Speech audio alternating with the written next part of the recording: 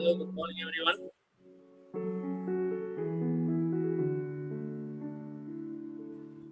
Good morning, sir. Very good morning. Good morning, sir. Good morning, sir.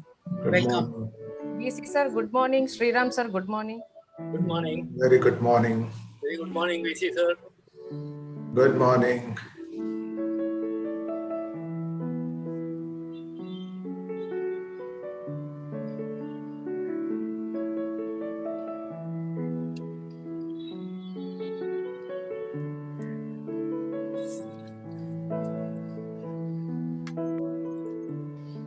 Good morning, sir.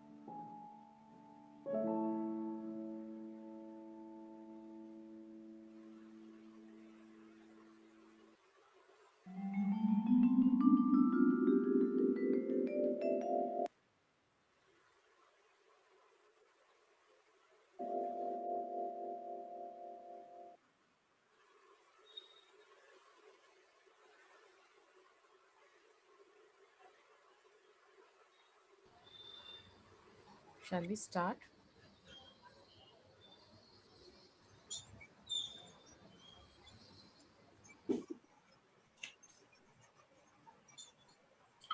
I think there's 1 minute. I think we can start after a minute. Sure, sir.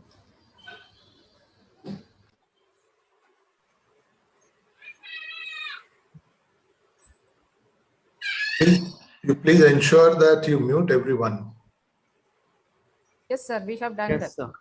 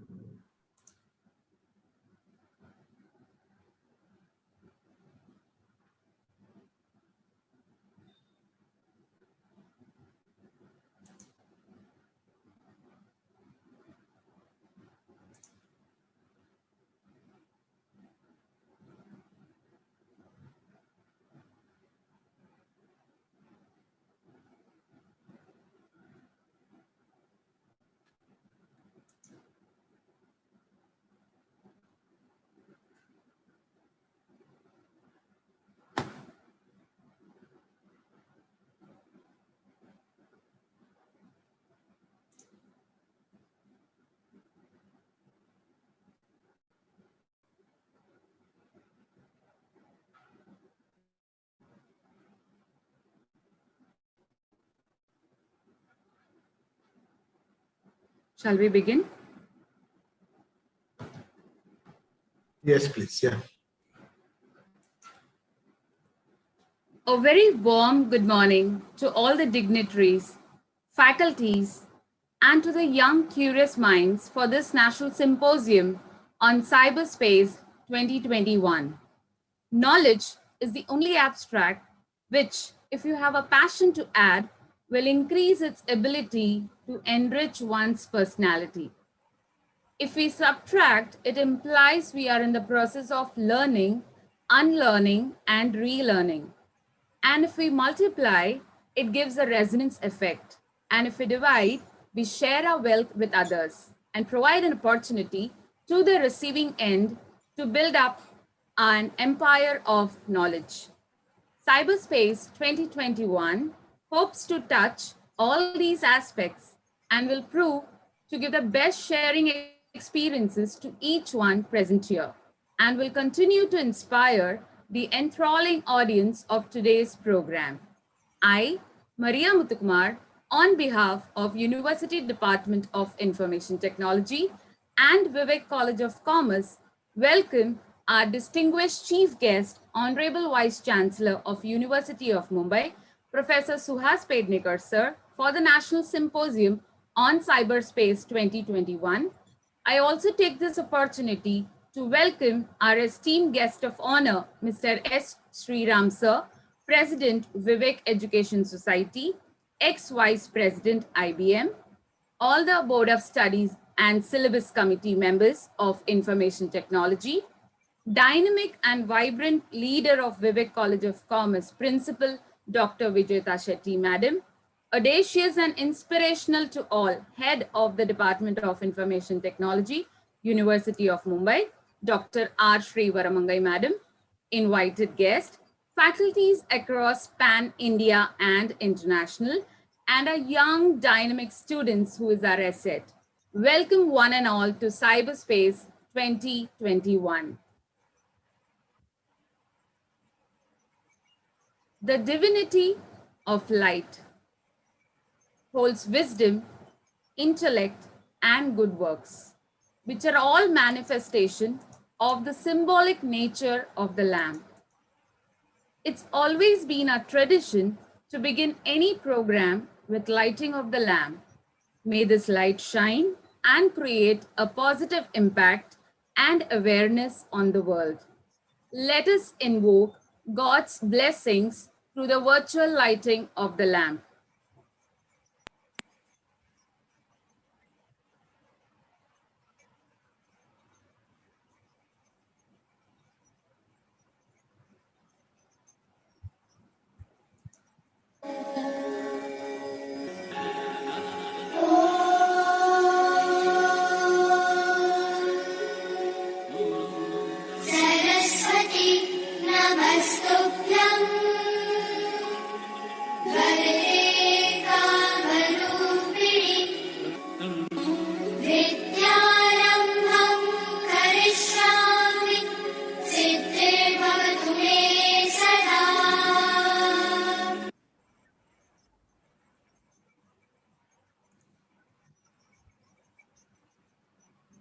May now invite Principal Dr. Vijayta Shetty, Madam, Vivek College of Commerce, Goregaon, to present the welcome address to this august gathering. Over to you, Principal, Madam. Thank you, Professor Maria. A very good morning to one and all. Honorable Vice Chancellor of University of Mumbai, Professor Suhas Pednekar, sir. Guest of honor, Mr. S. Sriram, President of Vivek Education Society and ex-Vice President of IBM, management members of Vivek Education Society, invited principals, members of Board of Studies of IT Department, esteemed guest, panelists, keynote speakers, faculty members who have joined us across Pan-India, and my dear students. On behalf of the Department of Information Technology, University of Mumbai, and Vivek College of Commerce, Goregaon West, and my co-chairperson of the National Symposium, Dr. Srivaramangai, I heartily welcome you all for the 2 days National Symposium on Cyberspace 2021. Indeed, we all are living on a digital mode, and this pandemic has substantiated the same. The pace and the speed in which the disruptive technology is arriving has changed the entire paradigm in which we live our lives. Not only this, but also how the business functions. Digital literacy is a buzzword. To just quote some statistics, in India, we all know that we are 1.3 billion population. And out of that, 1.21 million have mobile phones. 446 have smartphones. 35% of the population are internet users. And this I quote on the statistics at the beginning of 2019. But in 2021, at the beginning, we have 45% of our population who are internet users. E-technology, e-business, e-education, e-sign. This is all a buzzword of today. But there is another side to the coin, and that is e-crime. Crimes taking place in the digital platform. Vulnerability and anonymity has been a feature of the internet. And we have seen that this gives a leeway to the fraudsters to engage in some variety of unlawful activities, grossly misusing this very aspect of internet to perpetuate criminal activities in cyberspace. Cyber attack, cyberbullying, damage and misuse of cyberspace, economic espionage, these are all becoming very common. We have just seen 2 days back what happened with the Air India data, with the cyber attack. So there is a need for technology, there is a need for processes, there is a need for control, there is a need for security. All internet users need to be assured of their privacy and safety of their personal information. And all institutions and also businesses require security of their vital and valuable information which is stored in the digital form. It is rightly said that this anonymity has to be replaced by alertness and awareness. With this concept note, it was the Department of IT, University of Mumbai and Vivek College of Commerce, which got together for a little of brainstorming, and we took a little initiative and a little sharing of responsibility of why not have a national symposium to share this alertness and to share this awareness among all the stakeholders. So we have organized this 2-day national seminar with this objective in the mind, where we change the entire stakeholders, make them more aware and more alert with the doyens in the field of cyber sector. The entire response of this symposium is being seen with the registration, which have already crossed 1,300 participants. So I'm sure this national symposium will be a lot fruitful, and there would be a lot of takeaway on this symposium.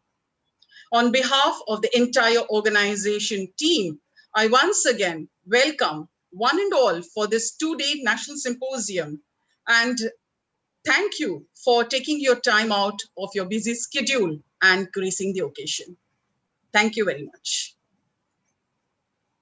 Thank you, Principal Madam, for that wonderful welcome address to this August gathering. We move on to the virtual felicitation ceremony. It gives us immense pleasure to felicitate our chief guest for this National Symposium on Cyberspace 2021. Ladies and gentlemen, put your hands together as we virtually felicitate revered visionary leader, Honorable Vice Chancellor, University of Mumbai, Professor Suhas Pednekar, sir.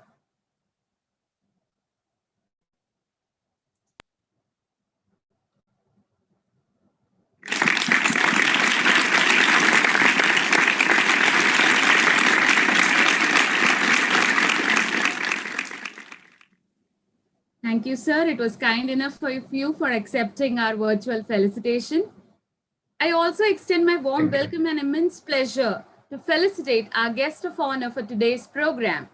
Ladies and gentlemen, once again put your hands together as we virtually felicitate our sculptor known for his humbleness, Mr. S. Sriram, sir, President, Vivek Education Society and ex-president of IBM.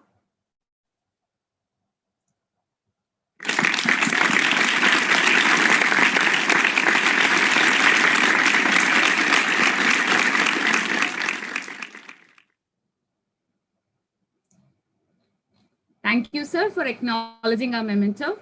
May I now request our principal, Dr. Vijeta Shetty, Madam, to introduce the guest of honor, Mr. S. Sriram, sir, President of Vivek Education Society. Yes, thank you, Maria. Over to you, Madam. Thank you. It's my pleasure and privilege to introduce our guest of honor for today's inaugural function, Mr. S. Sriram, the President of Vivek Education Society and ex-Vice President of IBM.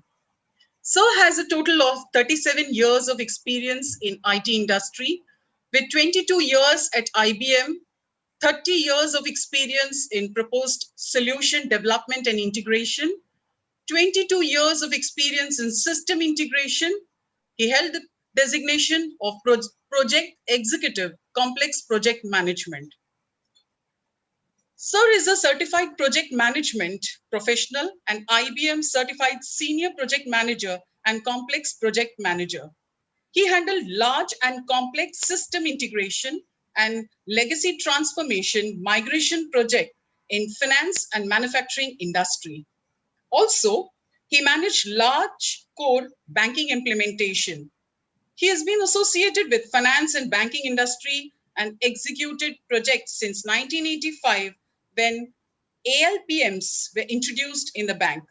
He understands change management from technology, processes, and people perspective. This was his professional acumen. But we at Vivek College are fortunate enough to have him as a president of Vivek Education Society. Not only he guides us with his repertoire of knowledge, but he also inspires us with his humility and down-to-earth approach.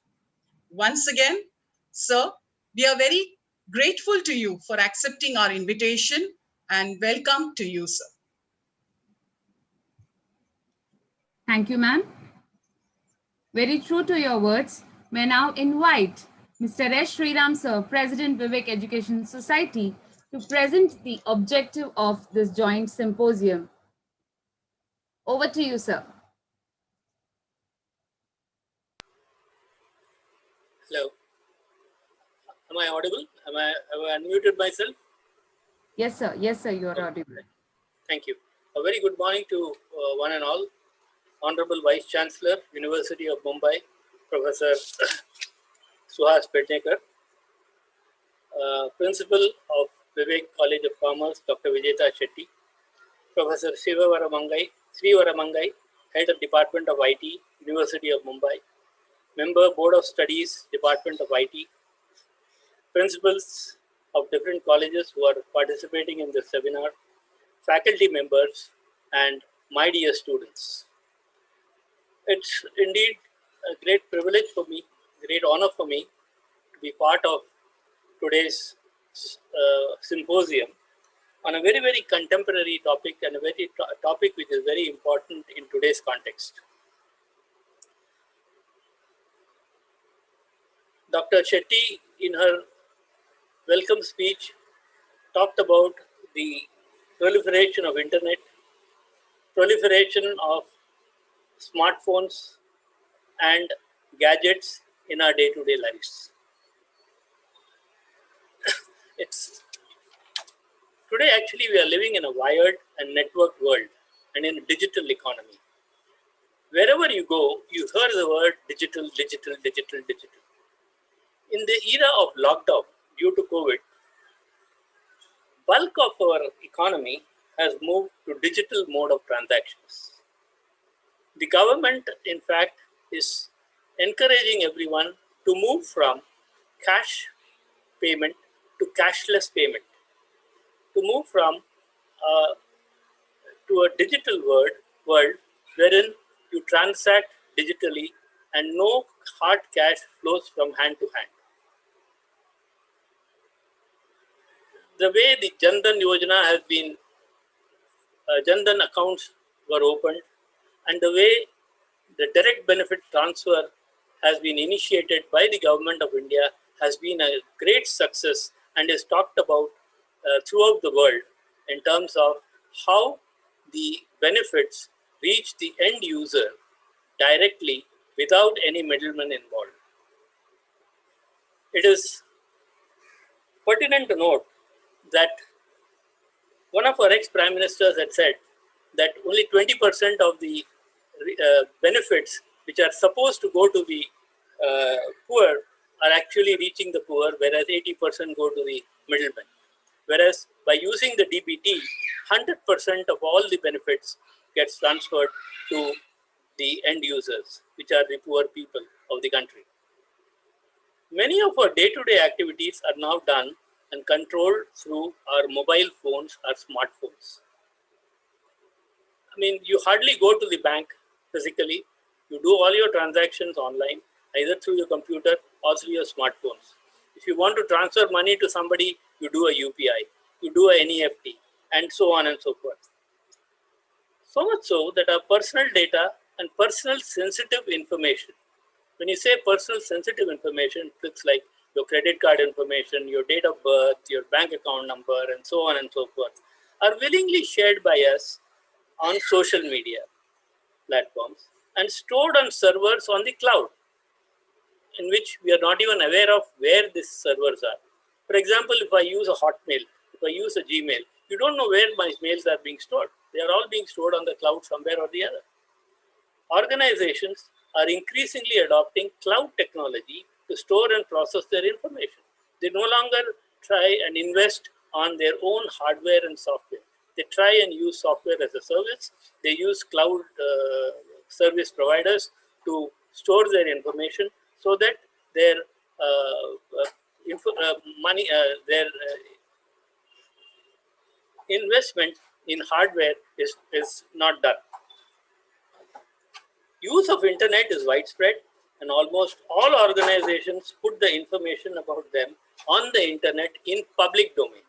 So most of you, if you look at it, if you look at any website, you find a lot of information about organizations in the public domain, which you can see, whether it is their balance sheet, whether it is their profit and loss, and so on and so forth. Large amount of data is generated in real time, and increasingly processes, both business, manufacturing, and appliances are automated. For example, if you look at simple jet engine, jet aeroplane, the amount of data it generates in real time is so humongous and so much that this data is being stored and collected in real time and analyzed in case there is a problem with an aircraft or so on and so forth by these airline companies. So also, there are a lot of things which are there, like you have IoTs, Internet of Things. A lot of appliances are now controlled by the internet. That means that a lot of data is generated by these systems. You can when you start from the office, you can instruct your IoT to start the AC in your home, so that by the time you come home, your house is cool. So those are the kind of things in terms of automation which is being done today. Given the importance of data in our day-to-day life and also running of an organization, it's imperative that the data is protected from theft and illegitimate use by people not authorized to use these data. It is no longer enough to protect the servers within the organization, but the entire ecosystem in which the organization interacts in the cyberspace. Which means today, if I am using a cloud-based architecture, my data is stored in the cloud. My data is stored somewhere else outside my organization. That means I should not only protect my own organization, my own systems within my organization, but also try and see how my cloud service provider is protecting my cloud data. Cyber security. So in this context, it's very important that cyber security, the whole ecosystem of internet and working in a wired environment is called cyberspace. And cyber security is a state or process of protecting and recovering computer systems, networks, devices, and programs from any type of cyber attack. So it's important to understand what is cybersecurity. So it's a set of process of protecting and recovering computer systems, networks, devices, and programs from any type of cyber attack. Cyber attacks are getting more sophisticated as cyber criminals are now using newer methods. They are using social engineering, they are using artificial engineering to circumvent traditional security controls. World is increasingly reliant on technology, and this is growing as the next gen smart internet control devices that have access to our networks via Bluetooth, Wi-Fi, and other modes. Cyber attackers are keen to get sensitive personal and organizational data so that they can further their nefarious activities. Recent example is the Air India example, which Professor Shetty just alluded to. But it is not just Air India which got affected due to this attack. It was actually the Sita network, which was based in Atlanta, which got attacked. And a lot of other airlines who were hosting their servers on the Sita network and using them for their passenger reservation system were also impacted. So it is very important that when a service provider's network is hacked, it is not only one organization, but there are multiple organizations which get affected. Rise in cloud services coupled with poor cloud service security, smartphones and IoT have led to a myriad of cybersecurity threats that did not exist a few years ago. Given these ground realities, what is the impact of cybercrime? Impact of cybercrime on any organization is threefold. One is economic cost. That means the cost of compliance, the cost of repairing these systems, theft of IP, and so on and so forth. The reputational cost, because you have loss of face, loss of customers because of your cybercrime. And third is the regulatory cost. Whatever fines the regulator imposes on the organization, these are all costs due to cybercrime. Given these ground realities, it's imperative that all organizations have to invest in cybersecurity to protect their IT infrastructure and data. Following are key components which are key in cybersecurity implementation. First and foremost is awareness amongst all stakeholders about the need for cybersecurity and the need for everyone to be vigilant in terms of finding out how the threat perceptions are and how am I being attacked. Second is frame cybersecurity policies, identify risks and mitigate them, build a robust infrastructure to protect from external and internal threats by investing in proper IT tools, and finally, appoint a data protection officer. Our country is also in the need of a strong data protection law which help regulate and storage use of personal sensitive data, personal and confidential data which have IP implications. The data protection bill is yet to be passed by the Parliament and hope this will be passed soon so that it becomes an act. The world is witnessing many white-collar crimes in cyberspace, and our investigative agencies have to adopt ways to investigate and such crimes and gather forensic evidence. More importantly, it is we as citizens and users of internet have to be careful while working on our applications. The conference is a very, very important in the given the above context and ground realities. The topics planned to be covered are very relevant and handled by eminent speakers who have expertise in their fields. I wish the conference all success, and I hope that the participants will gain knowledge about cybersecurity and be knowledgeable at the end of the two-day conference. I wish the conference all success, and I thank the University of Mumbai and Vivek College IT department for organizing this wonderful symposium, and I wish the conference all success. Thank you very much. Thank you so much, sir, for briefing us about the overall objective of today's symposium concept on cyberspace. May I now invite Dr. R. Srivaramangai, Madam, Head, Department of Information Technology, University of Mumbai, to present an overall objective and perception of National Symposium on CyberSpace 2021. Over to you, Madam. Thank you, Maria. Am I audible? Yes, ma'am, you are. Good morning to one and all. Honorable Vice Chancellor, Sir, Professor Suhas Pednekar, the chief guest of today's event.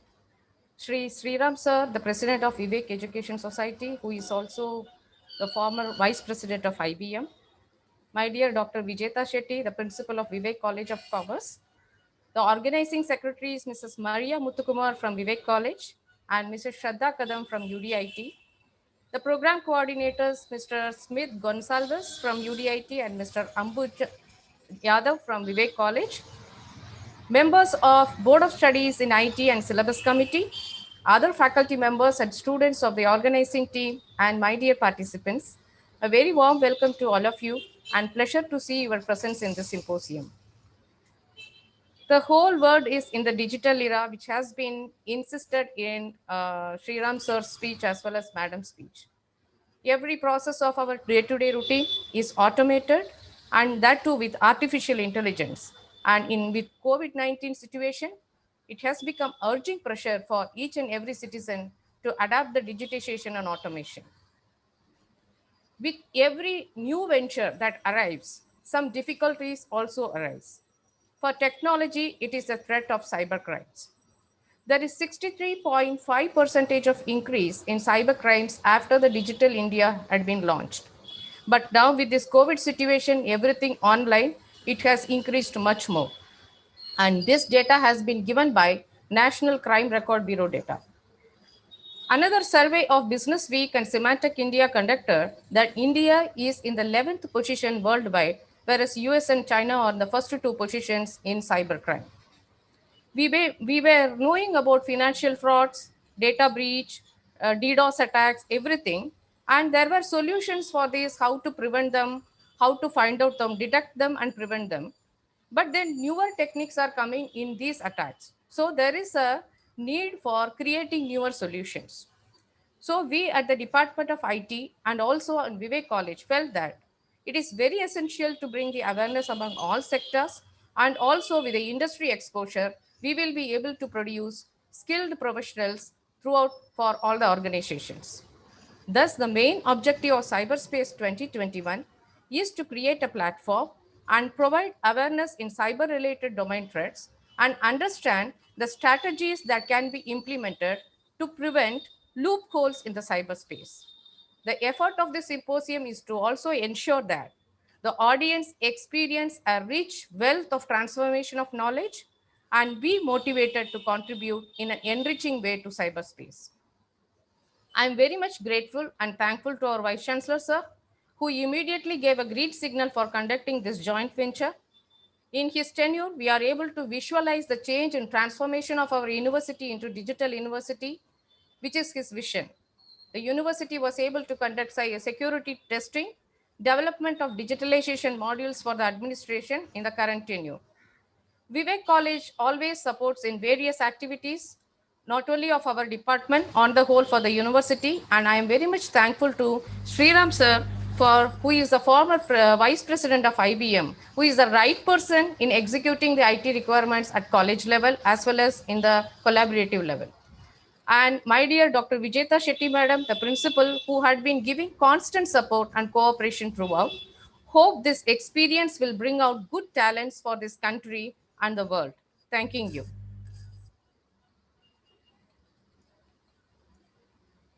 Thank you, Madam, for presenting the overall perception of today's concept. I'm sure nobody can stay without being connected. Otherwise, we need to have just a dumb terminal in our terminologies. And since we need to be connected together, we need to have this cybersecurity domain in a wider aspect. Ma'am, may I extend to call you once again to introduce our chief guest, Honorable Vice Chancellor of University of Mumbai, Professor Suhas Pednekar, sir, to this august audience. Over to you, Madam, once again. Thank you, Maria. Good morning once again to all of you. We, the organizing team. Try to be as brief as possible, please. Yes, sir. We are privileged, the organizing team is privileged to have our Vice Chancellor, sir, our own Vice Chancellor, sir, as the chief guest for this program. who is also additionally holding the responsibility of Vice Chancellor of Dr. Homi Bhabha State University, Government of Maharashtra. Sir is having more than 34 years of experience in teaching world. He has presented, published 15 articles and papers on higher education at international and national levels. He has co-authored 88 books in chemistry. His subject of interest and expertise is organic chemistry and biotechnology, where so far he has produced 22 students of PhD, and currently 5 more students are under his guidance. He has published more than 50 research papers in peer-reviewed international and national journals. He has executed major research projects, 7 major, and he is also owning a patent. He is having a postdoctoral fellow of Stevens Institute of Technology in New Jersey, presented 21 research papers in international conferences in 15 countries, also participated in the training program and academic leadership organized by Oxford University as well as Harvard University, who was also acting Vice Chancellor of Dr. Baba Sahib Ambedkar Technological University. He is holding membership in various administrative committees at national level and at state level.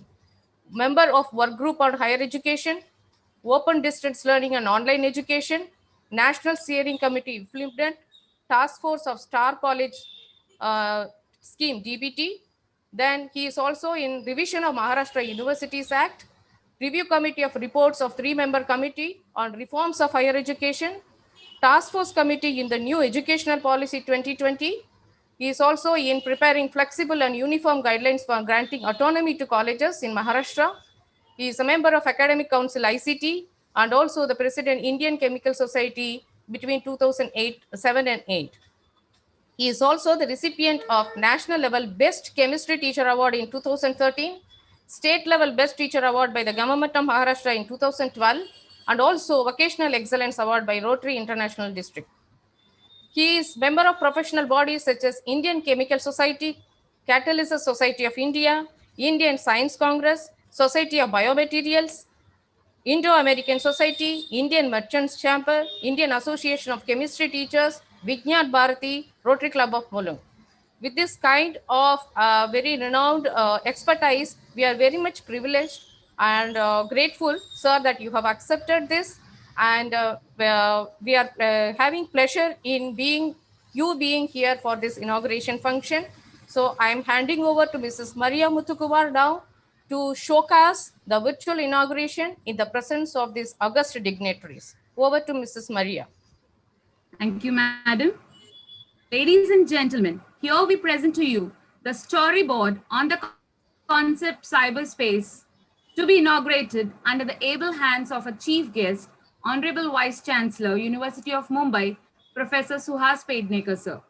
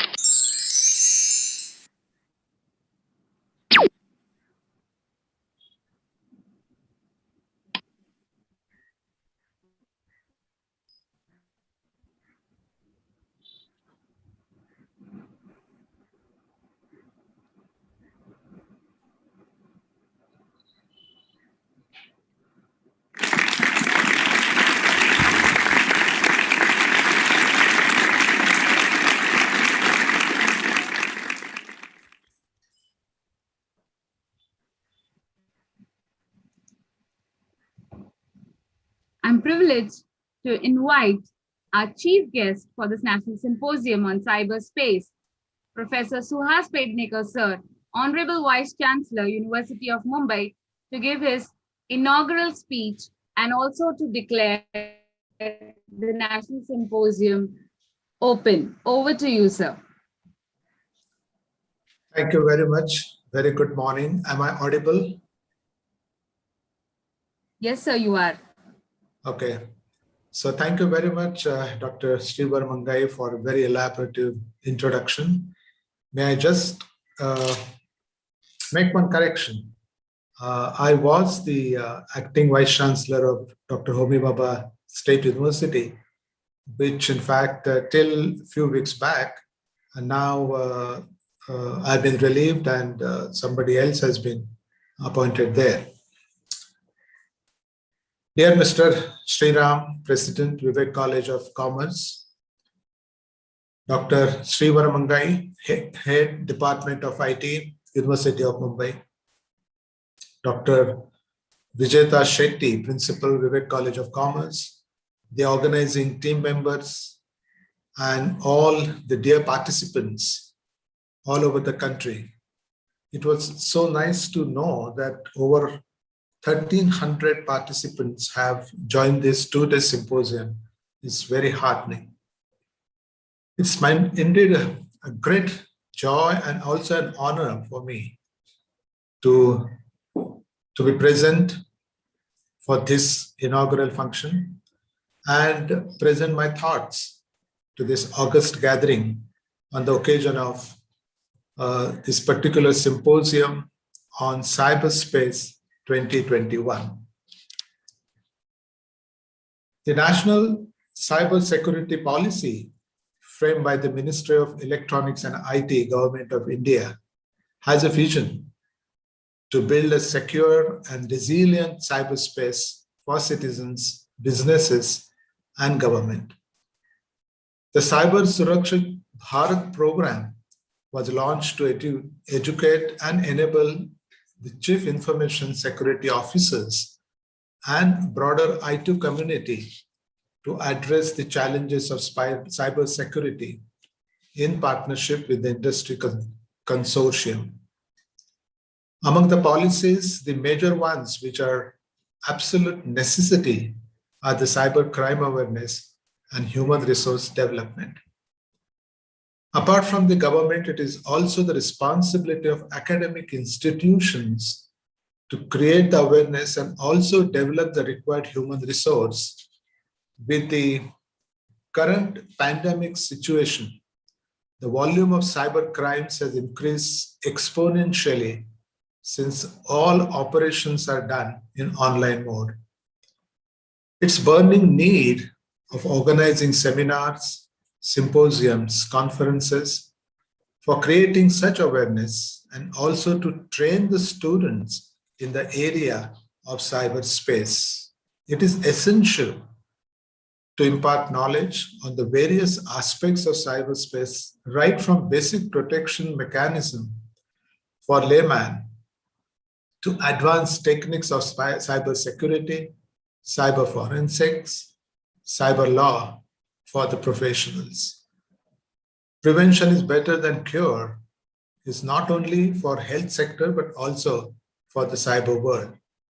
The cyberspace at present is poised at a very critical stage from where either it can flourish or it can witness muted growth. The last decade has been a phase of growth and development in IT, but the new technologies are always challenged by new cyber attack techniques. So this is still a niche area where a lot of development needs to be done. It is equally important to make the student know about the career opportunities in this field for which they should have the right skills. As cybercrime increases, there is a strong need for cybersecurity professionals, forensic expertise, and also cyber law advocates in all business models, and more importantly, among law enforcement agencies. The cognizance of the University Department of IT and Vivek College of Commerce in organizing such a symposium needs to be appreciated. I could see from the brochure that renowned experts from industry have been invited to take sessions. A lot of efforts are required in bringing the academia and industry together, and that too for a social cause. On today's occasion, I extend my sincere congratulations to both the Department of IT, University of Mumbai, and Vivek College of Commerce for carrying out this wonderful job of creating future leaders in the arising sector of cyberspace. Thank you very much indeed.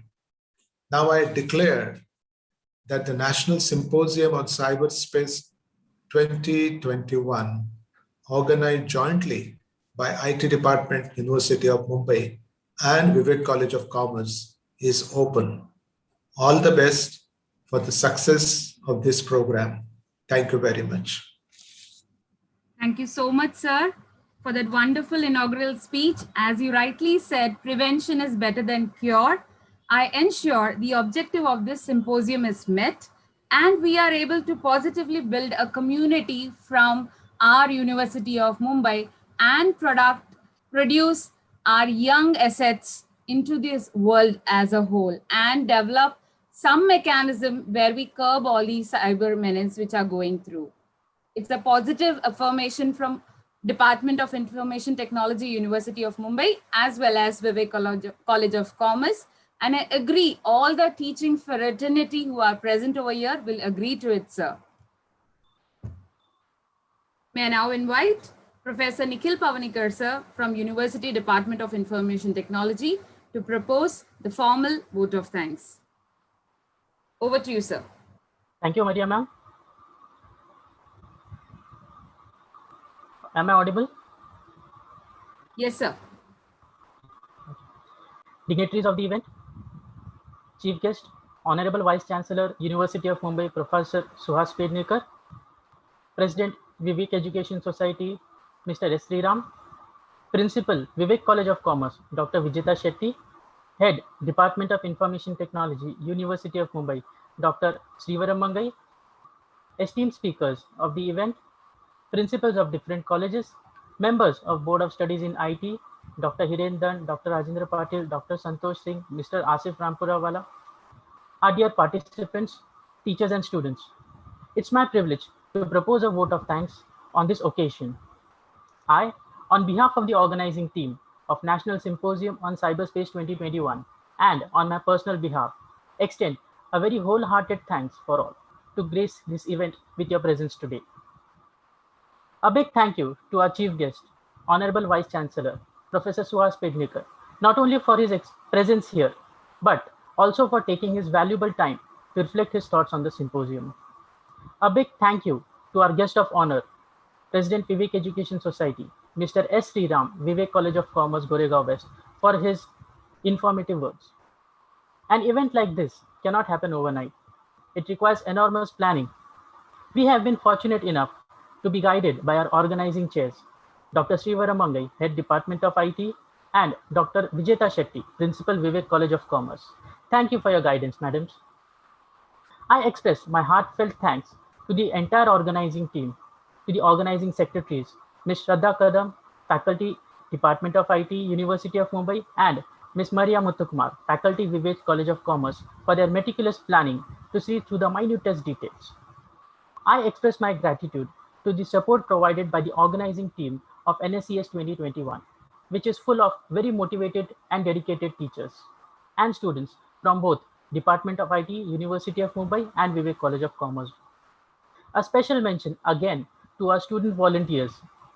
No event is complete without the support of our students who have been volunteering for the event in various capacities, right from registration, tech support, design of brochures, banners, certificates, etc. I thank you, dear students, for all your support. Once again, I want to state that we are grateful to all the dignitaries, speakers, as well as participants. We thank you for being with us today. It's been a great pleasure. Thank you very much. Over to you, Maria ma'am. Thank you, sir. With this, we come to the formal closure of the inaugural ceremony. Thank you once again, Honorable Vice Chancellor, Professor Suhas Pednekar, sir, and a guest of honor, Mr. S. Sriram, sir, for gracing the occasion, and all the dignitaries for being there with us. Thank you once again for your valuable presence and your guidance. We begin with our next technical session at 11:15 a.m. sharp. Thank you.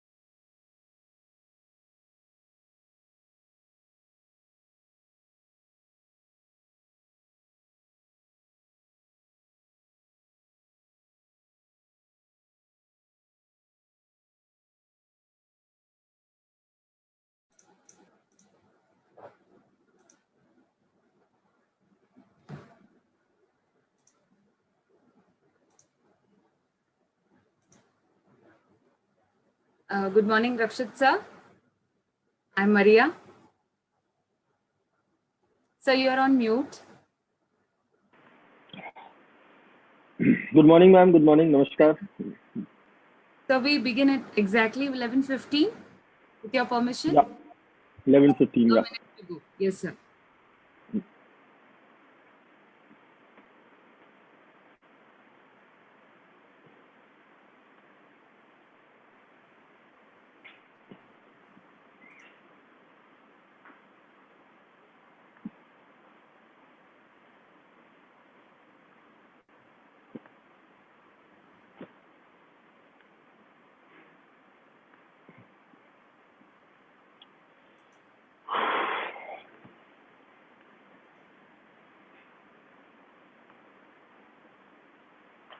Welcome back. I once again extend my warm welcome to all the dignitaries, invited guests, resource speaker for today's first technical session on fundamentals of cyber safety and security by Mr. Rakshit Tandon, sir. Faculties from across pan-India and international, and our young participants are students. Welcome once again for this National Symposium on Cyberspace 2021. I welcome you, sir, for today's Namaskar. Thank you. and I take indeed a privilege to introduce you to this august gathering. Sir is the founder director of Hackdev Technology Private Limited, consultant for Internet and Mobile Association of India. He's an advisor for Cyber Peace Foundation. Sir is an evangelist having experience of more than a decade under security domain, chairing parts of various important security councils and chapter. Sir is a cyber security consultant to Internet and Mobile Association of India. He's marked as a resource person visiting faculty for cybercrime investigations at Bureau of Police Research and Development for training law enforcement officers across the country. He is assisting cyber cell and cybercrime investigations. Sir is chairman of India Against Child Abuse, a national outreach program by Justice Mohan Children University and NCSS. In his personal capacity, as he is having an outreach program at Justice Mohan Children University, I think Sir has embraced more than 4.1 million students and sensitized them on the issue of cyber safety across the nation, covering more than 25 states, 4 union territories. Sir has played and still playing an important, crucial role for contributing to child online protection in India, report by UNICEF. He is a speaker at talks at Google and TEDx Talks, has been a non-European expert at European Commission on Safer Internet in 2010. Sir has been awarded with Karamveer Jyoti Puraskar 2019, Gurugram Achievers Award 2019, Scotch Gold Governance Award to Gurugram Police for Cyber Security Summer Internship 2019, and also an awarded with Karamveer Chakra by Rex Conclave 2015 and 16 with Gold Karamveer Chakra Award. Sir has also been awarded the Cyber Guru of the Year Award in 2015 by Government of Maharashtra and Global Cyber Crime Helpline Award in December 2018. He's been invited nationally and internationally on conferences on cyber security as a keynote speaker and panelist. Sir is an expert in cybercrime investigations, forensics, and digital footprinting, working as a faculty to major police across the country. To name a few, CBI Academy, NIA, NEPA, which is Northeastern Police Academy, CDTI Ghaziabad, Chandigarh, Jaipur, PRTS Indore, West Bengal Police Academy, Telangana Police Academy, ISA Internal Security Academy. Sir has conducted several sessions with Australian Embassy, European Union Delegation to India, United Nations Department of Security and Safety, UNWFO, CII, FICII, assisted various state agencies in digital crime investigations. Sir is consultant United Nations Office of Drug and Crime. Sir has equally played a crucial role in training 6 nations on cyber-enabled trafficking in persons, trained countries like Sri Lanka, Nepal, Maldives, Bangladesh, Bhutan, and our very own country, India. Felicitated by various brigades of Indian Army and Air Force for conducting sessions on cyber security at Western Command, Eastern Command, and Air Force stations. So who can be the best keynote speaker for our inaugural session under Fundamentals of Cyber Security and Safety? Ladies and gentlemen, put your hands together as we welcome and felicitate our today's first keynote speaker, Mr. Rakshit Tandon, sir. Thank you, ma'am. Thank you so much. It's an honor. And thank you for reading this huge profile. I was scared when you were reading it. Thank you. So we are honored in having you. Over to you. Thank you so much. Thank you so much. It is an honor and privilege to be the first keynote speaker of this National Symposium CyberSpace. And thank you, Professor, for giving this profile of mine. And thank you so much, University of Mumbai and Vivek Education Society for hosting this wonderful event. I could see the enthusiasm of participation. And as we all understand that now it is the right time to understand the importance of cybersecurity, as this 1.5 year of pandemic has made us realize the importance of cybersecurity. Yes, the pandemic has shaken the whole country. We have lost a lot of near and dear ones. We have gone through this tough situation together, but then we are all fighters and we know we'll come out well. So I hope all of you are safe and stay healthy.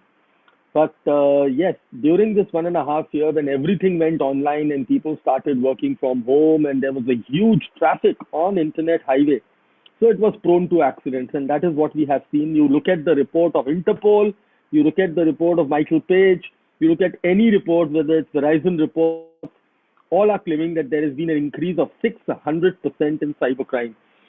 And if you have heard my profile, people, they respect me by calling me an expert, but I don't call myself an expert. I call myself a 18-year-old student in cybersecurity, 25 years of experience in information technology. But calling an expert is the wrong word, because till date, there are so many new technologies, new threats every day coming up. We have to learn, relearn, learn, and relearn. So nobody can be an expert in cybersecurity. But yes, what I have learned with my 18 years of experience and the way I have seen cybercrime rising, it opens up doors to our young professionals to really come forward and be a part of this cybersecurity domain. So now there are a lot of questions which were asked, that is cybersecurity domain only for BTech students or computer science students or BCA? I would say no, it is for everyone now. So, and to come up on the threats, so I don't need to reiterate, but yes, recently you have heard that the US pipeline was hacked down by hackers by a ransomware virus, and they had to pay some ransom of 4.8 billion to recover their data. And there were many such attacks. Even in India, we have heard a lot of ransomware attacks. So yes, ransomware is one of the biggest threats right now of 2020 and 2021. Data breaches has become a very key issue, and recently you all must have been shocked and surprised to see all your data of Domino Pizza on dark web and in open web, where you just enter your mobile number and you will come to know how many pizza you ordered, where have you ordered, all the addresses, all the latitudes, all the longitude, all your GPS location. So imagine these kind of crises where we are in, where Big Basket breaches 2.5 crore data, 18 crore data of Domino is breached, Zomato breached, Facebook breached. When we keep on reading all this gives you a alarm. It's an alarm for all organizations which are coming in the digital ecosystems to have proactive cybersecurity. Till date, we always had a reactive cybersecurity, and then not only proactive cybersecurity in terms of offensive and defensive cybersecurity, but also how do we respond to the attack is also a very important part of the training now. So if there is a ransomware attack or whatever attack or a data breach, how fast you react to it, what should be the response, What should be the protocol of response? This is also a very, very important part of the cybersecurity ecosystem. So now cybersecurity is decentralized. It is not that cybersecurity that I have a laptop, I have put an antivirus and I have a updated operating system, so I'm secured. I'm sorry, it has become decentralized. Today, the moment I open my laptop, the first thing is my MacBook, it gets connected to the iCloud. The second is my Google account gets connected to my Google Cloud. Any application I open, it has a cloud interface, and that cloud may be somewhere XYZ location. So whatever I am creating, content, data, and information is not localized to my computer that I can secure it. And that is what has happened. So when I was using a Domino app, I was trusting Domino. When I was giving my data, I was making orders, I was making payments. But then one fine day, some hacker enters into the Domino server and he steals the data, and now he put the data in public. So what happens? What happens to a user? So these are the key threats which we are looking at. And these are, let me tell you, data breaches are creating a fertile ground for cyber crimes to rise in India. Just to give you an example, I was working on a recent case where a lady, she lost 18 lakh rupees from a bank account. How? She got a call from someone saying that I'm calling from Airtel and your KYC has to be done. And if you don't get your KYC done, your number will be blocked. The lady, being a smart lady, she said, you are calling from a private number. How do I believe you are calling from Airtel? So this person said, no, madam, we are all in the lockdown, and due to COVID-19, we are all working from home. So we are using a private number, but let me tell you your details. You have purchased this SIM card on so and so date. The lady said, yes. This is your mother's name. The lady said, yes. These are the last 3 recharge you have done. X amount, and X amount. Now the lady said, yes. And then she believed that he is calling from a Airtel authorized number. And then he said, I'm not asking you any details. I don't want your OTPs or PIN or blah, blah, blah. I just want you to send one SMS from your phone to 121. The lady agreed because 121 is a registered customer care number. Without thinking, the lady sent that SMS. The moment the SMS was sent, her SIM card got deactivated and the hacker SIM card got activated. Now, what happened? Airtel and these companies, they have a SIM called eSIM, embedded SIM, programmable SIM. It is not a chip which you have to insert in your phone. So suppose I have an Apple phone. In Apple, I can only put one SIM. But if I want 2 numbers on my Apple, I will have to take a programmable SIM. And it is generated with a QR code. By the process of sending that SMS, the hacker generated the QR code. And now the number of that lady was in the hands of the hacker. Dear participants, today access management, ID management is the biggest subject for cybersecurity. You know why? Today I'm scared. My bank doesn't recognize Rakshit Tandon, my Aadhaar card, my photo, my face. Even if I go physically to my bank, the bank doesn't recognize me. The bank recognizes my mobile number, my SIM card, my transaction on my ICICI bank or HDFC bank. It happens through my mobile app, and my mobile app is recognized by the registered number. And for every transaction, they are sending an OTP, and the OTP is coming on my registered number. And if my SIM is being hijacked, so he has actually hijacked my bank account number. So understanding the concept of digital identity, protecting digital identity is the fundamental right now for an individual who is working. So today for me, my SIM card, my mobile number has to be protected. And all these messages today, they can generate a fake message, AD alert. It is a gateway. You can purchase a SMS gateway, create an AD alert and send SMS that your KYC is not done. Please, falana, do this, blah, blah, blah, blah. So this is one aspect of protecting your digital identity. So be very careful with your SIM. And listen, today my bank, they have thousands of doors. There was a time that there was only one door to take out money, and that was called a checkbook. But today, my money savings account or my current account has made so many doors.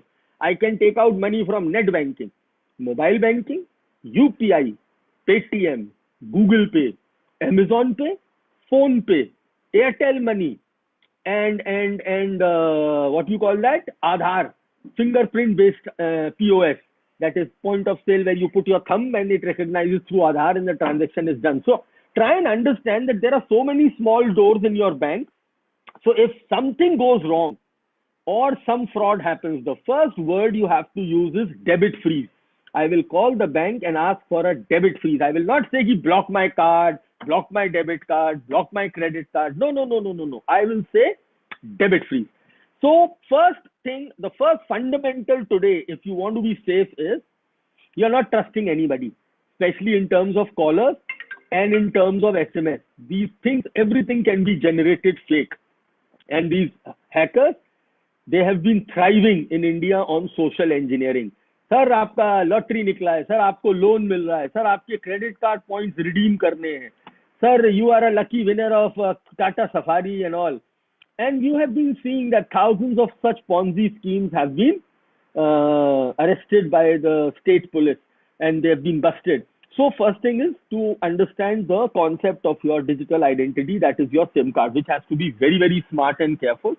The second thing which we see today is your email identity. Now we have thousands of email accounts. We keep on creating on Gmail, Yahoo, and that same accounts you are using it on Apple as an Apple ID, on Android as a Google ID. You're using it to open an Instagram account. You're opening it to use as a Twitter account, a Facebook account, or even as a Zoom account. And today you see that how the datas are getting breached. So just to share a small screen with you to understand, I'm teaching you. Please keep on checking your website, email addresses or mobile number, whether they have been in a breach or not. So this is a wonderful tool which is called haveibeenpwned.com. You just have to enter your email ID here and it will tell you whether your data is breached or not. So suppose my email ID is cyberexpert10@gmail.com. So I will go and check whether my data is breached. And here it comes with red color. Yes, Mr. Tandon, your data is breached. Where? In May 2019, you were using some app called Canva. And Canva, they had a breach. And this data which was breached was containing your email, location, name, and passwords also. So the second fundamental of cybersecurity today is cyber hygiene. We are very poor at hygiene. I am such a, what you call, I forget so fast everything that all my passwords are same. So my email password is my Big Basket password. It is my Canva password. It is my Domino password. It is my Air India password. And now one fine morning you hear that Canva or Air India data is breached. What does this mean? It means my password is in the public somewhere. And if the hacker gets hold of my password, the first attack he will do is email extortion. I will receive a mail. Dear Mr. Tandon, this is your password. Beautiful 123. I know your password. I have put a bug in your computer, a Trojan. I have recorded everything what you were doing day and night. I know every private stuff about you. Now you pay me money in Bitcoin. Otherwise, everything will be leaked. I don't know how many of you have seen this email. It might be in your spam. Please check it out. And I've got a lot of complaints. People are so scared. Oh my God, what has he recorded? What recording? This is nothing. They are taking advantage of data breaches. So data breach is not a small thing. Data breach can result in multiple cyber crimes. So today, my address, my pizza details, my Air India details, if they are in public, the hacker can call me and fool me. And I will get fooled. Why? Because I will think he knows all my personal information. So this is one warning sign for all of you. Please keep on checking your data. If you find it is being breached, immediately, what are the best steps to do? The first step you will do is, let me just write it on a whiteboard, that would be easy. The first step you would do is to change your password. So that is the first point of a fundamental. Just a minute, I have this urgent call from an officer. I will have to take this. Just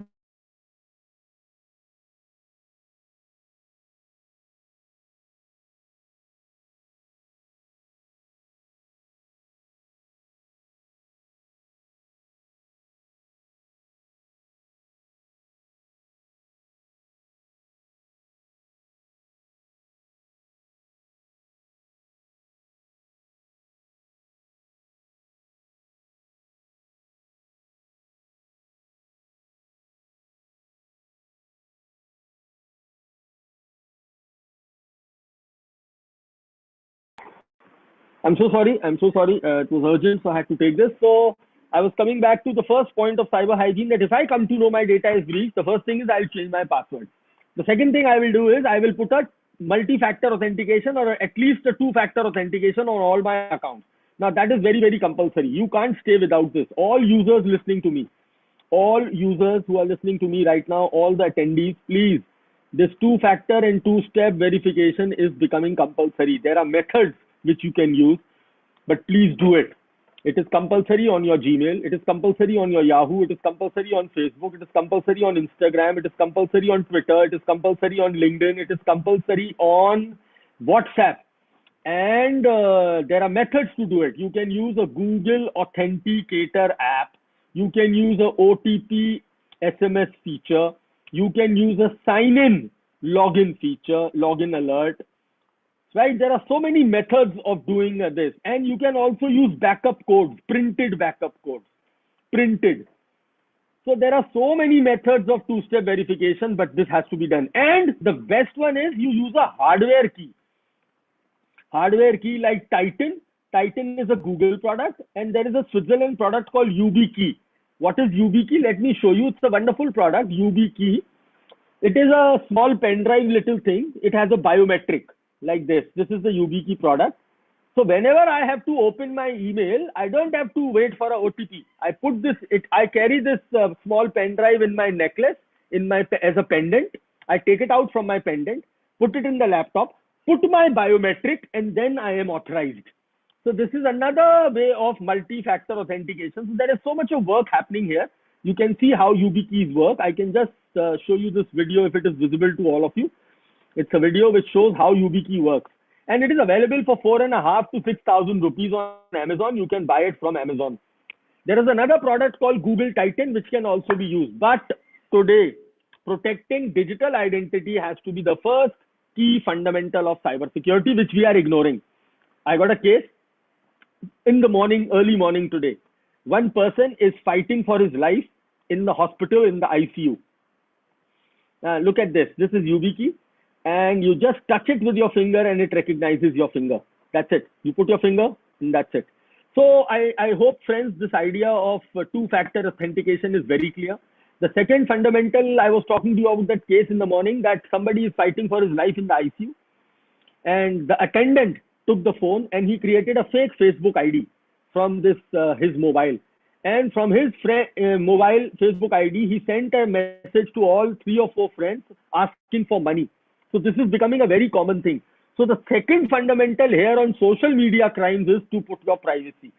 There is one crime which is very prominent these days, is video blackmailing. And especially boys listening to me, you have to be more careful. Even girls have to be careful. Both the genders, all the genders have to be careful. But it is happening more with the male gender. And what is the crime? You meet a friend somewhere online. Now, the conditions are bad these days. So we are all in a lockdown. We are not moving out. There is no social interaction. And we human beings are social animals. So this beautiful lady will send you a request. After some time, she will make a video call. Other side of the video call, there will be a deep fake video. Some explicit content. Explicit. I'm not using the wrong word, but it is explicit content. It's a porn clip. And you are on the second window. That person will do the screen recording. Listen to me. That person will screen record this whole conversation. Now, there are 2 types of people. One who will disconnect the call immediately. What is this shit? What is this? Disconnect. There is a second kind of person who will take interest in the video call, who will try to participate. Both the people will be blackmailed. How? They will record the video, record the screen recording. They will edit the screen recording. They will take down all your contacts from Facebook. So now one thing to learn is that on Facebook or Instagram, my friend list is not public. Nobody can see my friend list. We have to understand privacy here. But care, they will download and now they start blackmailing. So this social video crimes, this video extortion is going on very heavily these days. Every second day I am receiving a complaint. Today, there is a website called cybercrime.gov.in. Please report these crimes. Please report these crimes. In terms of protection on social media, I would request all my young students to respect your privacy. Let me take this word. Digital footprints cannot be removed. Remember my words. You cannot remove your digital footprints. Once a picture is shared, it is forever. So I know we are all into distant relationships due to social distancing, but that doesn't mean that we start sharing explicit content or private content. Today I'm getting so many cases of blackmailing, extortion, and this word is called sexting, where we tend to share very personal, intimate content, and once it goes viral, it is very difficult for us to remove it from the eco-space of internet. So, dear students and participants, be very careful when you enter into digital relationships. So there is a different word altogether, digital relationships. So in real time, it is okay. When we are meeting, we are having, but the moment you bring it digital, there is a record, there is a recording, there is a clip. And if this goes out, whether accidentally or there are some cases of revenge also, you call it breakups. So the moment a breakup takes place, I don't know what happens, that what evil gets inside you, ki wo tu meri na ho saki, main kisi ki nahi hone dunga, blah, blah, blah, blah. And that old ex-boyfriend will, what he will do? He will start posting all the private content to just take a revenge. So these are some social media crimes where you have to be very smart and careful and protect your privacy. Coming last to the frauds which are happening in the country, and yes, it has increased tremendously. As per the 2019 report of NCSS, National Cybercrime Coordination Center, it was somewhere around 1.45 CR or something around 1.5 CR. That was the 1.50 CR was the total loss which was there. But in this last pandemic, I have seen a tremendous increase in cyber frauds and scams. They are not leaving even these people, they are so inhuman that they have started creating frauds in the name of oxygen cylinder, medicines. They are giving fake numbers. I don't know how many of you know this word called black hat SEO. They have been doing this black hat SEO, search engine optimization, and with the help, they were pushing their fake numbers with the keywords. The keywords were, what were the keywords? Customer care,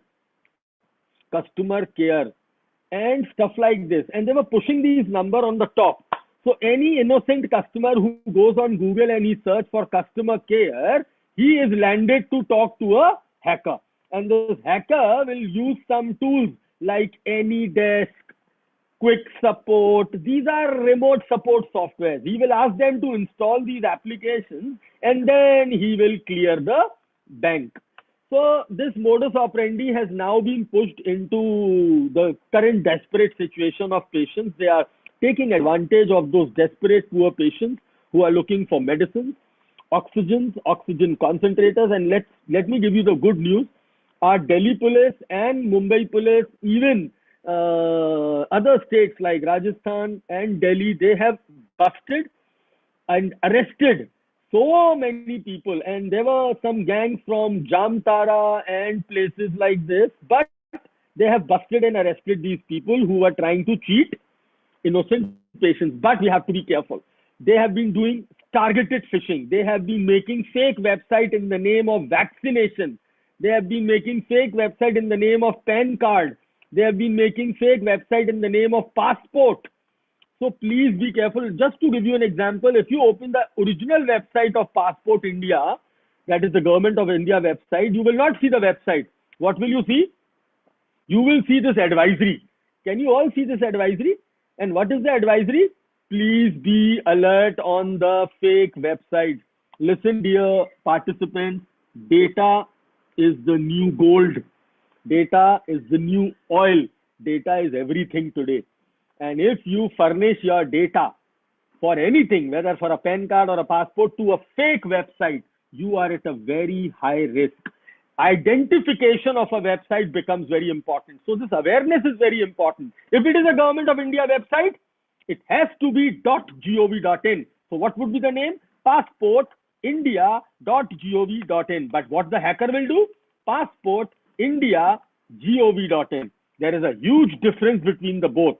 Why? Because one full stop is missing. But 90% of my people, they are not looking at the complete spelling and the name. And look at the, what you call the the hacker spirit. Look at the spirit of the hacker. They make fake websites in the name of indiapassport.org, online-passportindia.com, passportindiaportal.in.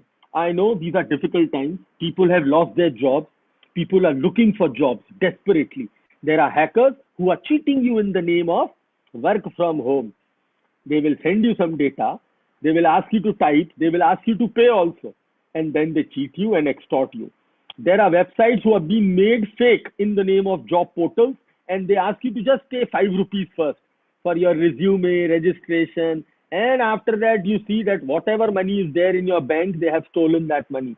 So my dear friends, today, I know Google is a very good source of information, but still you have to be very smart and careful that how they are cheating you. I'm just showing you a very live example of this PAN card thing, what happened with one gentleman. If I can find that, I can find it. Yeah, here it is. So I'm just going to show you the screen. This happened with one person. He wanted to get a PAN card made for his son. So what he did, he went to Google and he wrote PAN card apply. So what he wrote on Google, PAN card apply. And immediately with the advertisement, all these 3 websites came on the top. Number 1, pancard.com, panind.com, onlinepancard.in. These are all fake websites. The official website of Income Tax India and NSDL was coming on the 4th number. And what is our habit? Our habit is that we click on the first link what we see on Google. And that is what the hacker is trying to exploit. So, my dear friends, these are some fundamentals of the security. And coming to the ransomware attack, just one email and you are gone. Just one email and you are gone. So, the email will come. It will have a zip file attachment. It will have a link file. It will have a payload, a malicious payload, which will execute and it will compromise your computer. तो अब हिंदुस्तान में आदमी kidnap नहीं होगा, data kidnap होगा. Digital kidnapping कहते हैं इसको. और फिर फिरौती मांगी जाती है, इसको we call it ransom. So I am running an online company and suddenly I open one wrong mail, or my employee, he opens the wrong mail, and this virus spreads like fire. So if my server is online and all my devices are connected, all my data is logged. Now I cannot run my company. And what he will say, pay me money, give me money in Bitcoin. And they're not asking small amounts like 2,000 or 5,000. They are talking of $4.5 lakh, $4.8 lakh dollars. And they will come like a very genuine looking email. And the email will have a very attractive word called payment. Now this word payment is a very attractive word, today's world, especially in the corporate world. You are receiving quotations, payments, and you click on the zip file and your computer is gone. European Cybercrime Center has tried to create this portal called nomoreransom.org in collaboration with big companies like Barracuda and McAfee and Kaspersky. They have created this European Cybercrime Center. We call it nomoreransom.org, where you will find a decryptor for every popular ransomware if it is available. And there is also an option to report. You can report a crime also. So this is one way to handle ransomware. And then the most important thing which I want to share with you is the online frauds which are happening in the country. And as I mentioned, they have not left. They have targeted people with oxygen supply, and they had fake accounts, they had fake numbers, and they were taking money by the name, say, Cipla Foundation. They were asking on Paytm, and so this fraud was happening. And same is happening, the customer care fraud. So be very careful. Don't search for a customer care number on Google. Go to the parent website and look for a customer care number. So this is one aspect. The second is OLX, which is also becoming a very common fraud these days. We call it the QR code fraud. And this QR code, they are not only using it in OLX, they are using it everywhere. So suppose my friend is there, Smith, and somebody calls Smith that, hi, do you recognize me? Smith said, no, we met with Rakshit. Well, okay, yeah, I know Rakshit. So Smith, I have a problem. My friend is there in Mumbai, but his account is logged and his father is admitted in COVID. So what I'm doing, I'm sending 10,000 rupees to your account. Can you give me your Google Pay number? I will send 10,000 rupees and you please give it to my friend. He will call you. So Smith said, okay, he's a Rakshit friend, so let me help him. And then he will send you a fake screenshot saying that 10,000 rupees has been transferred. And then he will share a QR code. He will ask you to scan the QR code and you will receive the money. And the moment you scan the QR code, ulta will happen. The money will go away from your account. Same fraud is used on OLX. Same fraud is used on for rent these days. Suppose I want to give my apartment on rent. So what we do? We put an advertisement. 2-bedroom flat available for rent. I will get a call. Mr. Tandon bole, yes, I want to take your flat and because of social distancing, I can't meet you because of COVID time. So please, can you book your flat? I am so and so. This is my profile. I want it for a month or 3 months. I'm paying you the rent immediately. Now everybody is in a tight situation these days. So he said, okay. So I'm sending you a QR code. First, I'm sending you 5 rupees. Did you get it? I said, yeah, I get it. Well, okay, now I'm sending a QR code. You please scan it. And the moment I scan the QR code, I'm not receiving any rent. Whatever amount I had in my account, that is also gone. So there's another very important thing to learn here is that in UPI, you have to be careful. You are sending money, receiving money, and it happens very fast. It happens very, very fast. So be very careful when you are using digital payments and digital wallets. One advice to all of you who have been using Domino's or Big Basket or Air India, I would advise you, if you have ever used a credit card, please get your card blocked and get a new issue. You will hardly have to pay 155 rupees. But this carding thing is becoming a serious issue because in India, okay, your card is safe because it will not have any transaction, will not take place without the second password or the OTP, that is your Visa, 3D Visa secure PIN. But the moment you enter outside the country, domain, there is no PIN, no authentication. It only works on the CVV number. So it is advisable. And for future, please remember that you should not save your card details in third-party applications. Not save your card details in third-party applications. And if you have these kind of messages coming that you are a lucky winner of Google Pay reward, please be careful. They might be a fake one. They might take your money. And last and very important thing is be careful at the ATMs. They are using these cloning devices and cameras to steal your card details. And if you have this tap and pay card, if you have a Visa tap and pay card, please buy these anti-RFID sleeves. What do you buy? Anti-RFID sleeves and keep your card in this. You can buy it for 298 rupees. You get a pack of 4. These are called RFID protection sleeves. They are available on every portal for 300 rupees. But do use these pouches, otherwise you will be losing your money. So these are some basic fundamentals which I wanted you to be aware of. Coming to the end of my session, I would just request all of you, and especially those who are enthusiasts, that I have been doing an initiative with the help of top experts in the country called the Gurugram Police Summer Internship. It's a flagship event. We started this in 2013 in 1 month, and we get a very tremendous response from across the country. We select students from every part of the world, and we train them for a month with the help of the best experts in the country. This year also, we had announced our online batch for 2021. It was the 9th batch, and we got a tremendous response of 7,800 applications. And we'll be selecting some few of them who would be the ones who will be trained as cyber ambassadors in the country. And these internships are with the idea of giving you a practical approach. So in my organization, Hacker Shala, I do these internships for school students as well as for college students. And we do have some associations with some wonderful universities with all our experience where we are doing these internship programs. And why I'm calling it internship program? Because you not only get trained to the technology, but you work on the live technology. So with this, I'll just pick up some questions which are there for me, if they are. And before I end the session, I'm leaving you all with my contact details so that you can find me on Instagram, Facebook, LinkedIn, and Twitter. And by God's grace, all my accounts are verified, so you will not have a problem searching for me. You can just find me on Instagram, Twitter, LinkedIn. My website is very simple, rakshittandon.com or hackershala.com. So I'll just try to see some questions. I can see if the moderator is there, then they can ask me, because I can't see any questions there. So if you have any questions for me, please, you're most welcome.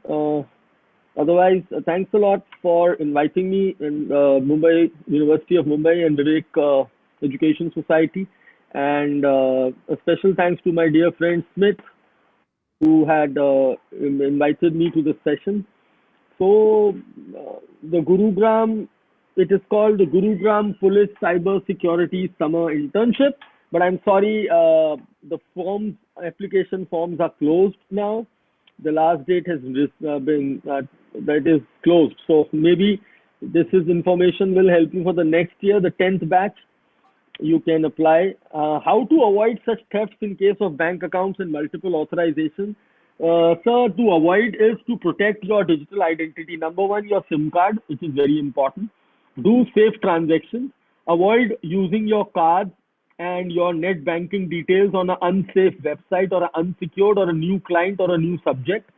It is always better to pay by UPI or to pay by a digital wallet. Like I transfer 5,000 rupees to my Paytm wallet and I pay everybody with my Paytm wallet. Even Domino Pizza, I was paying with my wallet. So there is no harm even if my wallet details are leaked online, because it is the amount is restricted in the wallet. It is not connected to my bank. So I am using virtual money rather than using real money. So I try to give less exposure to my credit cards and my debit cards, because I have a risk. And the moment I feel a risk, the most easy thing for me to do is get my card blocked and get a new card issued. So I hope I answered this question. And thank you so much. So is investigation session is the order, it is not told I pay your bank, so it is safe. Yes, pay by UPI, it is safe, no problem. Disha, teaching cyber investigation, it is only I do the cyber investigation training only with the authorized law enforcement officers or my interns, whom I am training them in private. But on a public session, giving investigation details becomes a little risky. So I don't know who is listening to me. So that is why I will not talk here about the. So why wasn't the official website on the top, Anup Tiwari? Because the official website will not do advertisement, and Google will bring the advertiser on the top and then the general website. So whenever you put a search on Google, the people who have paid money, they will come on the top and the rest will go down. How do you check your mobile is hacked? Please check the application running. Bhakti, in your mobile, there is a button called apps running. And in apps running, you should check what all apps are running and what all permission are they consuming. And if you find somebody fishy there, immediately remove it. Also keep on checking your login activities, that your Gmail is not logged in from some unknown source or unknown location. And if you find a doubt, please factory reset your phone. That is the only thing you can do, because people can put a malware in your phone, which can be a hidden malware. Sakshi ji, the digital literacy, I think, is a little, we have to be very aggressive now with digital literacy. We have to teach this importance to everyone, because everybody is an internet consumer today. We have touched 70 crore people out of the whole population. You can find people who are illiterate also, but they are using a smartphone and they are trying to go on YouTube and Facebook. So digital literacy should be very important. Apart from digital literacy, we should also educate our children the digital laws. We should know what is cyber law in the country. Hacking is a crime. Sharing a private picture is a crime. Obscene content is a criminal offense under 67. So all these cyber laws also should be educated as a part of digital citizenship. Sagar, you can check your number and email on haveibeenpawned.com, and that will tell you whether you have been breached or not. And if you have been breached, then please immediately change all your details. Fishy apps, you have to check. You can use Harshad. There is a tool called bevigil.com. It's a nice tool. I came across this website. I will share with you also. So that's a good question. How do I know whether an application is good or not? So this is the website, Be Vigil. So suppose I want to download an app called Candy Crush. All right. So I will just go and write Candy Crush. And this application is a very good application. It will scan the application. It will tell me whether it is good or bad. What is the security rating? 7.4 is the security rating of Candy Crush. Right. This is 7.6. Right. What is the size? How many downloads are there? So you can keep on checking whether the apps are good or not. All right. So how can you stay away from Instagram fraud? Sneha, Instagram, which have great followers. So today they are hacking the accounts of influencers. They are hacking the accounts of actors and actresses. They are sending you fake messages in the name of Instagram. So suppose I am Rakshit Tandon, my account is verified, and by mistake somebody hacks my account. They will change the name of Rakshit Tandon to Instagram support. Now Instagram support with a blue tick, and they will message to Sneha, dear Sneha, we have found some problem in your account. If you want your account to stay, please click on the link and verify yourself. Otherwise, we will delete your account in 48 hours. Now what will Sneha see? Instagram support, blue tick, 30,000 followers. That means this person is genuine. The same fraud they are doing in the name of shopping. They will hack an account of an actress. Now this actress has 50 million followers. They will change the name to Shop 99. Shop 99. And they will put product pictures. One Apple 12 available for 15,000 rupees. Now these are the kind of things which are happening. So you have to be very, very, very, very careful. Mala, never take a video call. Video call, you should only take a video call from a justified person, and please put a thumb. If you are even receiving a video call, put a thumb on your, you put a thumb on your camera, front camera, and you will put a thumb on your camera, and then you will receive the call. So I will put a thumb on my camera, then I will receive a front camera. So even if it is a fictitious call, he will not be able to see anything. So I hope this is clear. So thank you so much. I've taken a lot of questions. I think there are other speakers also. And be careful in public Wi-Fi, yes, and keep your routers protected, especially if you are. What is WhatsApp hack? WhatsApp hacking, there are two types of hacking, sir, on WhatsApp. One is they will try to scan your QR code without your intention. Second is they will try to put a malware in your phone. If your phone is available for them for 2 or 3 minutes, they can put a spyware, and that spyware can start taking your chats. They can also try to decrypt your backup files from the server. So there are 2-3 methods how they get into your WhatsApp. So you have to be very careful. The best way to protect such hacking is that whenever I open my Play Store or App Store, it will not work without my permission. My App Store and Play Store. So even if I've given my phone to my friend and my friend wants to install a spyware on my phone, he cannot install because my Play Store and App Store will not open without a password. So this is how we do. How do you keep your routers protected? The answer is put a MAC filtering on your router. Put a double encryption on your routers. Don't use old WEP. But WPK2 or AES encryption is very important. Use MAC filtering at your home. So I have 10 devices. All 10 MAC addresses are stored in my router. Apart from those 10, nobody can access my Wi-Fi router even if they have the password. So Ravind, Harsh, network hijacking, it's a subject. So there are many good experts coming. It will take half an hour, 40 minutes to understand what is network hijacking and how do people get into your network. So it will take some time. My subject was fundamentals. So I have tried to cover all the fundamentals. So thank you so much once again for inviting me and being such a wonderful interactive audience. And please stay safe. God bless you all. And once again, namaskar and Jai Hind from my side. And we'll stay in touch. Thank you so much. Over to the host. Yes, Thank sir. you so much. I think the questions to answer a full day will go for you because there are numerous questions which are coming in. Before I come to the end part, Thanksgiving part, the participants are requested that there is a feedback form after every session, and there are some exciting prizes waiting for you. So please listen to the session very carefully, and most importantly in this cyber security domain, where even though we are part of IT culture, there can be loopholes within ourselves also. We may not be also aware. Sir, I have just one question.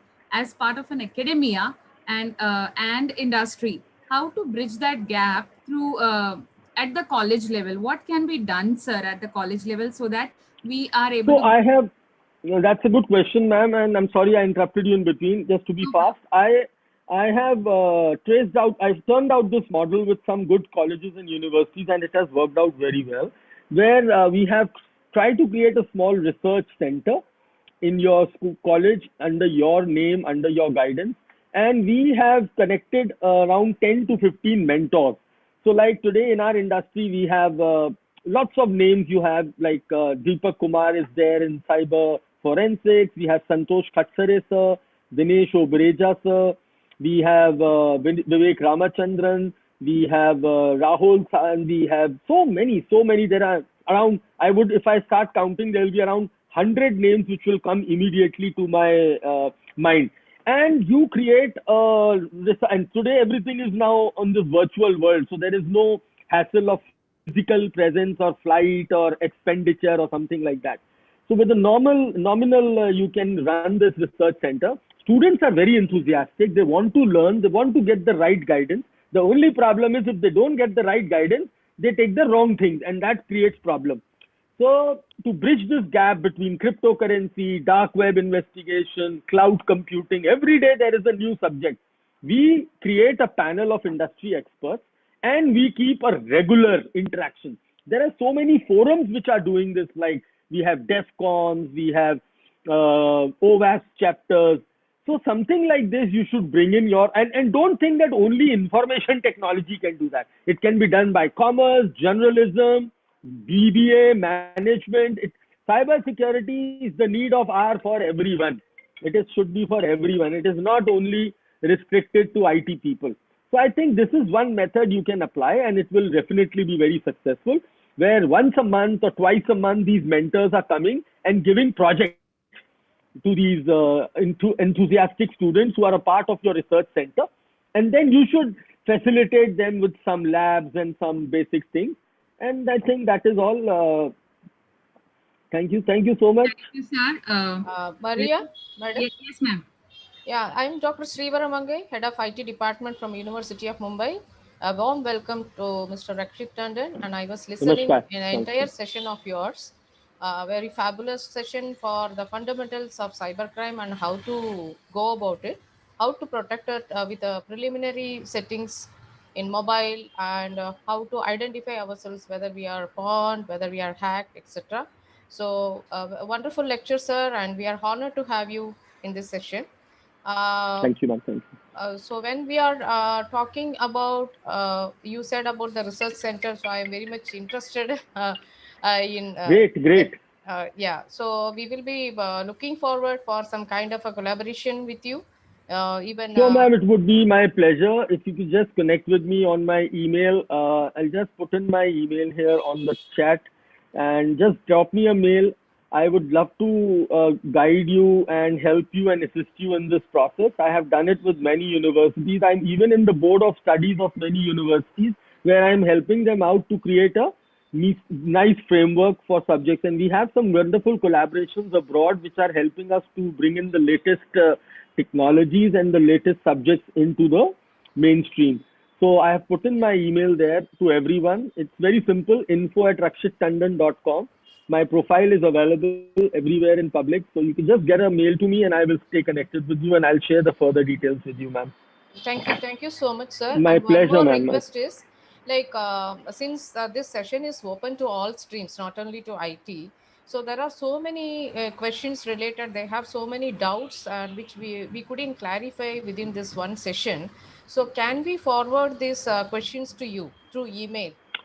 Yes, please do that, ma'am. Please, if you can send it on email, or even in the coming week, if we have some time, I can connect online, especially for questions with your students. You can send me a separate link, and I would love to interact with the children and to clarify their doubts online also. In this coming week, I'll have some time. I'll definitely do that, ma'am. Thank you. Thank you so much, sir. Thank you. Thank you. Thank you So so much. thank you, ma'am. Thank you. On Namaskar. behalf of University Department of Information Technology and Vivek College of Commerce, I, Maria, extend my heartfelt gratitude to you, sir, for providing us with valuable technical insights and live telecast of how things can be done to safeguard ourselves in the cyber domain. Thank you once again, sir. It was a pleasure having you amongst us. Thank you, ma'am. And I'm sure all the participants benefited from this first technical session. Thank you, sir, so much. Thank you. Thank you. Namaskar.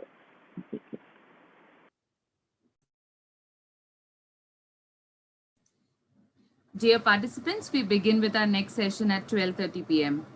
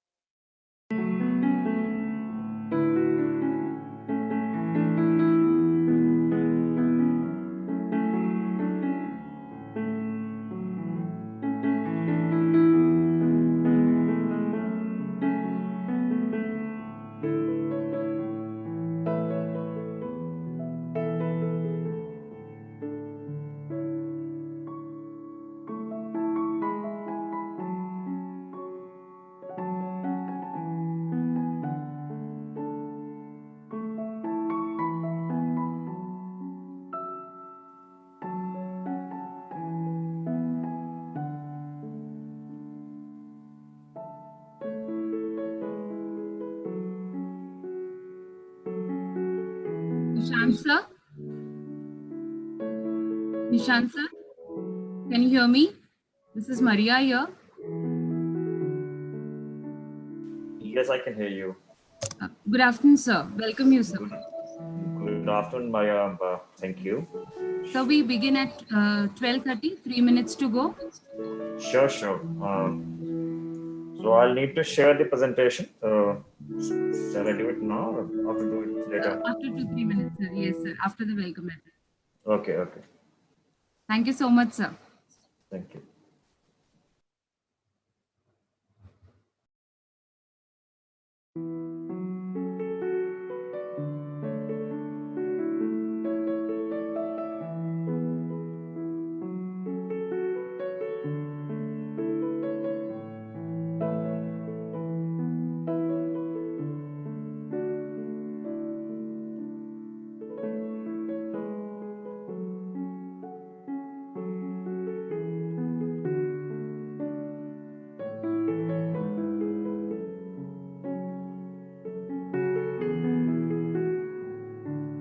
Wow.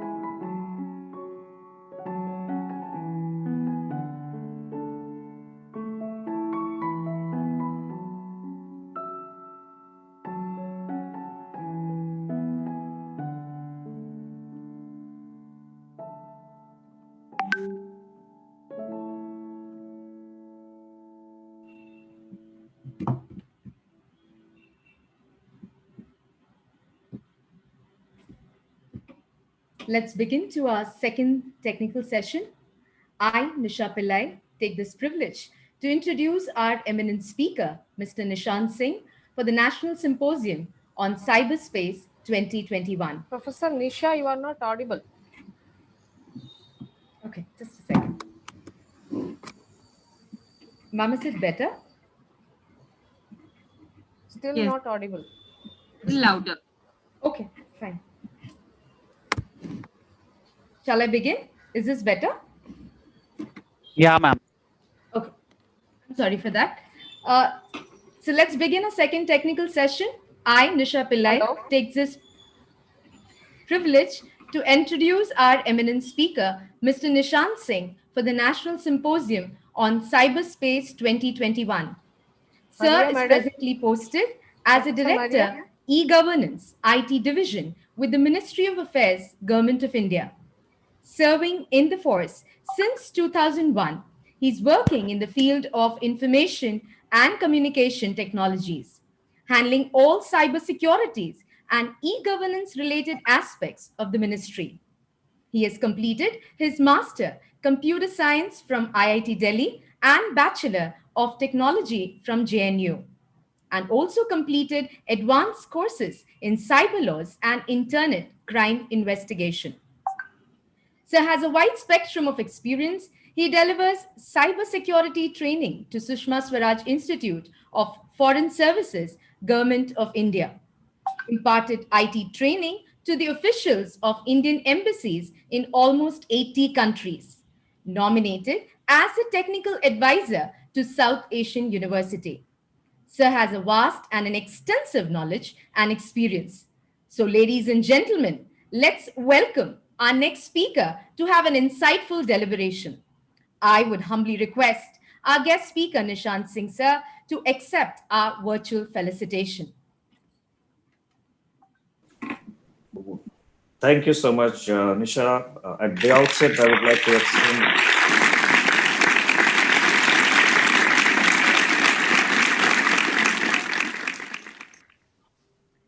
Thank you so much, sir, for acknowledging our memento. So we move Thank you so forward much. to our technical session. Over to you, sir. Thanks, Nitin. Nishant, at the outset, I would extend my sincere thanks to Mumbai University Department of IT, and I would extend my heartiest thanks to the principal of the college and all the organizing committee for giving this platform. And I'm overwhelmed seeing such huge participation in this very relevant and useful talk for the day, which the topic and the scope given to me is fundamentals of cybersecurity and risk.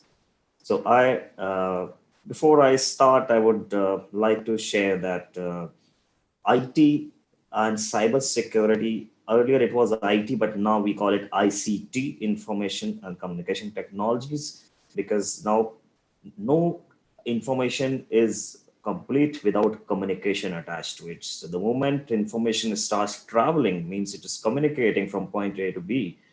The associated risk grow manifolds, and hence the security controls need to be built and be dynamic enough to address the wide landscape of ever-growing cyber threats. With this as the backdrop, I would start with my presentation. Give me a moment, I would start sharing it.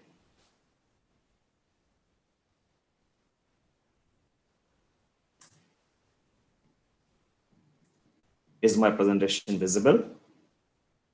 Yes, sir. Thank you.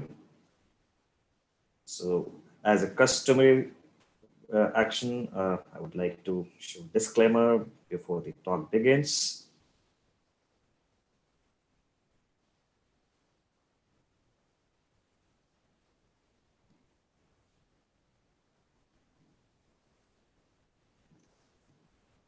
So, ladies and gentlemen, if you look around yourself in this digitally intertwined world, you will find there are a lot of things happening around you, but often you think that you are not part of it.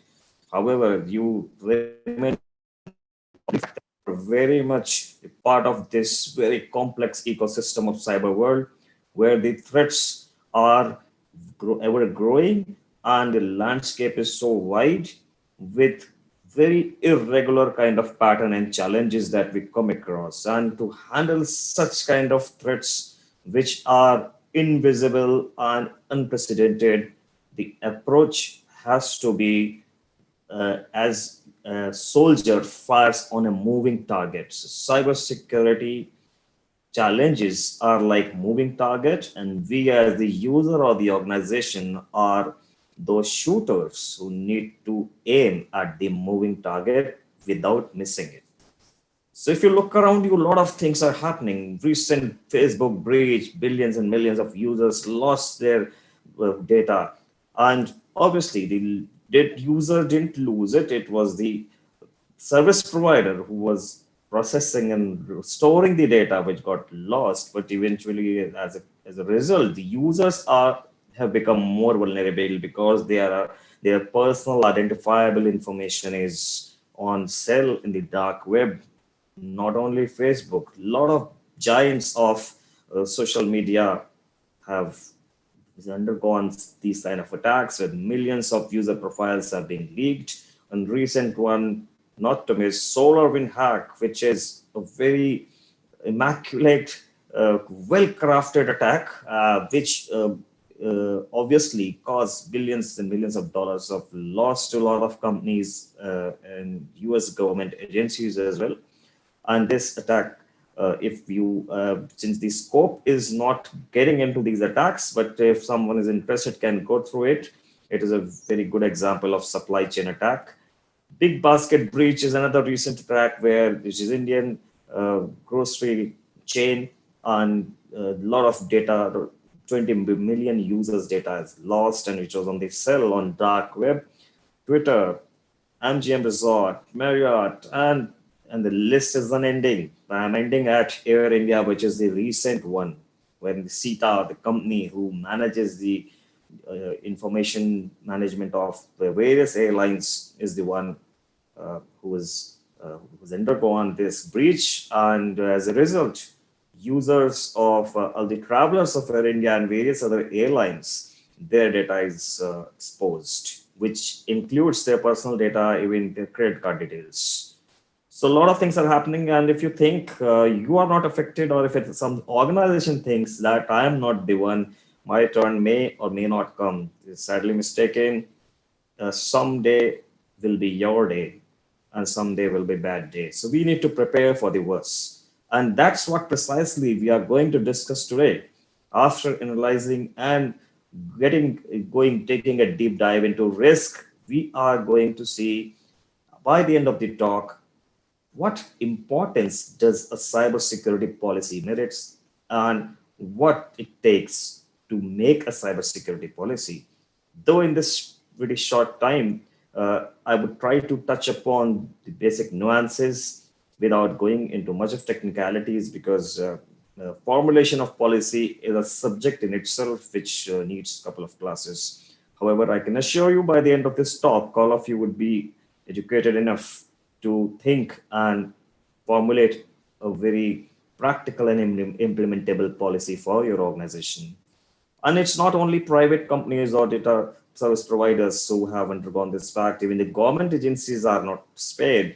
So a lot of government agencies have been targeted, and it's called, and India is most lucrative target, especially during the lockdown period and in the COVID pandemic.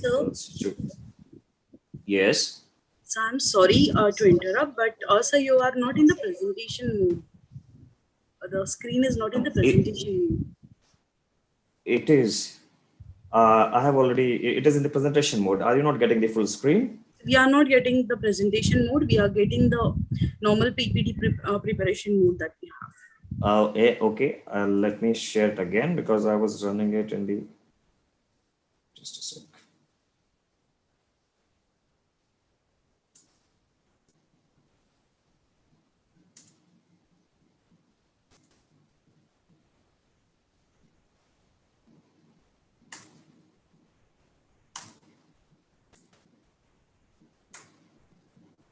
Is it now in presentation mode? Yes, sir. Thank you. Sorry for that confusion. So it is not only the private companies, but all the government organizations and even individuals are facing these attacks from our adversaries. And it is more important during the pandemic time, when things have moved and migrated totally on virtual platforms. So all the more reason for us to ponder over the risk associated with it and prepare ourselves to safeguard our organizational as well as personal cyberspace. So what is behind this? If you look at the cyber breaches, who is behind it? So it's a very obvious question everybody would be wondering. So as per a survey, it is found that almost more than 60% or 70% of causes behind such breaches is basically outsiders, which is quite obvious. However, not to miss that even the internal bad actors play a vital role and have big contribution towards such breaches, which is almost more than 30%. And obviously other factors like partners or multiple partners have got some contribution to it. And quite a big chunk comes from organized criminal groups. And of course, a couple of them, and quite a good chunk, more than 20%, is from state-sponsored actors, which is really a thing to worry about, because anything which is state-sponsored has got a lot of resources up their sleeve to utilize in order to breach into your perimeter and try out various modus operandi, because they have a support framework, a support structure with them to carry out a very well orchestrated attack. So we need to, when we align our cyber security policy, all these factors, all these governing underlying factors need to be taken into mind. And some more facts, if you say every day, almost 4 lakh malwares are found and 375 cyber attacks are witnessed. This is happening every day. That's what was stated by our National Cybersecurity Coordinator, General Rajesh Pant. And 52% Indian firms who have endured attack in last 12 months. So as per a survey, they were very sophisticated attacks, which were AI or ML-driven attacks. And the attacks are considered more serious threats in enterprise security in last 2 years. And if you look at last 2 years, as per the survey of IBM Security 2020, it's very surprising and amazing to see that when a breach takes place and the time it takes for an organization to come to know that the breach has occurred, that itself is pretty long. It's almost 280 days to identify and then contain a breach. So you imagine if a breach has taken place and it is past, and a few months have passed and still somebody is totally ignorant to it. So obviously the door which was open or which was broken, which was breached, is it's quite likely still open for more attacks. So with these facts in mind, and it is very obvious for us to ask that if this is happening, from where are they entering? What is their entry point? What is their modus operandi? So modus operandi are numerous, they're innovative, they're ingenuitive, but some facts which we should not miss out, that 75% of such attacks, they start with an email, and 67% of data breaches are resulted from credential theft, means you have lost your passwords by whatever means, maybe by the ignorant users because he's clicked on a phishing link, or sometimes when such like companies who have stored your username and password in an unencrypted form, and because of the breach your credentials are exposed. So reason can be any, but those credentials are used for attackers to give result to another breach. And more than 30% breaches are being executed by the use of most favorite technique, and which is a very non-technical technique called social engineering, which is totally a mind game, which it's very difficult for innocent user to even unfoil this, that they are already being trapped. A lot of attacks which finally result into financial fraud, sometimes honey trapping, sometimes espionage. So all these attacks are happening. But if you see this, these facts wherein it is related to email, credential theft, or social engineering, there's one thing common amongst these kinds of attacks. That is the end user. In these attacks, mostly it is the end user who has been exploited and not the technology. So I'll take your mind back to the basics of cybersecurity: people, process, and technology. Here, technology might be well in place, your processes in the organizations might be well structured. However, you as the user will be exploited because you are the weakest link in the whole ecosystem. And if you take your mind, these statistics are good enough to substantiate my statement that humans are the weakest link. It is not a fact unknown anymore. All of us are aware. So in order to address this weakest link, what do we need to do?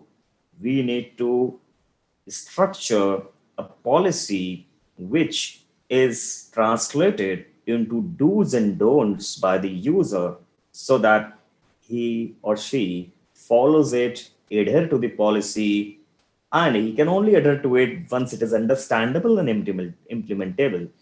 And once he's able to do so, it will help the organization to rule out the attacks which are resulting from the human as the entry point till quite an extent. So cyber threats and attacks are of varied natures. I'm not taking a dive into these types of attacks. However, we all know, we keep hearing there is spear phishing attacks, a man-made kind of attack. The malwares getting injected into your network or your endpoint devices through various means. And there are phishing attempts, there's zero day exploit, there are APTs, there are denial of service attack on the organization as a whole. There is skill injection taking place in the web application, and to crash your database or to breach into your database, the ransomware attacks for the sake of monetary benefits or at times for sabotage. And then DNS attack, which are generally done with an aim to breach into your personal cyberspace often, or maybe at a larger scale as well. And supply chain attack, which is supposed to be a very well-crafted and well-orchestrated attack. So these are various kinds of attacks through which an organization may face or is facing day-to-day threats. And if those threats are not addressed with proper mitigation plan or with proper security controls in place, then these breaches occur, what we have just seen. But yes, no such control can ensure that there is a 100% secure cyberspace. There is nothing called 100% secure.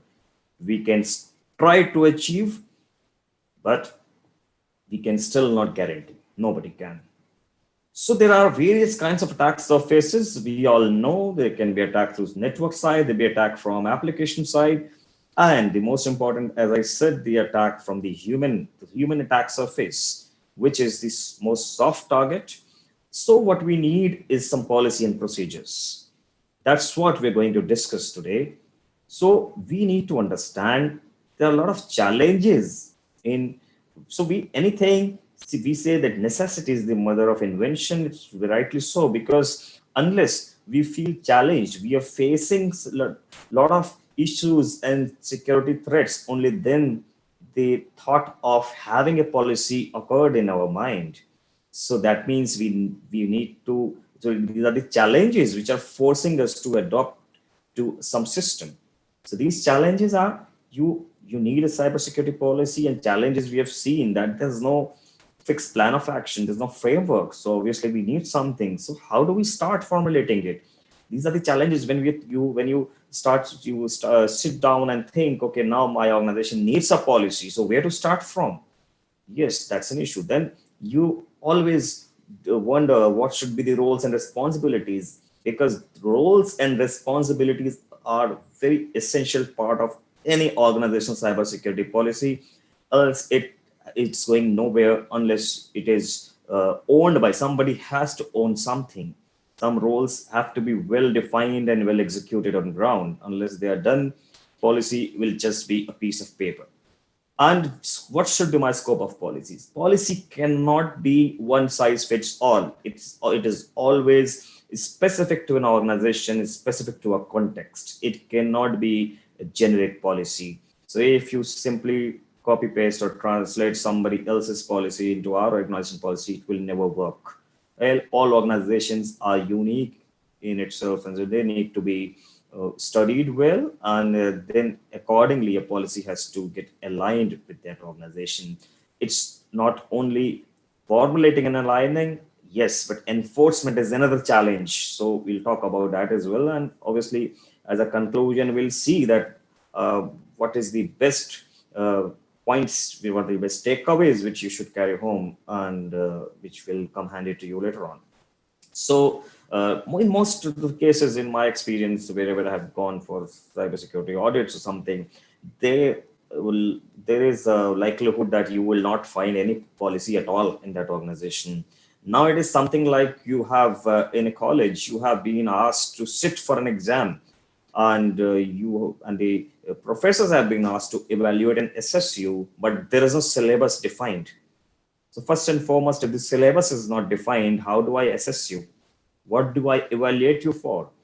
So that means the syllabus is actually a policy. Unless there is a policy in place, what do I audit? Audit is nothing but it is checking on ground whether things on ground are in consonance with the policy which is there in the organization. So if the policy doesn't exist, what do I audit? So that's what is a very glaring thing that you will notice in some of the organizations. Often the policies, as I said, they're very sketchy and not very relevant, and they're obsolete. They were old, and in the present context, things have moved from physical to virtual world. There are introduction to BYOD. There are IoTs. There are cloud applications. So if you are living in old world and thinking of a typical silo kind of work environment with networks and application, your old policy will not work, because you have to now incorporate the dynamic dynamics of the latest cyber ICT infrastructure, your cloud infrastructure, your virtualized environment, your IoT devices, all these aspects need to be built in. And often there are no roles and responsibilities defined. So obviously it is the purpose of having a policy is defeated unless you define roles and responsibilities. A lot of documentation are required. May not be paper documentation, but some kind of asset inventory management, some kind of communication while taking some policy decisions. Those documentations, if they are not there, then when the incident takes place, so it's very difficult for you to not trace back. And obviously after every incident, there is something which is, we call it forensics, or you may call it incident response plan. And at the end, often it ends into attribution. So yes, unless there is a chain of document available, it's very difficult for someone to reach to a conclusive end, because it helps in further corrective measures. And incident response plan is often not there at all in the environment, in the organization, though it is very important if there is a cyber breach takes place or some incident occurs. So what should be my action plan, and who should be doing what role? Because business continuity is one such key important aspect of any business, which no organization can accept if there is a break in their business processes. So if there is no continuity, so obviously it will lead to millions and millions of dollars of losses. But if you look back, the reasons behind it, since you have not defined the action plan, so obviously there will be break in continuity. Such an eventuality occurs, what should be my plan to recover fast and start delivering the services again? And often a lot of people in the organizations, top management to down to the user, are oblivious to the repercussions of a data breach. Data breaches are occurring. Say a big company lost data of millions of its users, and the data is PII. So as per IT Act, Indian IT Act 2008, in 2008, Section 43A was added just for the reason to make sure that any government or private organization who is storing or processing data of an individual is responsible for its security. And in case it is lost, then there are a couple of things that he's liable to do. And lack of user level security awareness. If the user is not aware, so it is not user's fault, because not all users are tech savvy, but it is the organization's responsibility to at least educate the user what is to be done, what is not to be done. And a lot of places I've seen the change of mindset is required. If the policy is there, so the policy being formulated, but if the top management and the stakeholders who play a vital role in running the organization processes, they do not have a synchronization and they are not on the same page, it's difficult for the environment to change, and adherence to policy is often a far-fetched idea in such a scenario. So you need to understand what is the need. So before we do that, any cyberspace, first we should understand what is a cyberspace. If cyberspace is any such government, private or military ICT assets and a network. So it is often cyberspace is beyond the geographical boundaries, and because digital boundaries have got no digital space has got no physical boundaries, so we need to keep that in mind. And your organizational efficiency and cyber security controls, there is a very there's a trade-off. Basically, you want efficiency and convenience, and you want security. So if you put more weightage on one end, so you would find that you are found wanting on the other. So it's a trade-off. It's a very optimal balance which one has to achieve. And that can only happen once we have done enough risk assessment. We'll talk about risk as well. So it is very important for us to have a sound cybersecurity policy to address these challenges. Why I'm building this? Because cybersecurity policy does not come overnight. There is a lot of things one has to put in before reaching. Otherwise, this is what we face in most of the cases if you do not define it properly. So we need a policy. Firstly, they give you a very comprehensive guideline and well-defined roles and responsibilities. They help you in securing ecosystem some response, some legal, and obviously if there is an organization holding a lot of information about the users and customers, they have some legal liabilities as well. And there's a compliance requirement which gives you a particular role to play if you're in the industry and you are providing some services or some product. So if you are not complying with the standards of which are defined by the government or some standardization authorities, then you are losing your market, and you are actually faltering in terms of regulations of that state. And if the map, so what you need to do is you need to map the risks to the business values. If some risk is there, the risks are numerous, but are they really having implication on my business values? So that is what needs to be mapped. It is important. So policy will give you this feature that you are able to map a risk to a business value, and then only you will realize whether this risk is really important to you, and do you really need to address, and if yes, then with what severity. So apart from that, the acceptance and the risk appetite, which is most related to top management. If there are risks, as a security expert, you brief and try and make your top management understand that this is what the risk which is there. Now it is on the top management, how much risk does he tolerate? What is his risk appetite? If for him this risk is $1, but in protecting the risk he has to invest $100, certainly it's not a risk for him.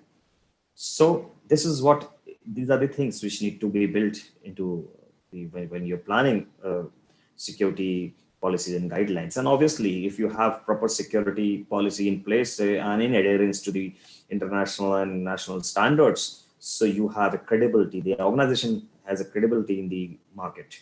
So there are various frameworks which are available. So cybersecurity policy actually is also a framework which gives you a kind of common language and some set of standards. So there are a lot of international and the frameworks for the standardization for security which are there, which people follow. And a lot of things we call out straight from there, depending on the role of our organization. And we prepare our cybersecurity policy, which gives us a common framework. So this framework becomes very easy to define the processes and procedures that our organization would be following to assess, to monitor, and mitigate any cybersecurity risks. So I've listed out a couple of cybersecurity frameworks which are there, like NIST, National Institute of Standard and Technology, which is of a US standard. We call it NIST standard. So there is a NIST framework available which defines risk management and a lot of cybersecurity controls and how to go about it. It gives you various standards to be followed in an organization. So this framework, as I said, it gives you common language and standards to follow. And then there is ISO 27001, 27002. Then there's SOC, there are NERC, there are HIPAA, there are GDPR, FISMA, so a lot of them. So I'm not going into them, but this is just for your knowledge that these are the frameworks there which have got different way to look at a problem, and they've been designed for different role of organization. Like HIPAA is especially for health insurance, like hospital industry, right? And similarly, ISO gives you a complete information security management system framework. So these are various, one has to understand what these frameworks are meant for, and accordingly you can call out relevant portion and then dovetail in your cybersecurity policy and customize it suiting your requirement. So in our country, we have a national cybersecurity policy which was promulgated in 2013. The pretty old, and the latest one is still under review. Very soon it will be out. So the National Cybersecurity Policy is a document which gives your roadmap to create a framework for comprehensive, collaborative, and collective response. How you should be dealing with cybersecurity at various levels within the country. So being a national cybersecurity policy, the scope is too wide, but in an organization can always call out various aspects from this, and one has to do because national cybersecurity policy has been prepared with a lot of standards and regulations of that particular country. So the vision of this document is to have a secure and resilient cyberspace for citizens, businesses, and government. So one has to align, one has to understand this policy and then try and map whatever possible. So the mission of this policy is to protect ICT infrastructure and build capabilities. So one major thing which was lacking in 2013's National Cybersecurity Policy was capacity building, which now in the recent revision, which is underway, this has been very elaborately, which has been incorporated, and times to come, you will see a change on ground. So, and there is IT Act 2000, amended in 2008. This is also important document which can always be referred, which needs to be referred when you are formulating your organization's cybersecurity policy, because it addresses legal recognition of electronic document. It talks about the legal recognition of digital signatures. It talks about offenses and contravention in the cyberspace, and it talks about the offenses, justice dispensation, and in the case of cyber crimes.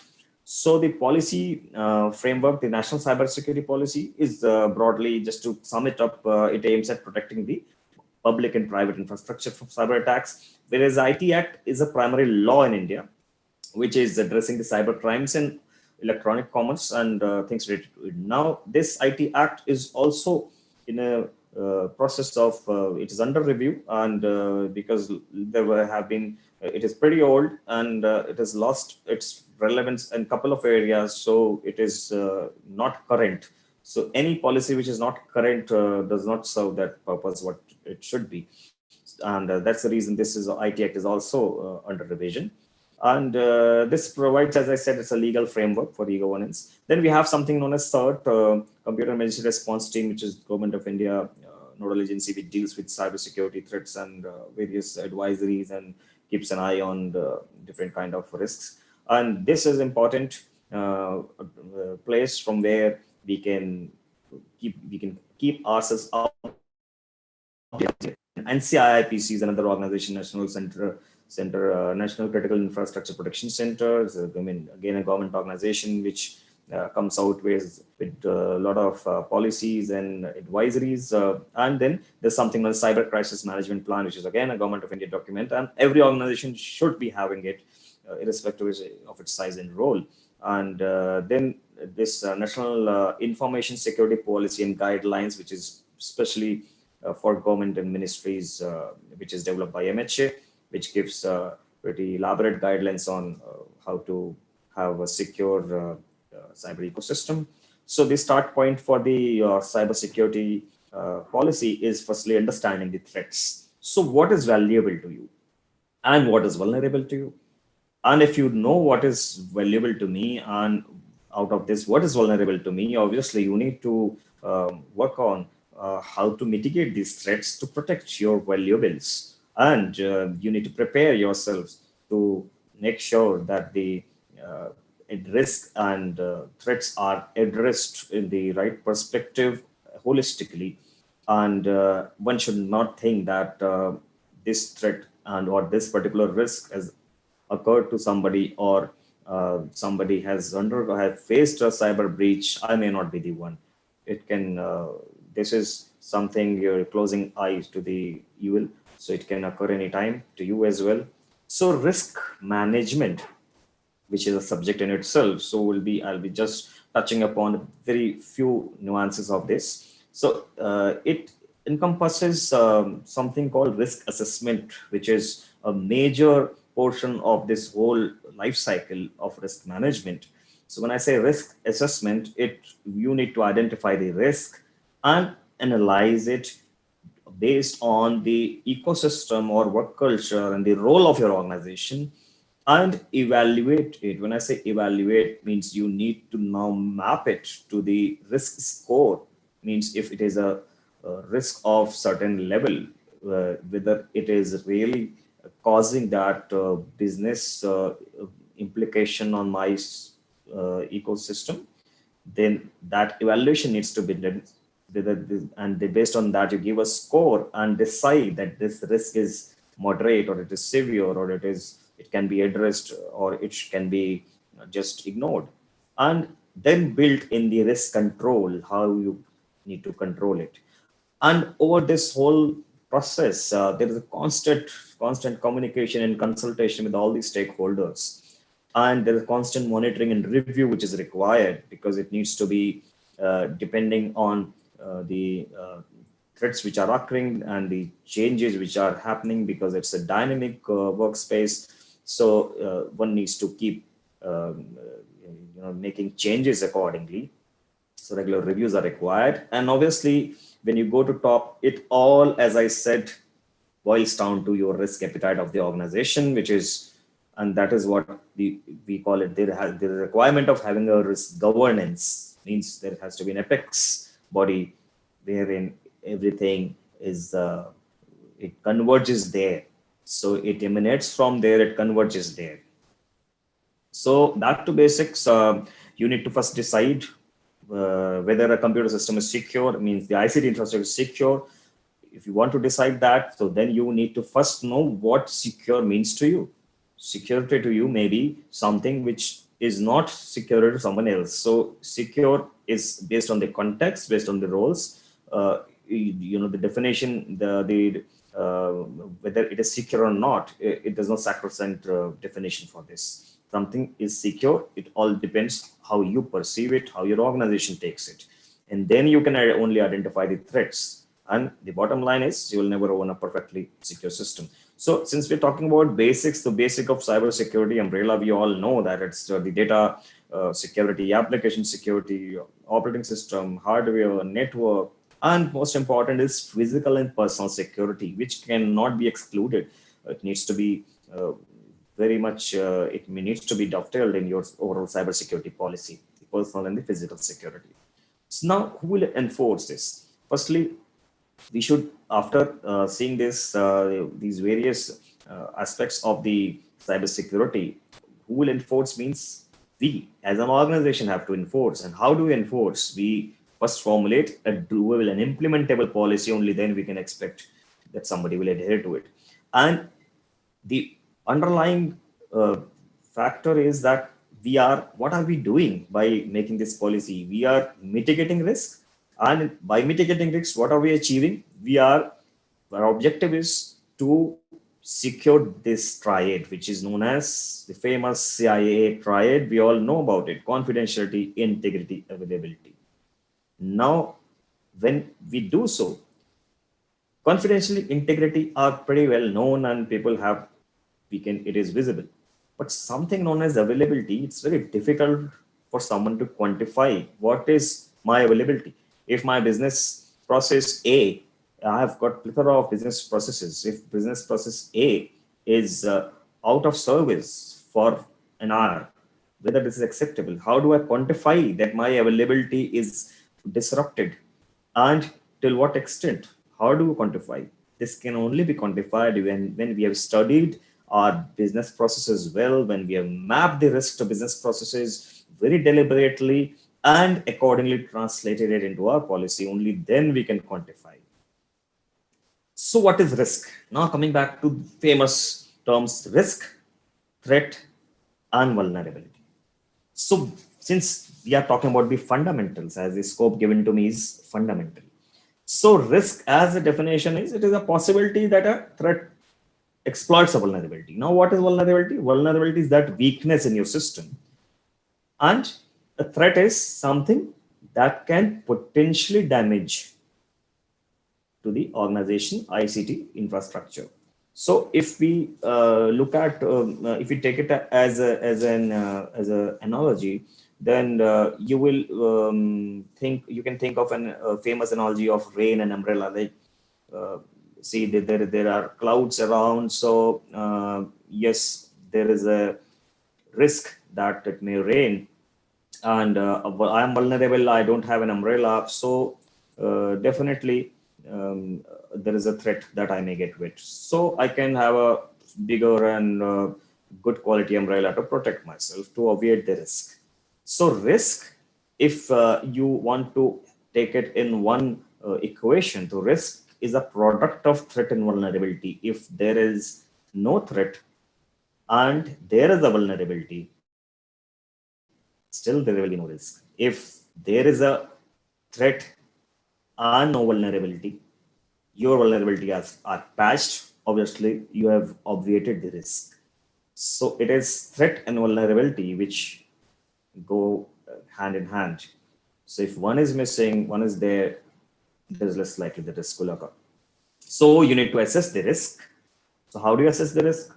Since you have a lot of information with you about your policies and procedures, about your SOPs of the organization, you have some documentation in place.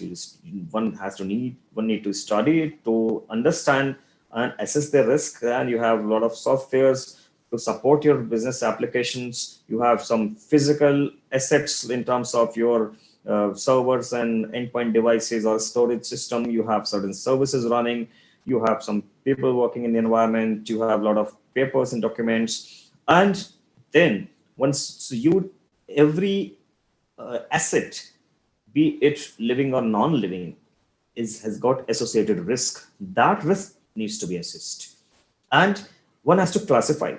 There are certain documents which are confidential, something which is restricted, something which is internal, something which is public. So these classifications will only tell you what kind of risk can I accept for the particular class of document. So in case, for example, if it is a confidential document, obviously I will go as zero trust in such a case. But it is something which is for public, I don't mind losing it. It's publicly available. So why will I invest my energy and time and money there? So asset valuation, you need to perform impact assessment for for comprising if there is a confidentiality, integrity, and availability is at stake. So risk management, as per NIST, which we just saw, as per NIST framework, you need to prepare for assessment, you need to conduct assessment, and you need to communicate the results to the environment and to the stakeholders, and then keep maintaining the assessment so that you have a periodic review.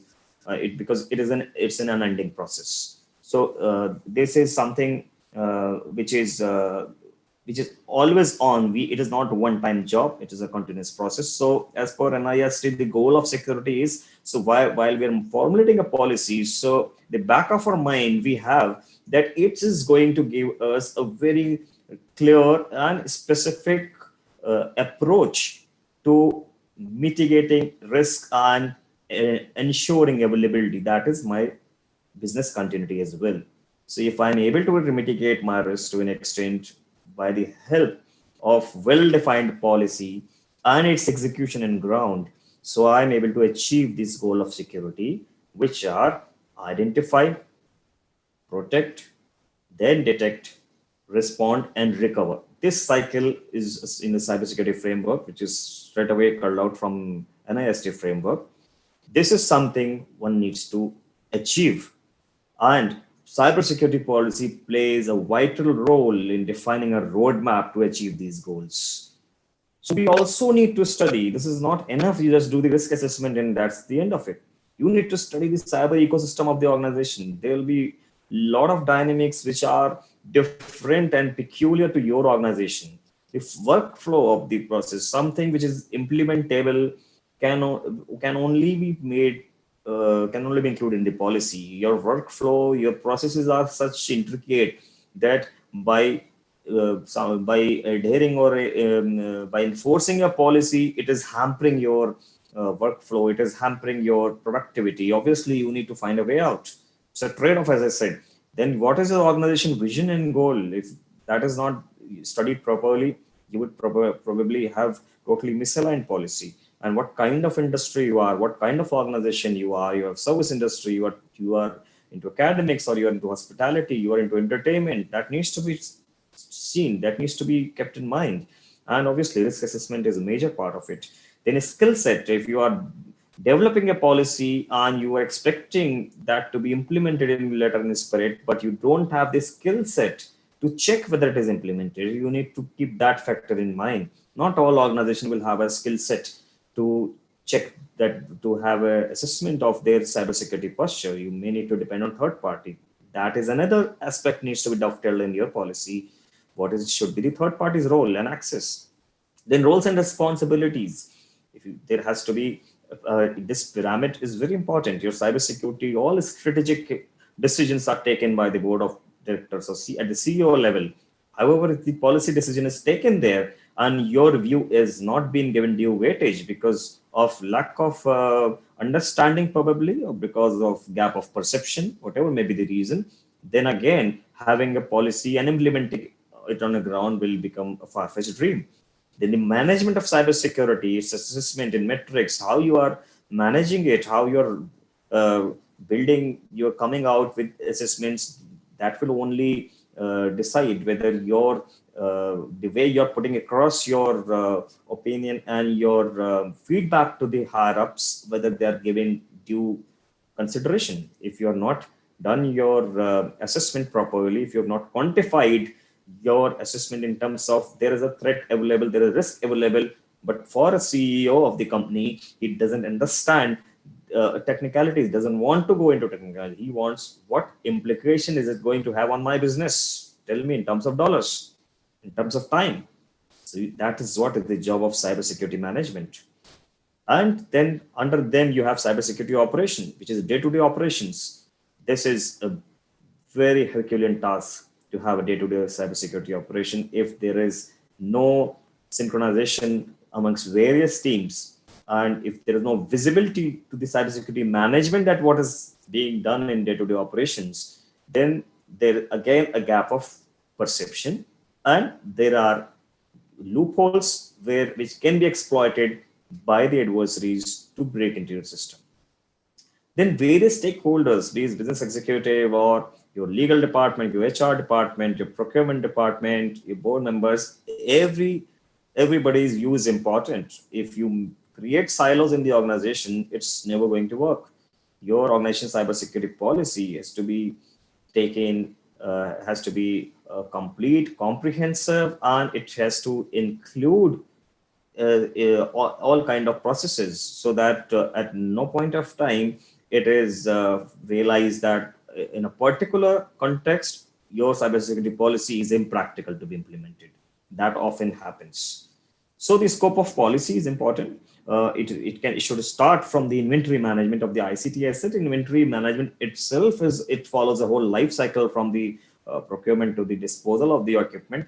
If you do not keep track of your inventory, so the policy will define what should be what inventory should I maintain, how to maintain it. There is any rogue device, it is likely that a rogue device may always find its way through and reach into your ICT infrastructure.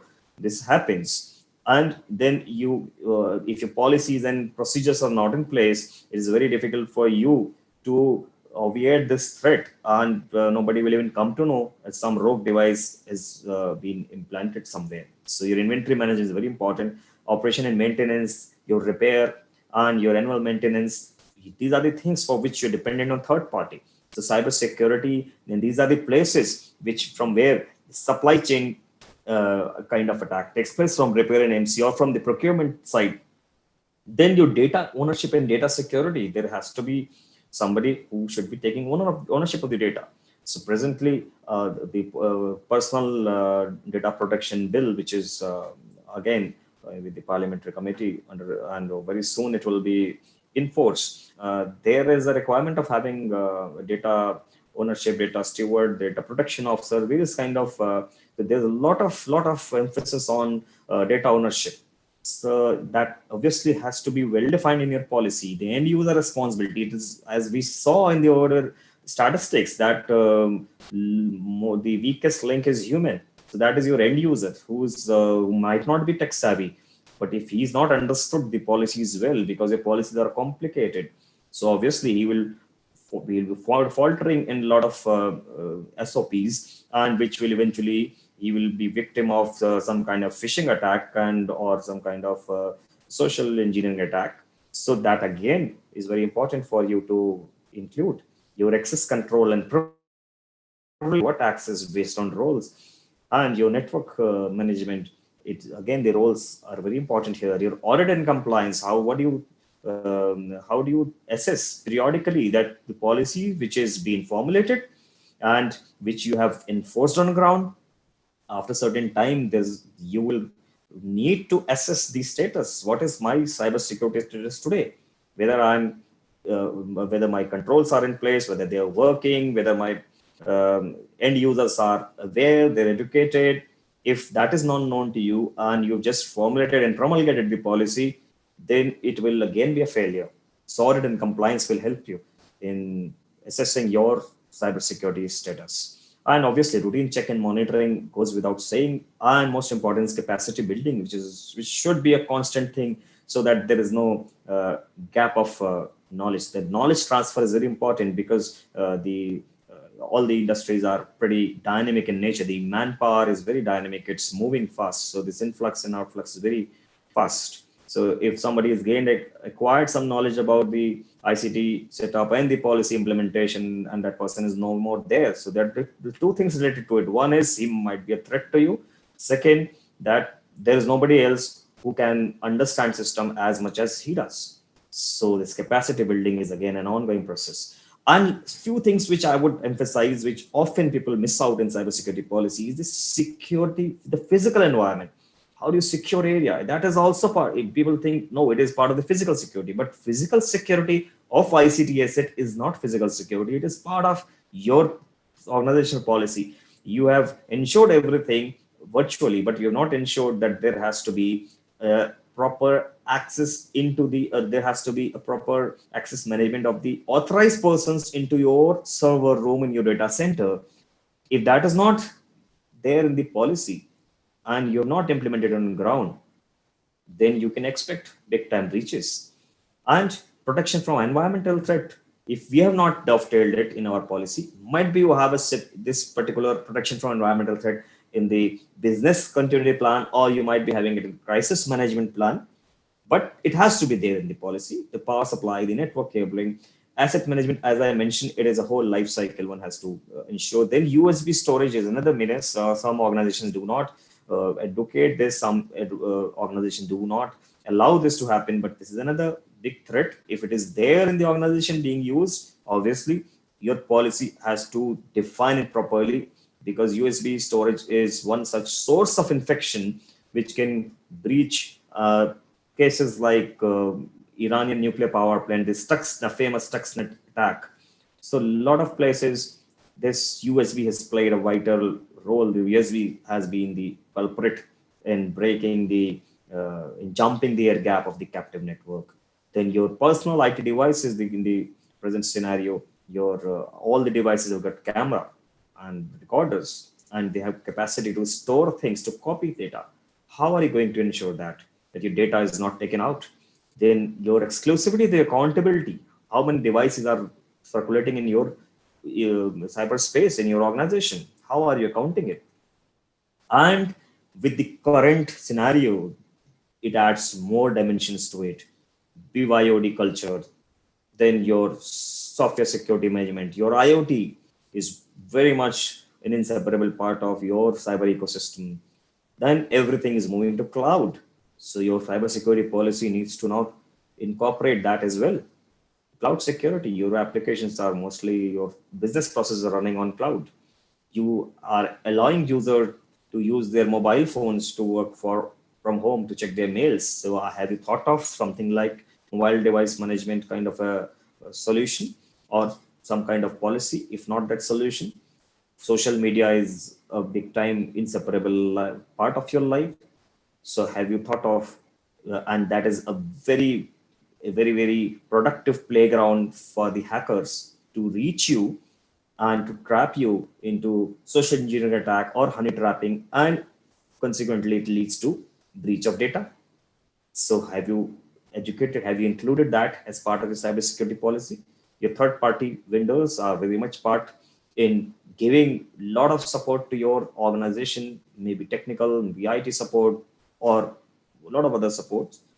How much access have you given to them? And what are the policies? Who was the nodal person to manage the entry and manage the access into your ecosystem? And obviously, with the current situation, if more than 50% employees of all big companies, including Infosys, Microsoft, or Facebook, more than 50% people will be working from home. They are, and they will be continuing doing so. So this remote working has added another dimension to it is added another threat to your security landscape. How are you going to address this? And enforcement, the designated officer who would be promulgating and enforcing and ensuring accountability with various stakeholders. And obviously, with the surprise audits, one can always get a feeler whether my policy is just a piece of paper or people are taking it seriously, and the legal binding over various stakeholders. Action against defaulters, if somebody is found to be violating the policy, have you thought of something? And because unless there is an action, there will be no deterrence in the users.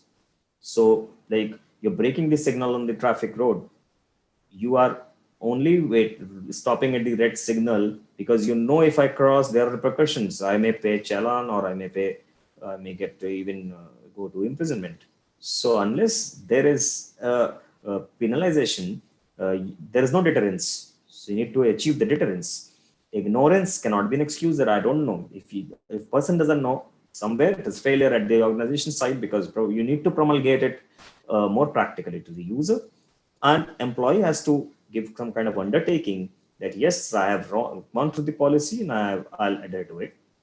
And at the end, the incident response plan needs to be in place. In case the breach occurs, then what? My crisis management plan. What is my disaster recovery plan in order to ensure my business continuity? So that is another important aspect. An audit of all IT assets. Maybe this is just a recommendation. We may have internal audit every month. We may have external audit by some third party quarterly. And obviously the cloud resource security is another important. So there are various standards and compliances. One should know that ISO 27001 and 22301, NIST, all these various standard compliances, which sometimes these audits are being done by these standardization authority agencies, so as to for a particular company to gain that certification in order to be in place in the market for a particular role or particular service or particular product. So these are some important standard compliances. And yes, creating awareness is very important. One has to, if the policy is there, the policy itself should be elaborating that what should be the plan to educate the staff, what should be the process, and how to perform. And there is a requirement of performing background check of the individual in a particular role that if they are being employed. And obviously one has to have that ability to track these changes in the system, so that change management also finds important place in your policy. And it has to be communicated in a very comprehensive manner to all these stakeholders. And backup procedures have to be well defined, something known as clean work area policies, wherein every organization has its own clean work area policies, wherein they ensure that once the employee leaves office, he should not be leaving on his work area, on his work desk, which may eventually lead to some kind of breach or leave confirmation. For example, some people are in habit of writing on the stick pads their passwords and their credentials or their OTPs and leave it on the table. It may be a good input for somebody who is trying to breach into your system. And so at the end, just to sum it up, I think not to overshoot my time, firstly, the policy has to be understandable. It should be in simple language. It has to be complete, means it has to be holistic. It has to cover all the stakeholders and verticals in your company. It has to be implementable, means practical in nature. It should be aligned with your organizational vision. And it has to be unambiguous, leave no scope of interpretation. It has to be very, very granular and specific and explicit, and has to be mapped with business processes. Otherwise, it has no purpose to serve. And risk management, as I said, is something on which it will be built around. And it has to be current. Periodic reviews need to be there, cannot be obsolete. And various standards were mentioned, NIST or HIPAA or ISO. It has to be relevant portion needs to be culled out from there. And most important, educate the users, because it is the end user which is the weakest link. If that end user is not educated and well aware, the technology and the process and policies cannot save you. So just to sum it up, I would quote a famous line that we have to keep building our security walls higher and higher, because these cyber criminals are building longer and longer ladders. Don't take it literally. We cannot live into that fortress mentality, but we need to think to address this ever-changing dynamic cyber threat landscape by aligning our approach to address and arrest these cyber threats. So even if you have outsourced some of these technical capacity, you are still responsible for managing the risk of your organization. With that, I would end my talk. Thank you so much, and I'm open for the questions if you have any. Hello, sir. There is some Yes. question from a participant. Yes, please. Okay. 1 minute, sir. The first question is, can you elaborate on tussle between the social media companies and the government of India regarding policies? First question is from Come again. It was not audible. Can you elaborate on tussle between social media companies and the government of India regarding policies? See, when you ask me to differentiate, these are, comparing chalk and cheese. So there's nothing on which I can differentiate. But yes, I can tell you that social media companies have to follow certain guidelines by the given by the laws of that particular state where they are working. And any such company, as I said, if I talk in Indian context, so I will stick to IT Act, wherein any agency who is processing and storing the data of an individual has to abide by the laws in a way that if that information, which is your personal, which is PII, personally identifiable information, if it is being taken, then the company has to tell the purpose for which it is being taken. It has to be disclosed to the user.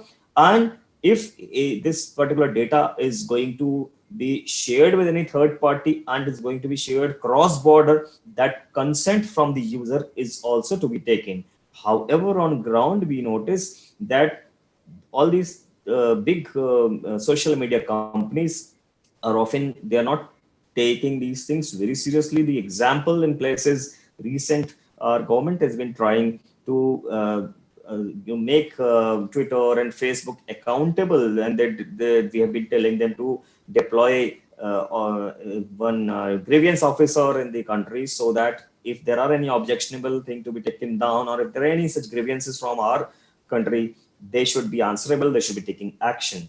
So this is because this is our data, these are our people, so our laws are good enough to control and make these social media companies answerable. However, how much it is successful on ground is still a question. So second question is, what is important, freedom of speech or national security in cyberspace? As we all know that freedom of speech is being identified as a fundamental right, and there have been cases where Section 66 was excluded, because there have been cases in Mumbai 5 years back wherein because some user made some comment on some politician, and a lot of action were taken against, and it was taken as a threat to national security and quoting the relevant Cyber Act. But later on in the revolutionary judgment from the Supreme Court, it was taken as freedom of speech. So obviously these both things have important role to play. I would rather like to say that it is individual as a citizen. It is a citizen has to be, every user of social media has to play a very responsible role when I'm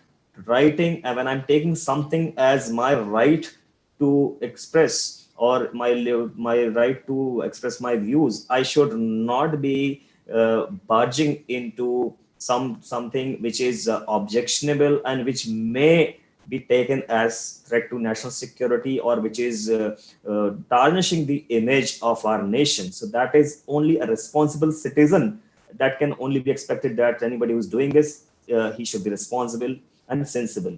That is all I can say. Otherwise, it's a blurring line. Something can be taken as against national security, but yes, it all depends on the context and what context was said. Most often it happens that something which is very objectionable and which is causing serious threat to national security, obviously it will be taken down by the government from the efforts will be to take it down. Third question is related to first question. Should we adopt international policies or national policies with regard to social media platform? Should we adhere to international? Yes, sir. See, there are no such policies which, as a user, you need to adhere to. The policies, something like GDPR, like it is for European Union. So these policies and regulations are meant for the organizations or the service providers to follow.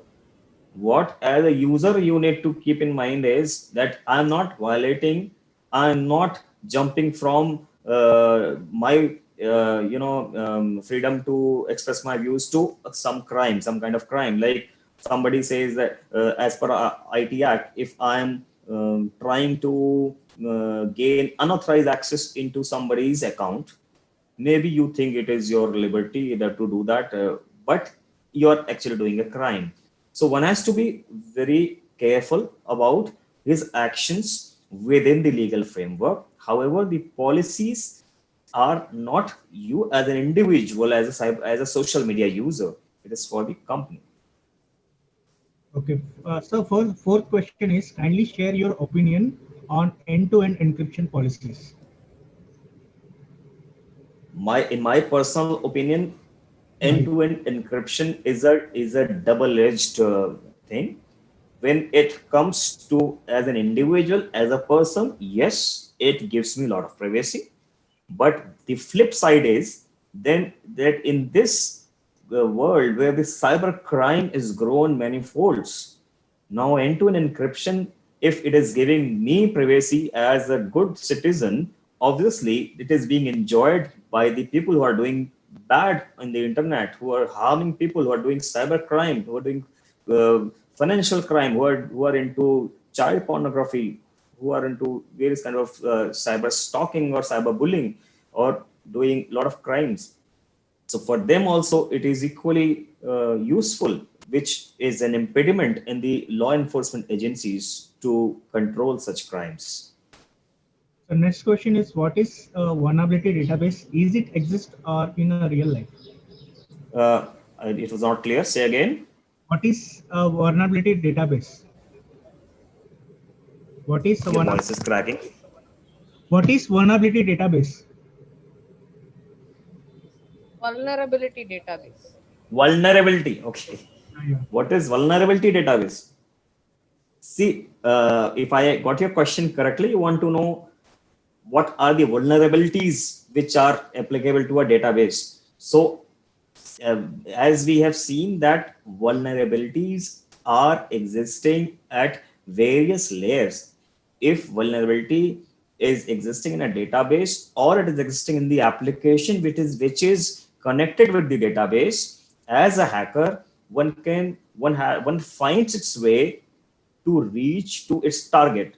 So the door can be the backdoor or the vulnerability, or you can call it a hole, may be available in the operating system. It may be available in the perimeter in the network. It may be available in the end user itself or in your web application. So vulnerabilities are numerous, which can be exploited on any of these layers to reach to the target. The next question is, while risk management, how to perform a risk assessment?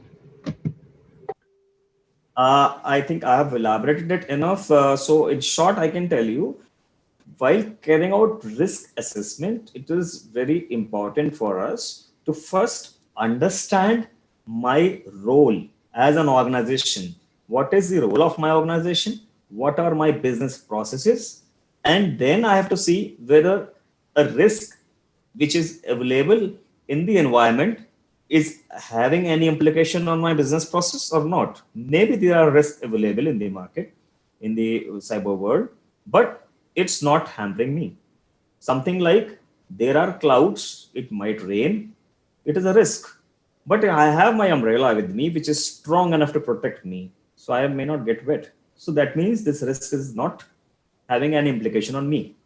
So that is how you have to assess a risk. Next question is, can normal antivirus protect the system from vulnerabilities? No. Antivirus is something which works on its threat intelligence or its virus signatures or heuristics, and it helps in detecting lot of viruses and trojans if they are present in your system. But for vulnerability assessment and management, there are different tools which can be used to run a vulnerability scan, which can tell these are the vulnerabilities in your operating system or in your network. So there are various tools available for that. But antivirus does, today's antivirus may give you some feature of vulnerabilities in your OS. But as a product, antivirus is not designed to do a proper vulnerability assessment of a system. There are different specific tools for it. So this is much. Now we. Yeah, any more questions? Yeah, no, sir. So now there is a formal vote of thanks from me. Am I audible? Yes, sir. 1 second, Jayesh, sir. Yes, sir. Sir, hello, a very warm welcome. I am Dr. Sriram, Head of IT Department, University of Mumbai. Can you hear me? Can you hear me, sir? Yes, ma'am. Hello, can you hear me, sir? Hello. Yes, ma'am. Yeah. Yes, Sir, ma'am, you're audible. Can you hear me, sir? Sir, is he able to hear me? Nishant, good afternoon, ma'am. Good afternoon, sir. We are very much delighted and having pleasure in yes, having your session here. Yes, ma'am, I can hear you. Yeah, so I'm Dr. Sriram, Head of IT Department, University of Mumbai. Yes, ma'am, I can hear you. Yes, ma'am, I can hear you. Hello.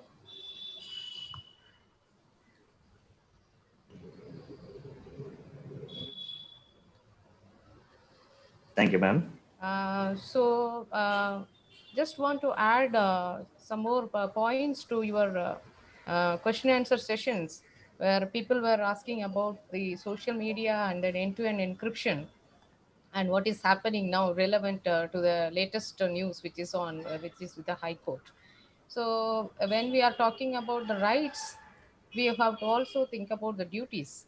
That is where this point comes into picture.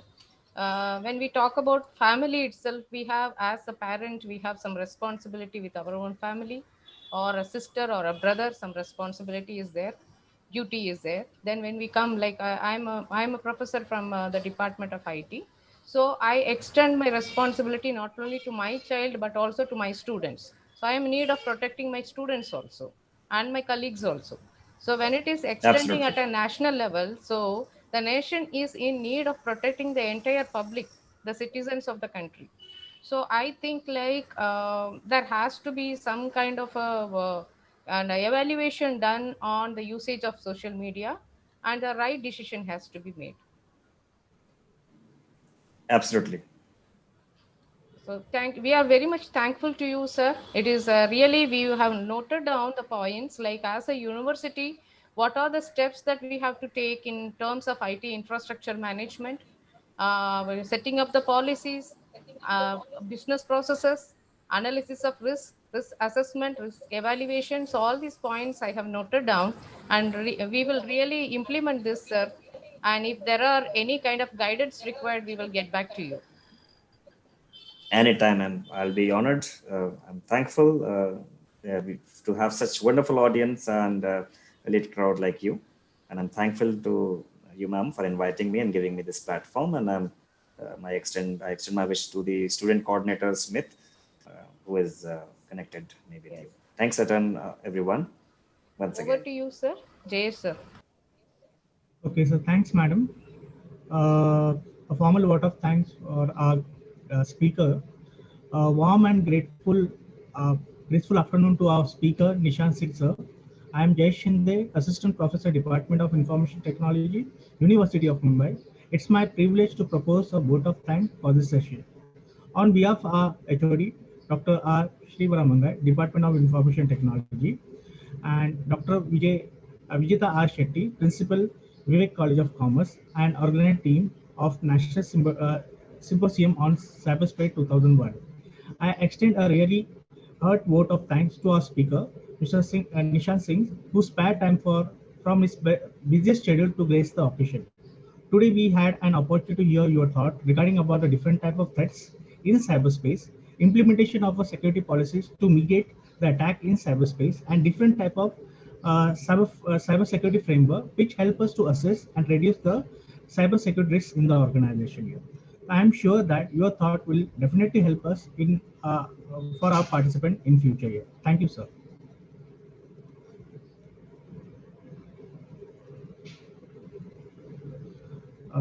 Now the second session will be start on 2 p.m. 2 o'clock. Hello, Maria ma'am. Yes, sir. So next session will be starting from 2 o'clock. Yes, sir. Okay, thanks, ma'am.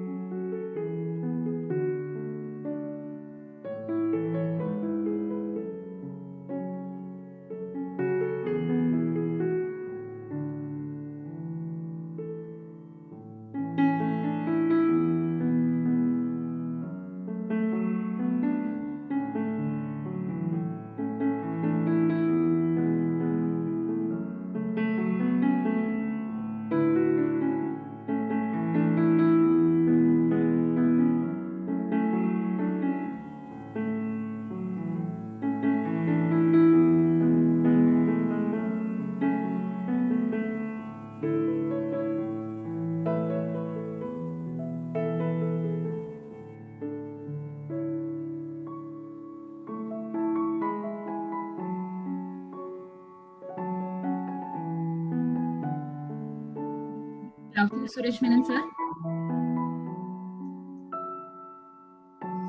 Afternoon, madam. Yes, sir. Do you have any presentation or anything to share? Yes. Can I share my screen? Not now, sir. We begin at 2 p.m. sharp. Sure. I'm there. Thank you so much, sir. We welcome you, sir. Thank you.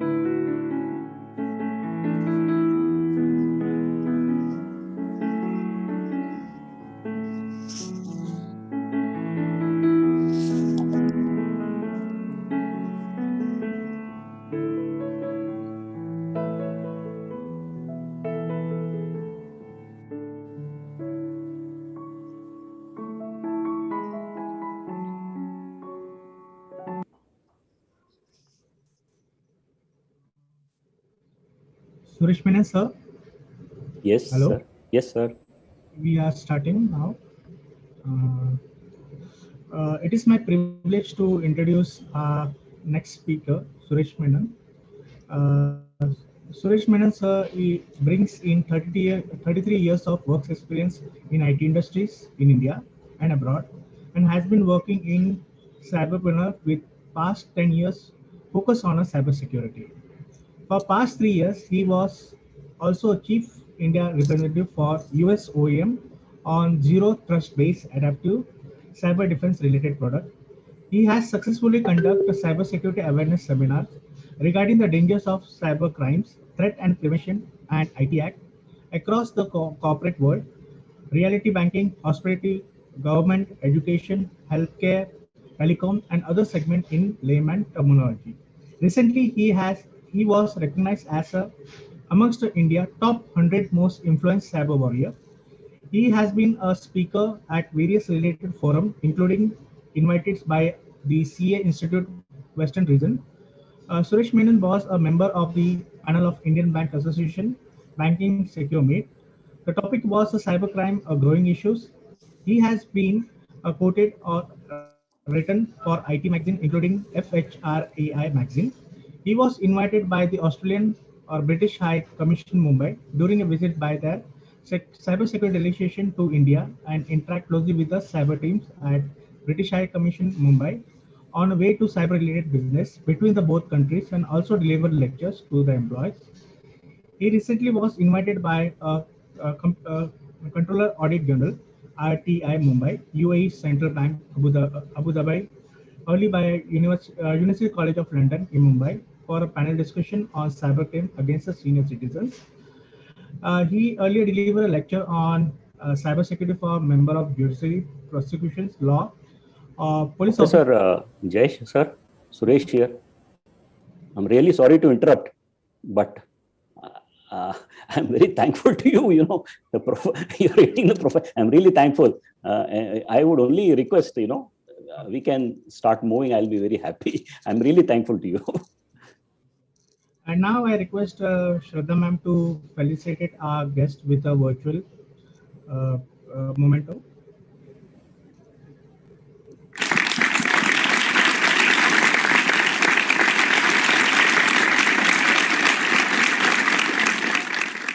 Now I request Suresh Menon sir for starting the session here.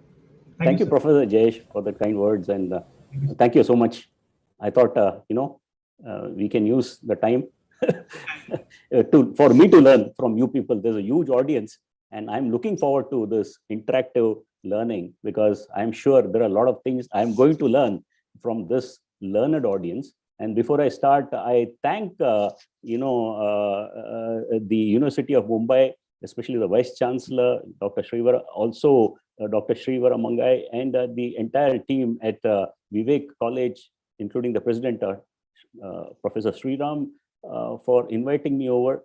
I'm thankful to each one of you as attendee because I purely believe that we are into collaborative learning. There is no experts here. We are all learning. What I did 33 years ago is history. Today is mystery. So, we are all learning, and I eagerly look forward to, there are a lot of questions I might not be able to answer, but I got no egos. And, this, whatever we are doing in this next 60 minutes is not at all comprehensive.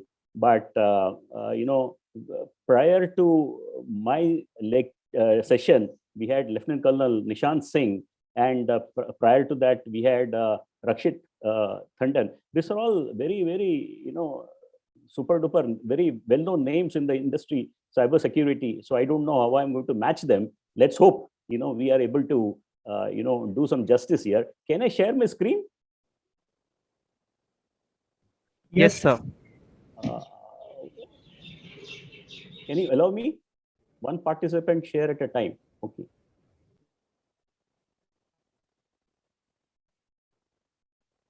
Okay.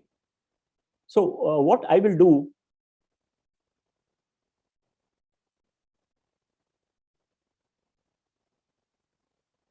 is it visible? Yes, sir. Thank you. Fantastic. Once again, thanking all of you. And today what is happening is that we are in the midst of a pandemic, and in the pandemic we have all gone digital. So we call it the infodemic. The amount of information that is getting generated, which is getting used for good purposes, is good, which is getting abused also is a problem. So we call it, this entire session is divided into two parts. One is the general awareness, what we talk about, and a little bit of the law and a takeaway on cyber sensitization. And little bit of second part is on, we call it the zero trust, because that is a framework which has come recently on what we can do when the parameter, there are no, software defined, when the parameter is moving, when we are all working from home, when everything, it is called remote access work, RAW. That itself stands for RAW. We all are struggling, most of the people. How do we make the things secure? And like this pandemic has taught us a lot of things. What we are saying, what the doctors are saying is that even after 2 doses of your vaccine, still you are, possibility is there, you can still get COVID. Maybe it is milder version, but same thing in cyber. Whatever you do, like my previous speaker, Lieutenant Colonel Nishant Singh said, there cannot be 100% security. And I fully agree with him, because, you can have reasonable security practices, right? So, you can do multi-layer security,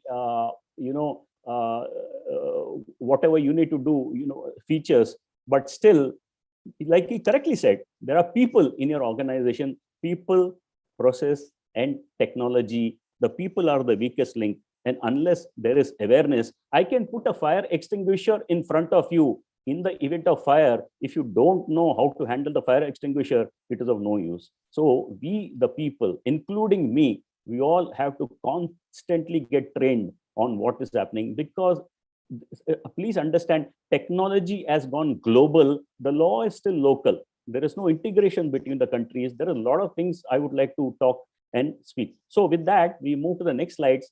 And what we are saying here is, I will skip a lot of slides for, I have actually a 2-3 hour presentation, but I'll miss it. In today's world, what we are seeing here is a person sleeping here in Mumbai, his debit or credit card getting used in US. Do you think his card traveled to the US?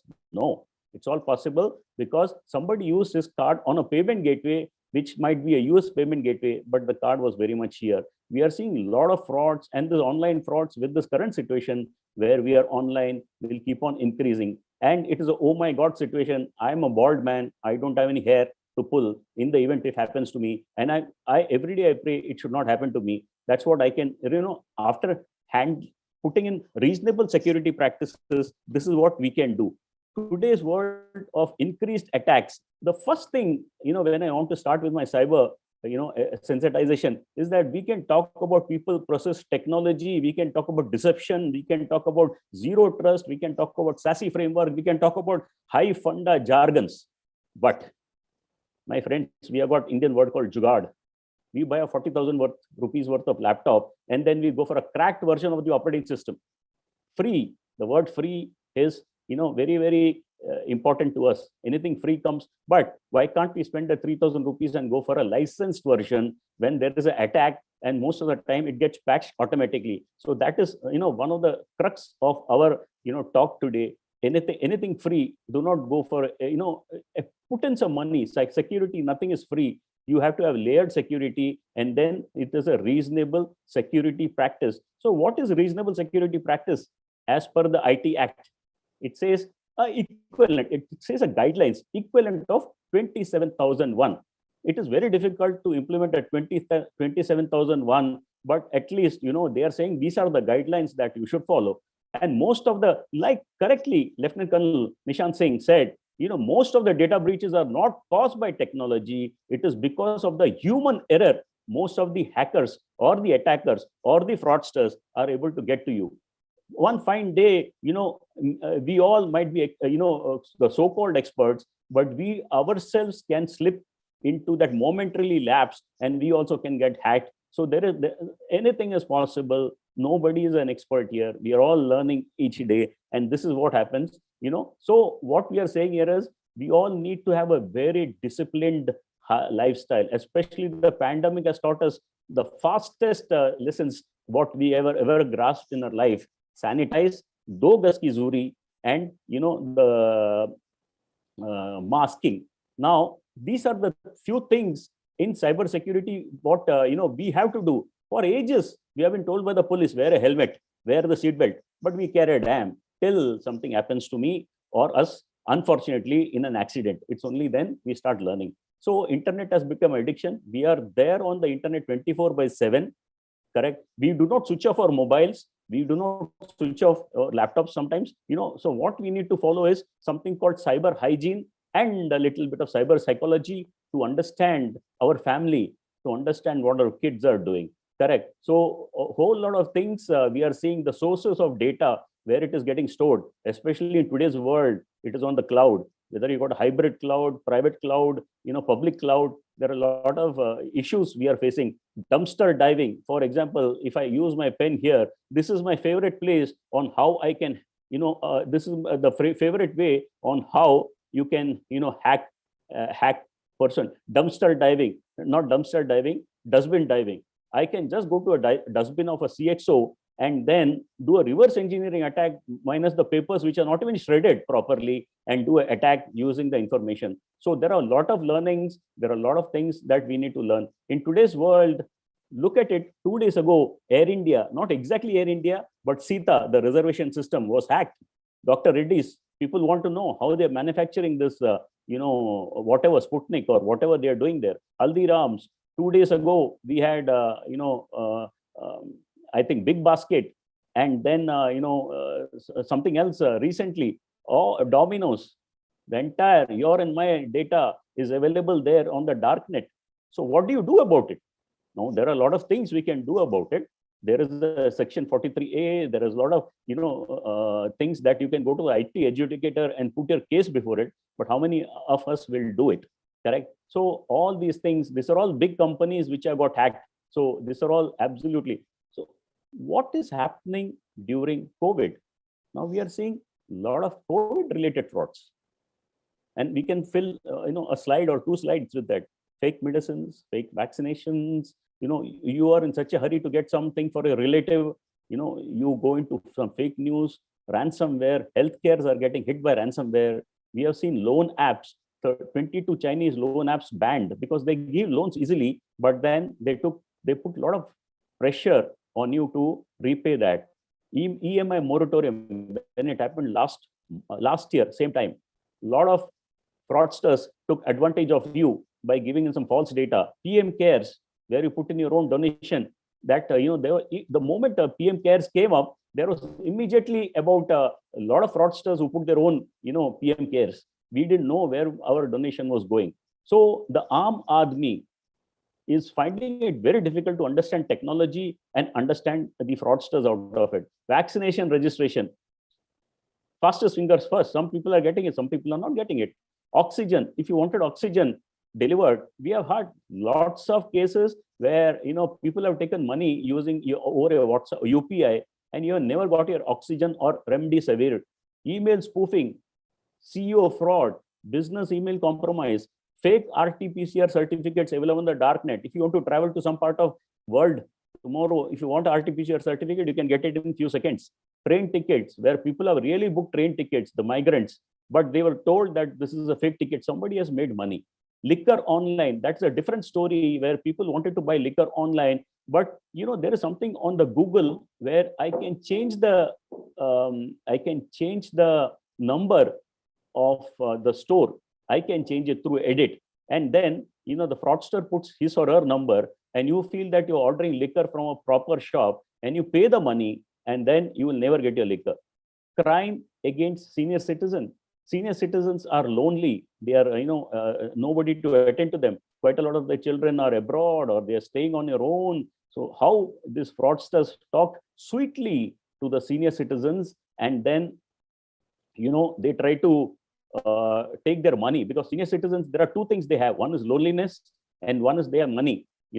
So they try to play against the senior citizens. We have seen a lot of frauds happening on messaging platforms.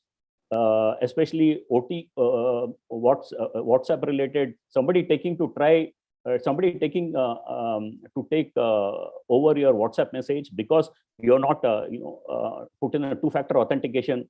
We are seeing a lot of obscenity, abuse of women and children by, somebody switched on the camera, they take the photo, they mob the photo, and they blackmail the people. We are seeing a lot of, because today we are using UPI-based payment gateways, we are seeing a lot of frauds on OLX, KYC, EMI moratorium. Deep fakes is the biggest thing which is happening right now. We have seen all those photos of the videos of Obama and a lot of other Amir Khan and all that. Deep fakes, I don't know to whom I'm talking to, right? Other than that, these are all the frauds which have already been happening. And out of it, what we are seeing in the pandemic situation where we are all locked is the porn revenge and pornography. CSAM, child sexual abuse material getting downloaded, boys locker room, just Google it. And what the boys of schools are talking in today's world, it will be unbelievable to hear that, right? So other than that, the normal things which you all know, but recently what we have seen here is on the industrial Internet of Things, we have seen in the Florida, the water supply case where somebody, the fraudsters entered the IoT systems and they changed the some chemical equation, and it could have been fatal for Florida, but it was caught in time. Recently in the US, the colonial pipe data hack. We will see more and more. If you all remember in Mumbai, we had a 4-hour power outage a few months ago, and we all know, and it has been, somewhere stated by the minister himself that it was a cyber attack. So we can see more and more of this. The children are playing Blue Whale and Momo. Blue Whale is outdated. Then, what is that for?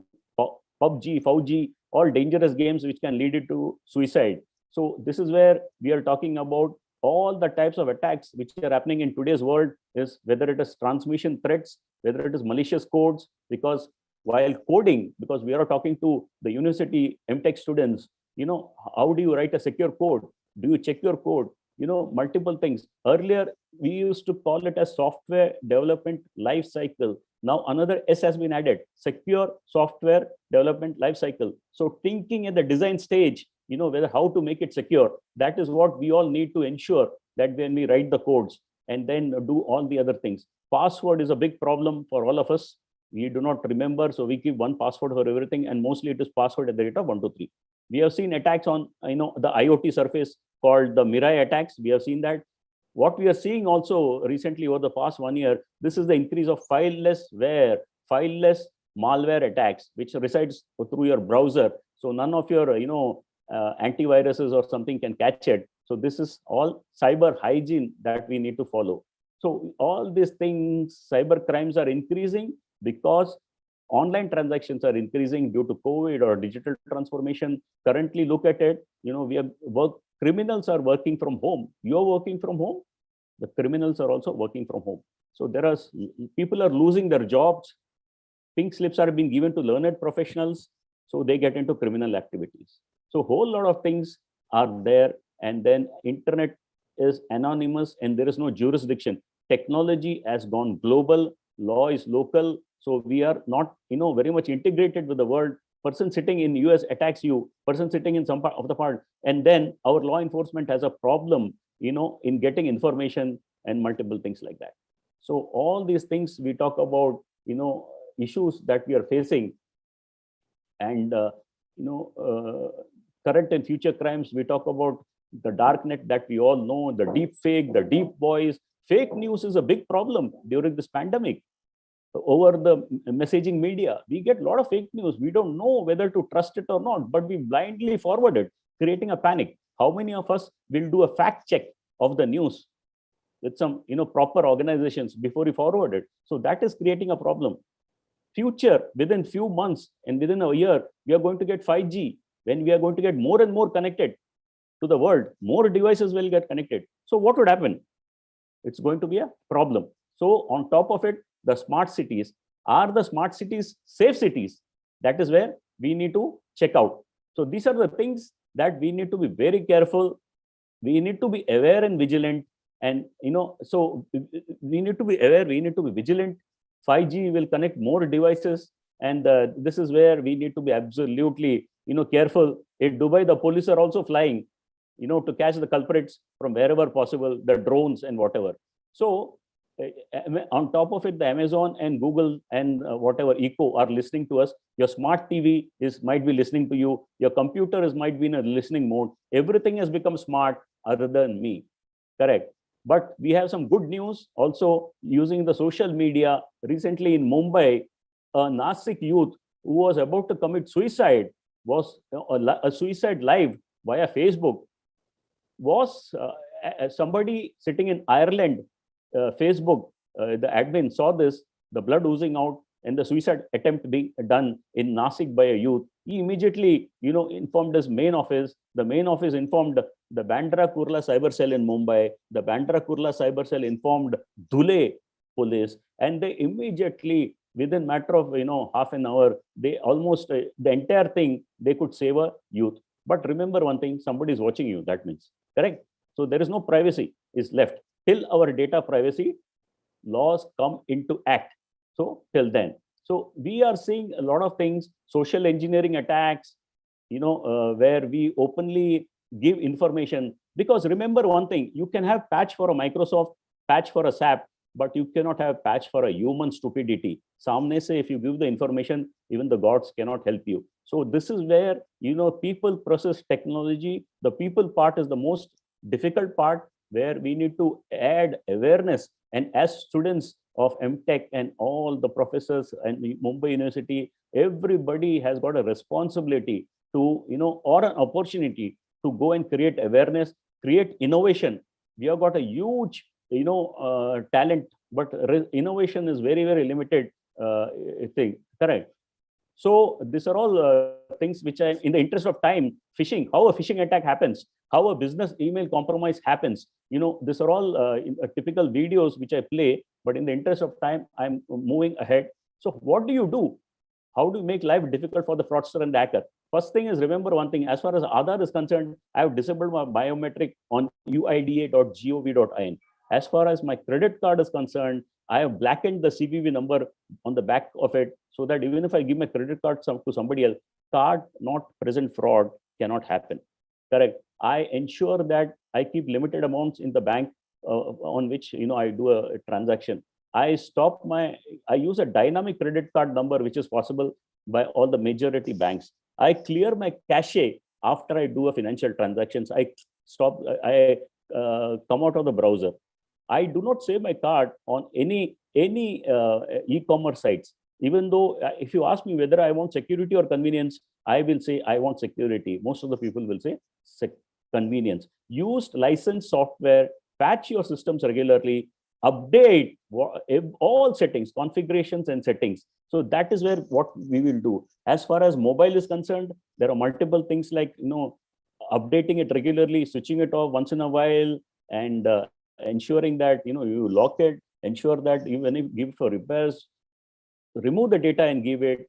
Multiple things, switch off the Bluetooth when not it is in use. OTP, whether it comes, delete it once it is used. There are a lot of Find My Phone and whole lot of things where, you can use it when the phone has gone, or you can lost, or you can wipe it. So, do not press any links in the phone. So there are a lot of third-party tools available. Check the link, or you can do a mouse over on the link. So a whole lot of two-factor authentication, we need to keep it on. Strong password. Keep changing the password, like we change the toothbrush every 3 months. Keep changing the password. So those are the things. When you download an email, ensure that you scan it before you open the PDF or the doc files. Now there are multiple free tools like virustotal.com available. At least that will give you some reasonable security, right? So personal hygiene: before having my food, I will wash my hands. The same thing, before I open a PDF file from unknown person or known person, I will scan it and use it. You're trying to make life difficult for the fraudster and the hacker. We are seeing a lot of KYC and Paytm, Google related frauds. So simple, in one line, to cut the slide short, you need to enter the PIN only for sending money. For receiving the money, you don't have to, scan any QR code or, any PIN. That is where the people are making the biggest mistakes, and that is where people ask you to put screen sharing, download screen sharing apps, and malware is downloaded. So these are all things, simple things. If you don't follow, my previous speaker, Lieutenant Colonel Nishant Singh, spoke about policies. Policies have to be created at each, at all levels, whether it is at your home or corporate. And if you don't follow, then there can be a lot of problems. So policies will help you to mitigate the risk up to certain level. Today, what is happening? If you all understand today, if you open the TV, they're all discussing about all these things. All this OTT, over-the-top companies, or all the social media companies which are here, they're all fighting against the government, because all the government is asking them. They came out with the guidelines called the IT guidelines for the intermediaries and digital media ethics code of 2021, 3 months ago. All that they're asking them is, we want you to moderate the content, especially OTT. You'll see a lot of obscene contents. They want to moderate. Secondly, they want to ensure that a grievance officer is in place. Thirdly, a chief compliance officer in place. And if there is any problem which is creating security, against the state or the country, they want to take down time. Currently, they don't have any of these people here locally. Okay, and then there has to be a monthly compliance report, which all these people currently are objecting, or they have gone to the court. So that is where we need to observe the norms of some codes, of some conduct. That is what the government is saying. To end this session, meaning this part of the session, I want to tell you that in India we have got the IT Act 2000. We have the Indian Penal Code, which has been there from 1862, and then we have the Indian Evidence Act. It works in tandem when there's a cyber crime. So these are the few of the acts which the police will look at when you go and put a complaint. So with this, this thing was knocked out by the Supreme Court earlier. It doesn't stand any longer. Then anything on cyber terrorism, what is the sentence up to? So these are all the things. Most of the things are bailable. It doesn't have teeth, but they're trying to work on it. Cheating via information communication technology. So when you people are using all the yantra and mantra called information communication technology, you should invest 200 rupees and buy the IT Act, BEAR Act, and read it. 65 to at least 75.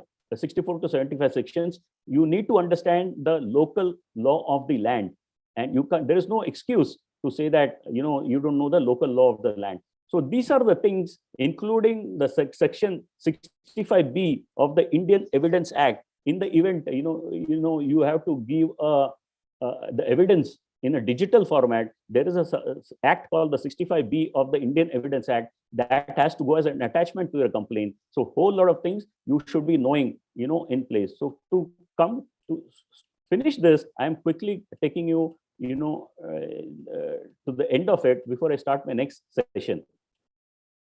Correct? So this is it. As far as you people are concerned, you people are going to the industry very soon. These are all the careers. With all the problems in cyber security and cyber crime we are having, look at the opportunities that you people have got. Fantastic opportunities. From top to bottom, wherever you want to go, you need to have the passion first and interest, and then of course the skills. And you can do anything from top to bottom. The market is huge in India, and the world is your market. So these are all the opportunities you are going to have, including a researcher, okay, IT adjudicators, auditors, CISOs, secure coding. You look at it, threat intelligence, IoT is a big thing. Industrial Internet of Things, AI, artificial intelligence, forensics, accounting forensics. Look at it, lawyers, technicians.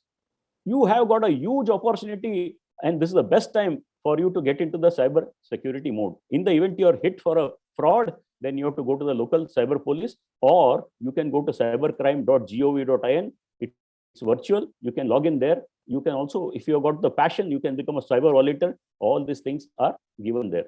Now, I want to end this. Security is incomplete without you. You and me make security. If the you is removed from security, security is incomplete. Now, if I just want to stop this sharing, and I want to take another share.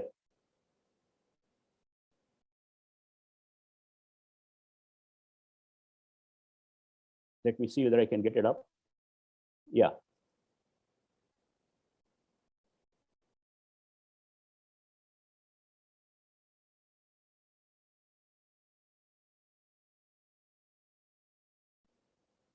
Hello? Yes, sir. Yeah, 1 minute. I just want to share this 1 minute.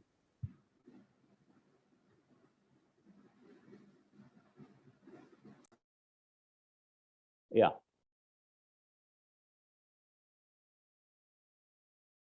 Is this visible?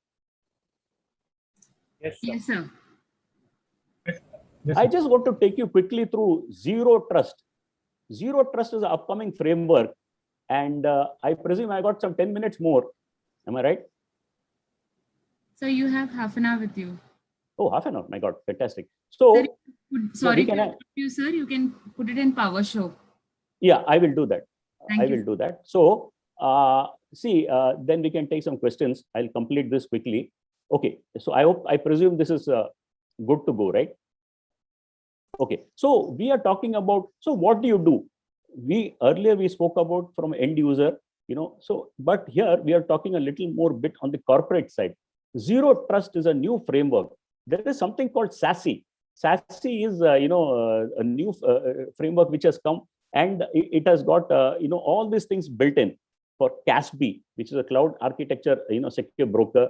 We have SD-WAN. Then we have got zero trust and micro segmentation. So I'll explain to you what is this zero trust and micro segmentation. Most of you all will be knowing it, but I'll just explain to you from a product perspective how it actually helps in the real world.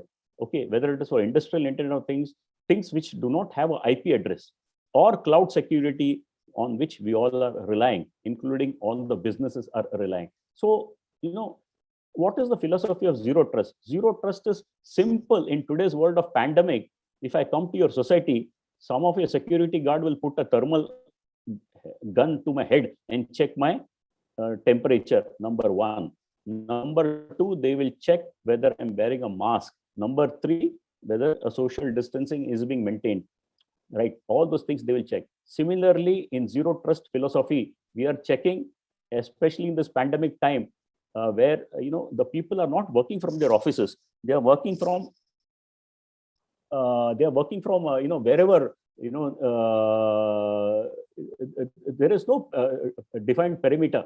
Right now, they can work from anywhere, including earlier it was called work from home. Now it is called work from anywhere. So there is no perimeter. So how does a corporate ensure reasonable security practices? So zero trust is one of the frameworks that is being talked about recently, where the funda is never trust, but always verify. Correct? So never trust the data which is coming into your network. Okay, each data comes in form of a packet. So never trust any data. Always verify each and every packet which comes in. Right? And that has to be continuous.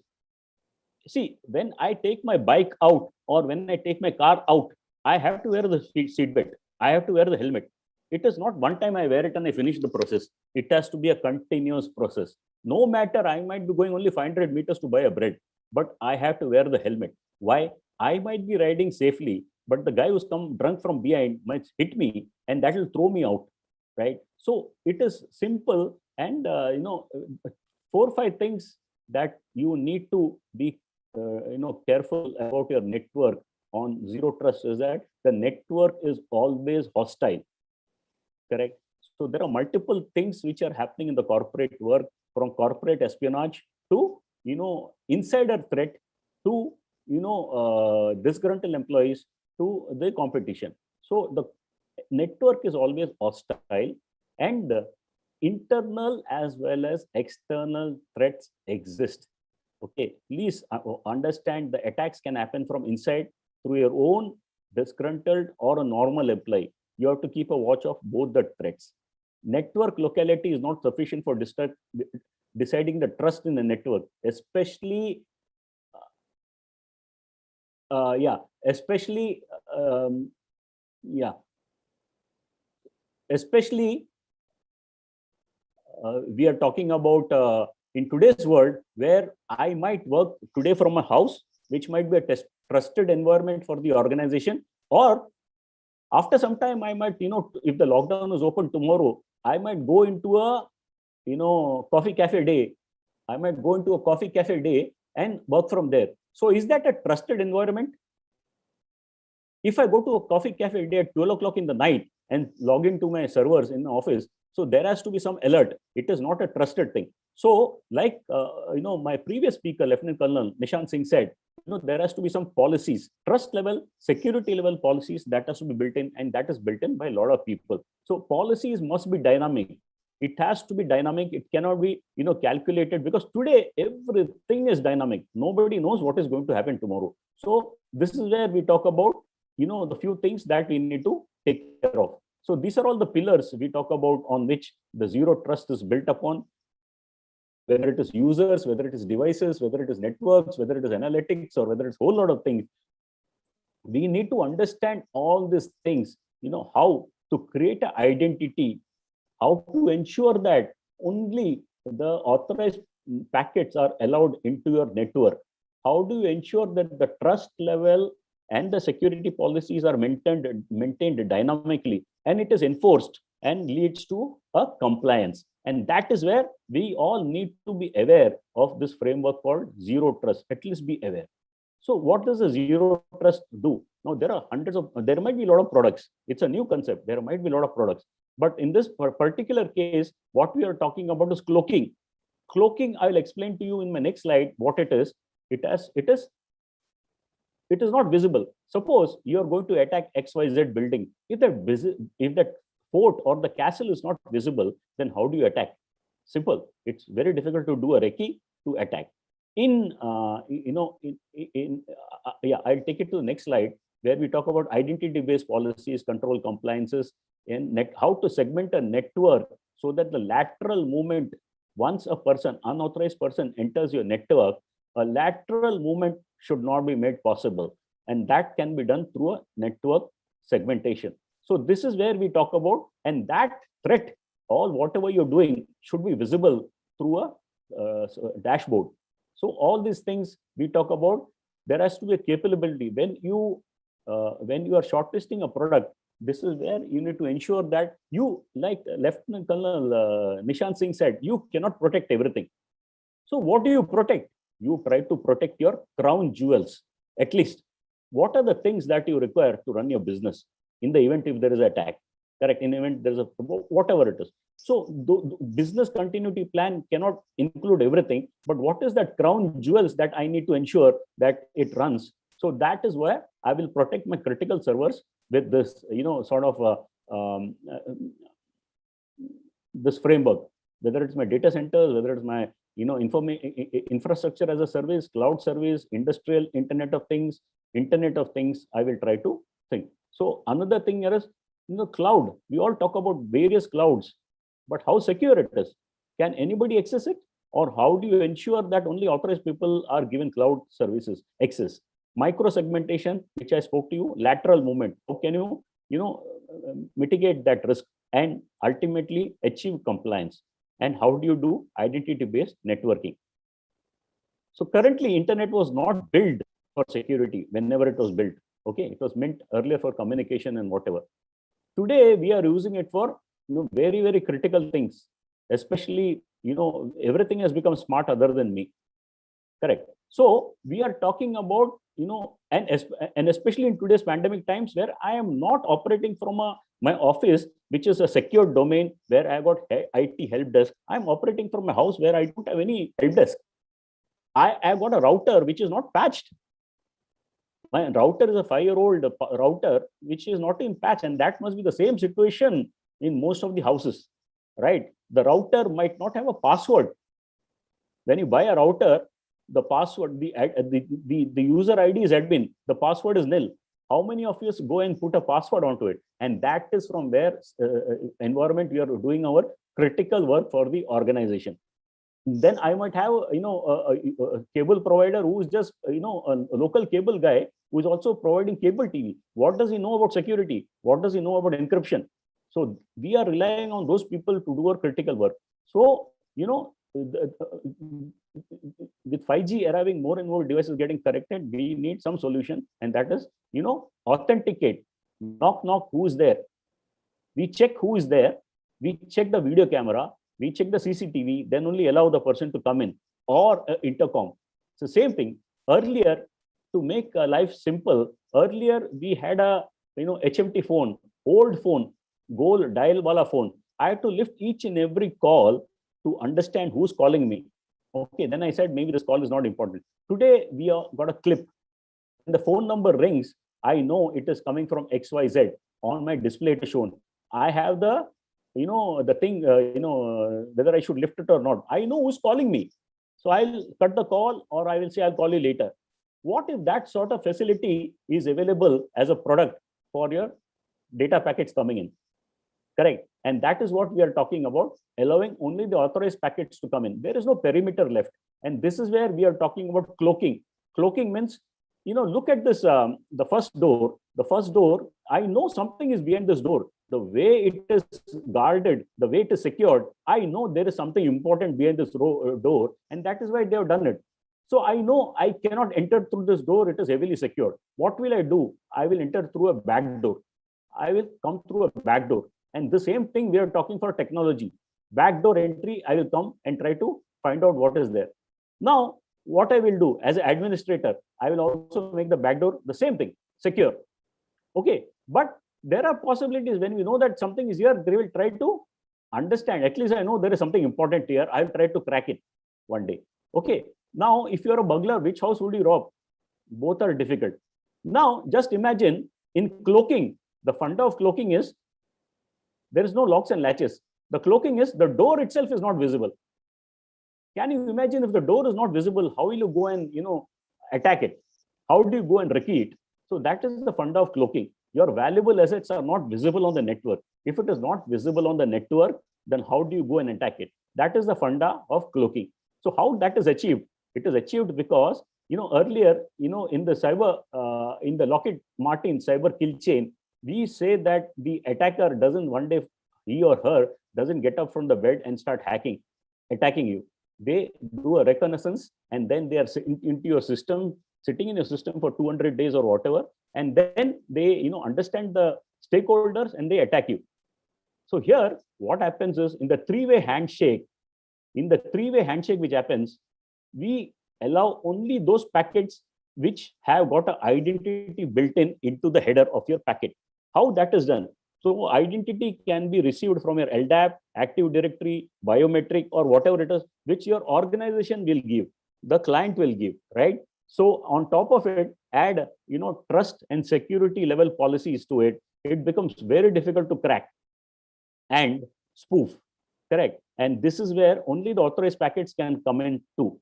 And how, like I said, the generation can happen through IP, static LDAP, Active Directory, biometrics. Then we talk about creating identity, and then there are policies which can be picked up from an existing policy. No need to create anything. APIs to the existing policies which are being managed by an organization. Trust, security level policies can be bound, and we can create an identity key and then put it in the header. Now we'll ask, is there a latency to the packets coming in? No, because we are not looking at what is the body of the text of the packet. We are just looking at the header. Whether it is encrypted or not, it doesn't matter, right? So we are just looking at it and drop the packet if it is unauthorized, allow the packet if it is authorized. If you still want to inspect the packet, and then you can put it to another server and then do inspections and send it to, inspect it and then, do. So these are the few things what we are talking about. The identity based model, where whether it is IP driven device or a non-IP driven device like a CCTV camera, using zero trust, you can protect it through a gateway or a device, right? So, and there is less of engineering, no re-engineering of your what is called network or anything, nothing very complex. Even in a very complex architecture, it is, we all, you need to know is what is that you need to protect, and place the devices accordingly. Very quick, this. So it's all these, things, it can work in, your legacy systems, heterogeneous environment. It can bridge your IT and the OT layer, IT OT convergence, what we talk about, that can be bridged and made it safe. Attacks are happening through a heating, ventilation, AC systems. You have seen that in, Target US. Attacks, you cannot believe the way the attacks are happening. More and more complexities we are seeing. So this is where, your network, for example, if you look at the big hospitals, they got a robotic arm surgery. The robotic arm will not operate on its own. It is operated by a doctor through a console.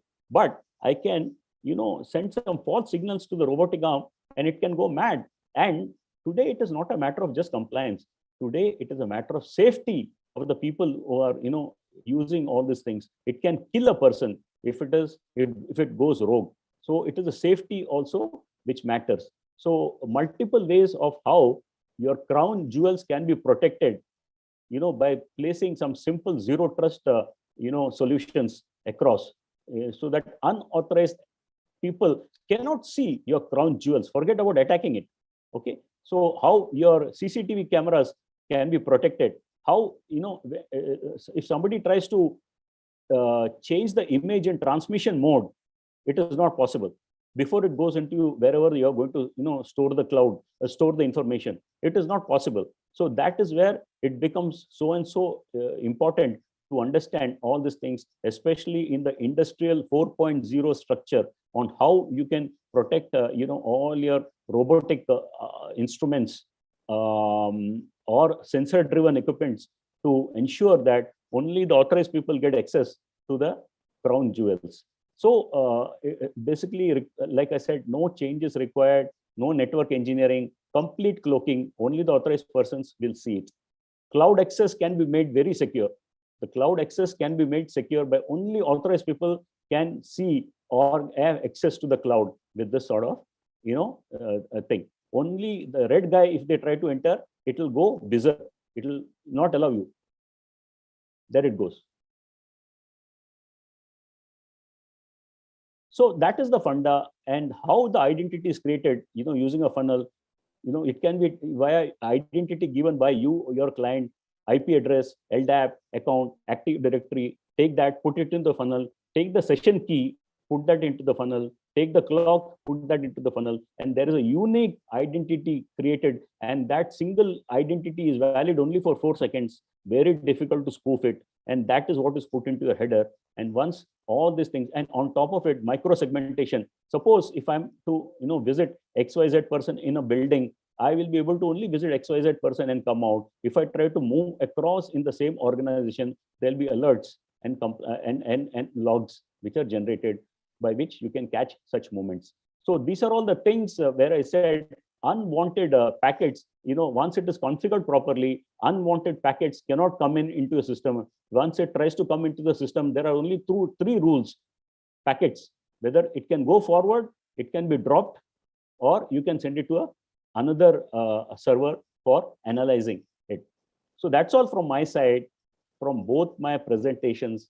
I hope I was able to make some sense. I now look forward to any questions, if there are any. For it is, like I said, whichever way, I might be able to answer few of your questions, few not, but I will try my best. Sir, there is a hello. Yes, sir. There's a question from participant. Yeah. First question is, sir, it is a technology or cyberspace addiction result to cybercrime? See, the thing here is, when you're on the technology, it is, the wrong road. You are on an information highway, correct? Now, most of us are addicted.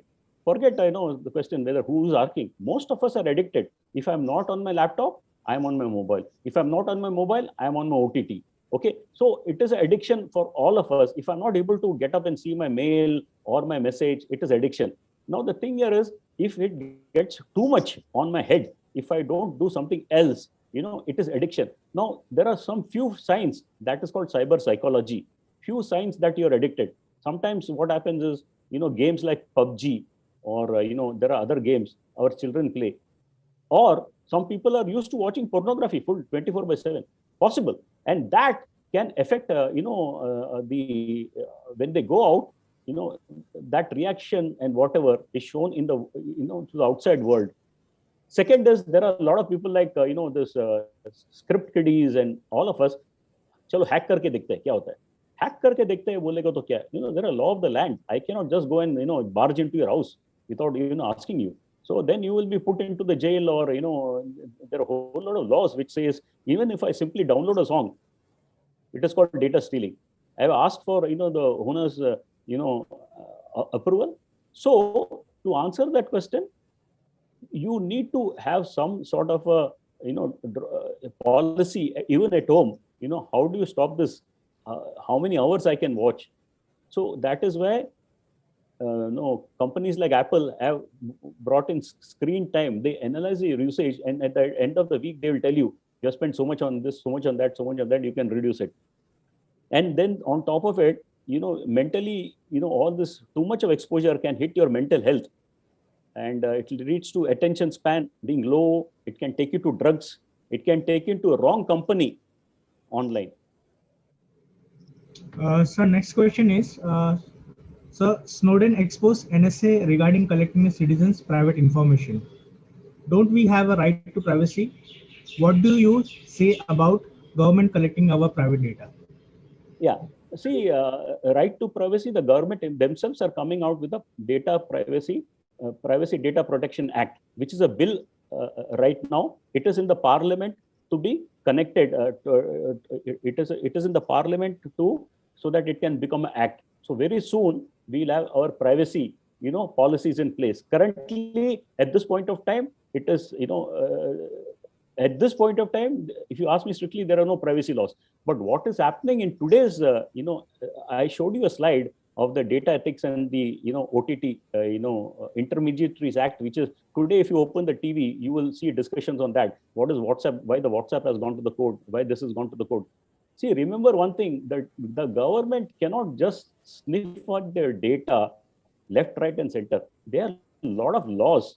If they want to, for example, if they want to, take your CDR, which is a call detail record, there has to be a certain, level of officer standing, at a DCP level or beyond that, or a court order, which is required, to ensure that your private data, is seen by them. And that too in extreme circumstances of a problem to the country, terrorism, sedition, and a whole lot of things.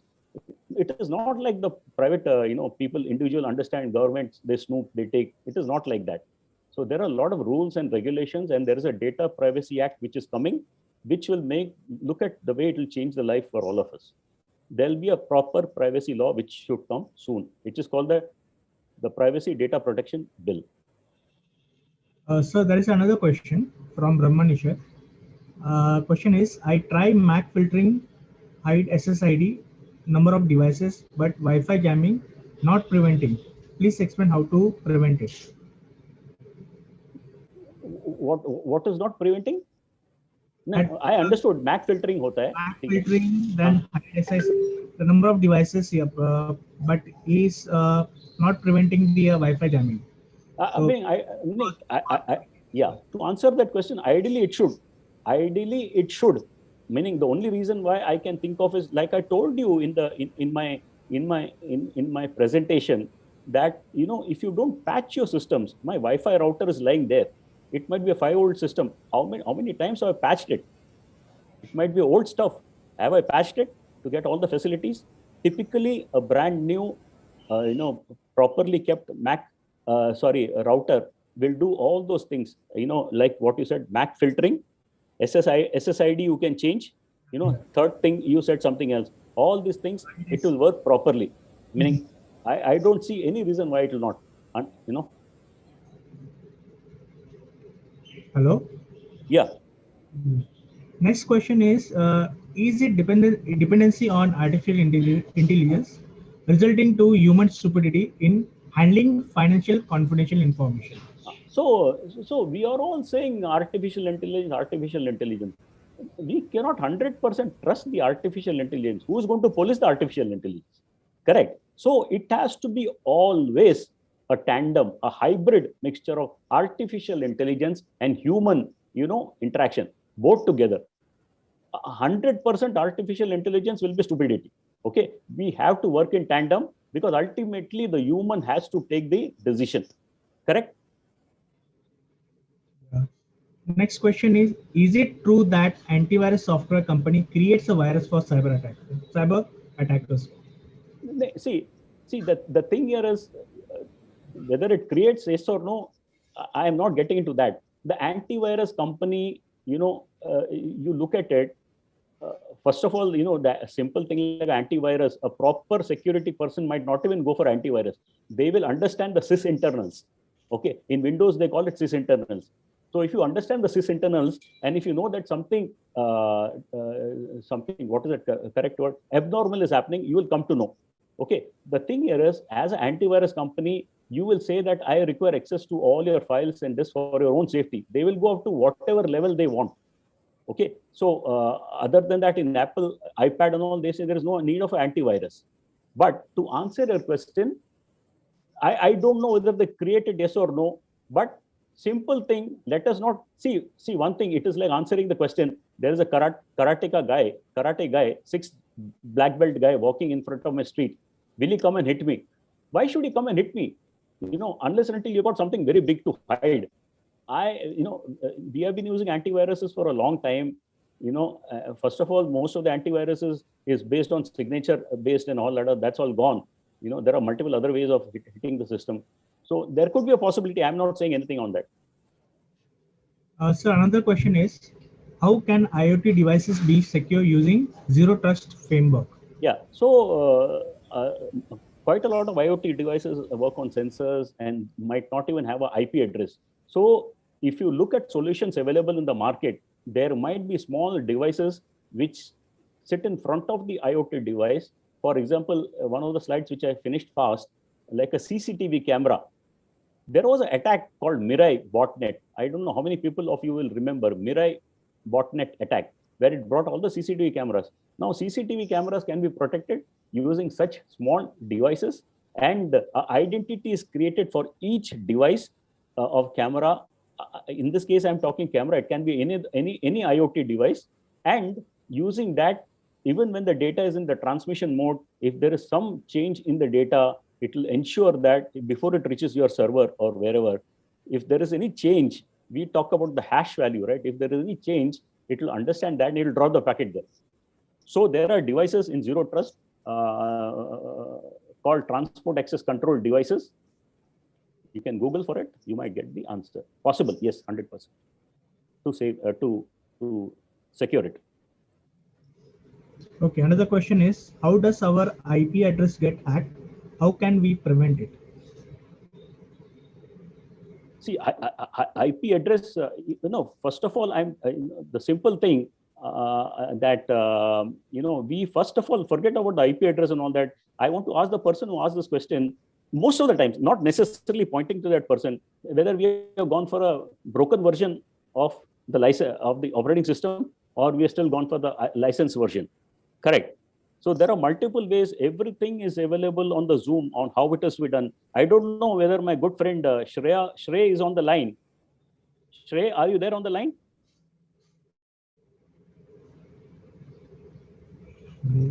Sir, would you like us to unmute, sir? Shrey is there? Shrey, can you see Shrey? Yeah, Shrey. Yeah. Shrey, are you listening to me? Can you raise your hand? We can unmute you. Yeah, Shrey can speak now. Shrey, can you hear me? Yeah, I can. Can you hear me now? Yes, yes. All right. So there is a question. Can you repeat the question? Yes. Can you repeat that IP question, please? Yes, how does our IP address get hacked? How can we prevent it? So first off, I'll try to explain you very basic stuff, that IP address cannot be hacked because the thing is that your devices using certain IP address can be hacked, and to avoid this, you need to maintain, and like Suresh said, throughout this presentation, that you need to keep stuff updated. You need to not click on the links that you don't know about, and like, save yourself from false updates and stuff. So basically, you need to first understand what is the IP address and how the IP address connects, and then like it's like your system's short name for some time. That's what I can explain in the simple language.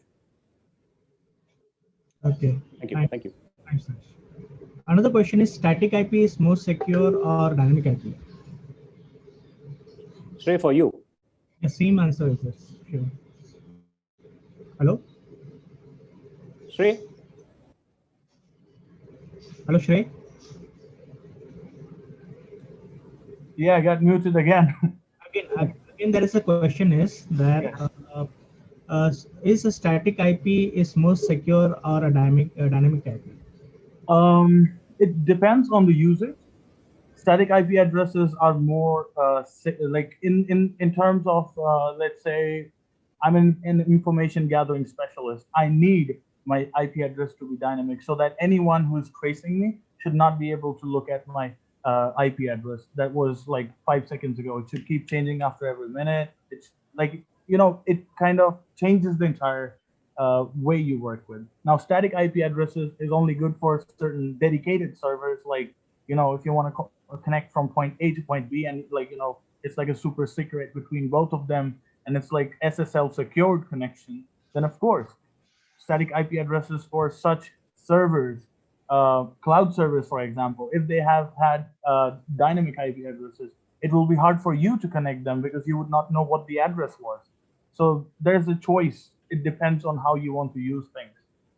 I hope I answered your question. Thanks, Suresh. Another question is, what is data localization? What is data localization? Come on, Shrey, I'll leave it up to you. Okay. So. Hello? Shrey? Is it data localization? Are you talking? I think something is, he's getting into a mute mode, I think. Okay. Some reason he's getting into a mute mode. Okay, there he goes. He's getting into a mute mode. That's what I can see. Data localization means, are you talking about, not getting into the cloud or, all those things? Is it like that? It is related to the main. Yeah, there he comes. Am I back? Yeah. Yes. I don't know, for some reason I keep getting muted. So yeah, data localization depends on how you refer to it. It's a very vague question. You're asking what cybersecurity? Yeah. Okay. And another question is antivirus providing a VPN service? Antivirus provide you a VPN service. It is secure. That depends. If that antivirus dumps those logs in certain places. For example, I remember back in 2017, I think it was NordVPN or one of the other companies that were providing VPN services, and they were dumping it in, I think, Hungary. And that's where, some of the Havala people were caught because of those VPN credentials being dumped there, and the entire data or the web activity of people. Also, people's online activity was also taken on the nodes and sold on the darknet as well. Just because people were using a free VPN per se, and some people are using the paid version of it as well. Now the problem was that the dump was in the same country, and that caused the problem. So nothing is really secure when you say a VPN saves you from something.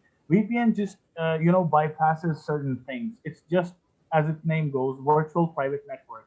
Now, if the virtual private network has several peers into it, then of course, someone is going to be able to. It's no longer private at this point because many people are using it. So it's not one end to another end. So if you can use services like OpenVPN from one end to your end, like if you install this on your PC and then you install it on your phone, then it's like one big thing. I hope you get it. If any questions, you can try again. Which security integrity measures has to be taken while developing an SSDLC? It means software development lifecycle. Integrity measures taken while developing SSDLC? Look, in the software development, there is, I don't think that the question is quite, it's quite vague question, because the question you're asking is which security integrity measures has to be taken while developing an SSDLC. In software development lifecycle, I haven't encountered anything for the security measure except for writing a clean code and make sure that the code has no memory leaks. It doesn't have any other information leaking. It doesn't have any open sockets that leaves anything. But then again, this is from the test cycle, not actually from the development part of it. Yeah, I just wanted to jump into it. So just to answer that also partly. So today, like you correctly said, earlier we used to call it the SDLC. Now they are talking about another S called the secure software development lifecycle. So they're talking about threat modeling. They're talking about, there are standards like the OWASP, that is your object, what is that, web applications project, OWASP, right? So yeah, object open web application secure project, OWASP. Yes. Then there are things from SANS. So there are standards. While you do a secure coding, it is called secure coding, number one. Then before I give it to the client, I will do a regression testing, unit testing, regression testing. Correct. Then I will do a VAPT. Then if you still want to go and do something, you might have a red team, blue team, whatever team you call it. It is called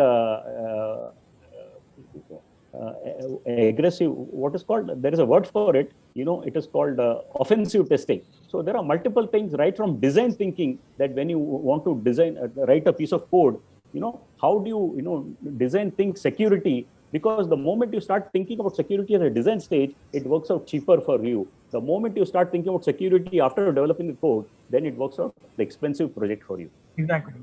The corporate term for this is the red team and the blue team, sir. Correct. Right? Correct. Thank you, Suresh. You are solving the questions here. Yeah. And now, sir, there's no more questions from the participant. Thank you. So now I'm giving the formal vote of thanks. I think there's another question, sir. Another question? Last minute pop-up. Okay. What is the dark room many FB accounts are keeping for selling on a dark? Okay. I think, Mr. Deepak, you're not aware of what's a dark room, because the second line doesn't actually add up there. So let me explain you what's dark room. Dark room is basically it's like a service on the Tor network. Again, we are now going towards the Onion network. We are no longer in the clear net. It's the dark net now. So in the dark net, the dark room is basically a paid service, just like you have Twitch.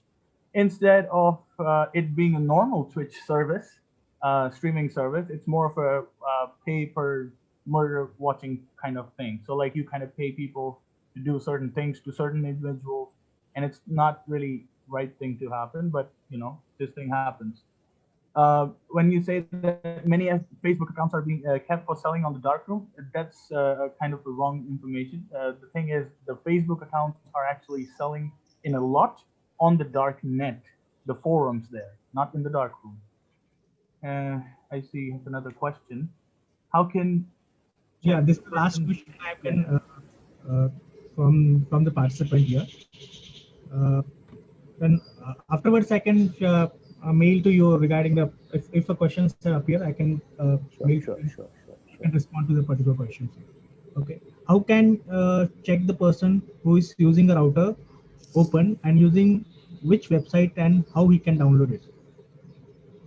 How can you check? Question I didn't understand. How can check the person who is using your router open and using which website and how is downloaded? Means about saying that okay. Unauthorized use of your router. Yeah, can you please type again, Mr. Manoj? That's unauthorized use. He's saying about the whether which sites is opening or where what kind of site they are downloading from the website. Want to check from the router here. Yeah, so the thing is, I think you guys might be aware of this software called Wireshark. Is anyone aware of this tool? I hope. Anyways, you can Google it. And so the thing is that Wireshark tool can let you know. First of all, of course, you need to go into your router's settings page and find out which IP address is the one that you really don't know about. Usually, your device is always shouting out that my phone is the 1+6, or it's a laptop, whatever the name you gave to your laptop, and it shows up on the where there's like MAC addresses and other information there. Then you can take that specific IP address and put a filter on the Mac on the Wireshark terminal and on the search bar, and then it will filter out the data and all the HTTP, HTTP2, or the TLS, the connection it makes. It will be loaded. Not all data can be converted into normal HTTP, but if they are visiting unsecure versions of it, then of course you'll be able to see data in clear text. Okay, thanks here. Now I'm the formal vote of thanks for Mr. Suresh Menon here. Good afternoon, everyone. I am Jayesh Shinde, Assistant Professor, to present the vote of thanks for this session. I would like to thank our speaker, Mr. Suresh Menon, for enlightening us with their knowledge. This session was full of knowledge and interesting things. It gave a deep insight into the topic and also revealed some interesting facts.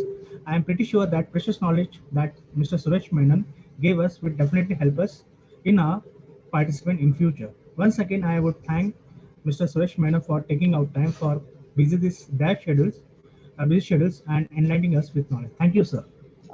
I'm thankful to the management of the Mumbai University, to the president of Vivek College, and to all the audience, including you, Professor Jayesh, and of course my colleague Shrey, for all the valuable help, all that put in together, and the audience, with so many questions. I can assure you that we all learned a lot. It has been interactive. I'm thankful to all. Thank you so much. Thank you, sir. Thank you, sir. Thank you so much, sir. Thank you. Dear participant, next session will be start at 3:30. The speaker is Mr. Nitin Pandey. Is giving a topic on a cybercrime investigation and dark web. Okay, so you can meet. Thank you. Session will be starting at 3:30. Next sessions by Mr. Nitin Pandey.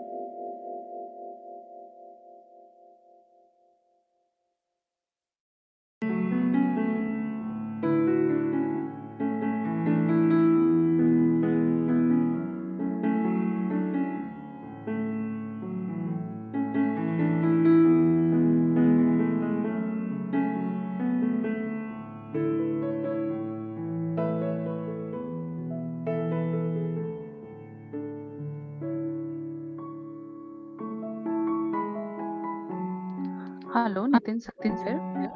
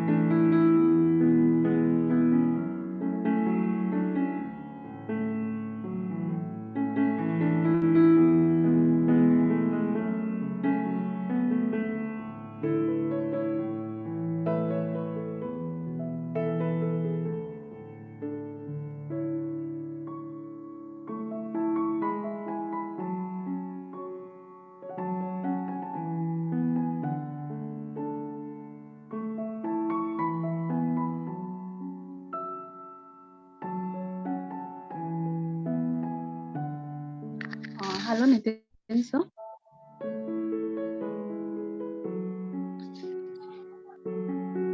Hello, Nitin, sir is there? Yes, ma'am, he has joined. Okay, fine. Sir is on mute. Sir, can you please unmute? Hello, Nitin, sir. We are not able to hear you.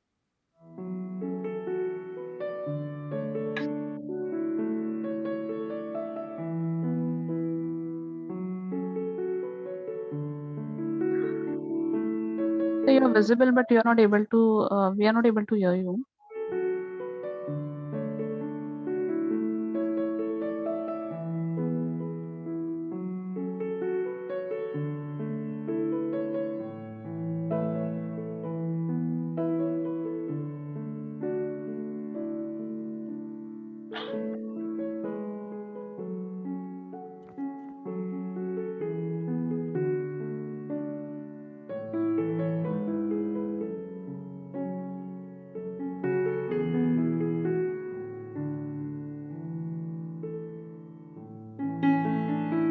Nitin sir, can you hear us?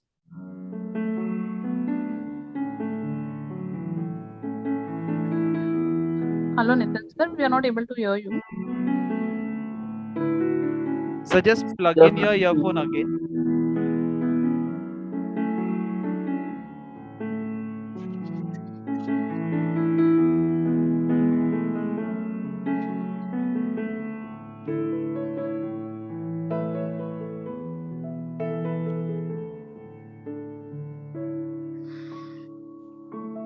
Nitin sir, just plug in the earphone again on the device.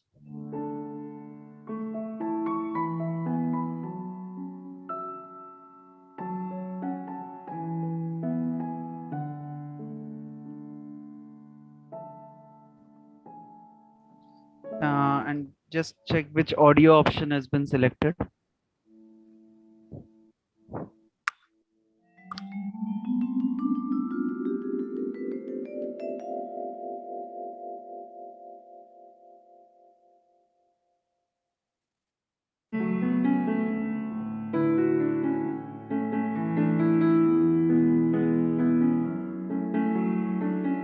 Nitin sir, can you hear us?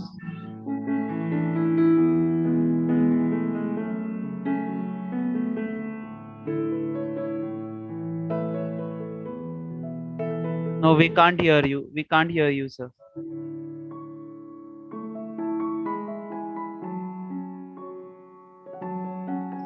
Otherwise, sir, just exit and rejoin.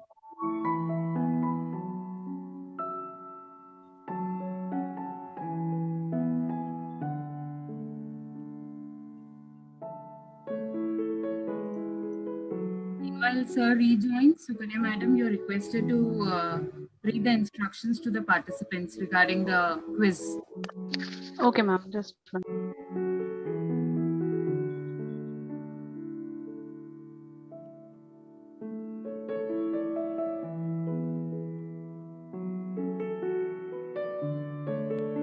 Hello, I'm audible.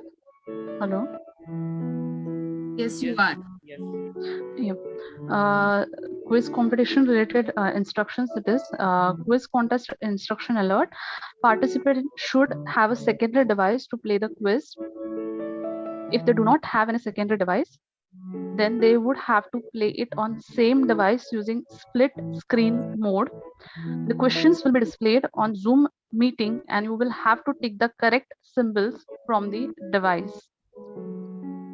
These are the instructions for your quiz competition.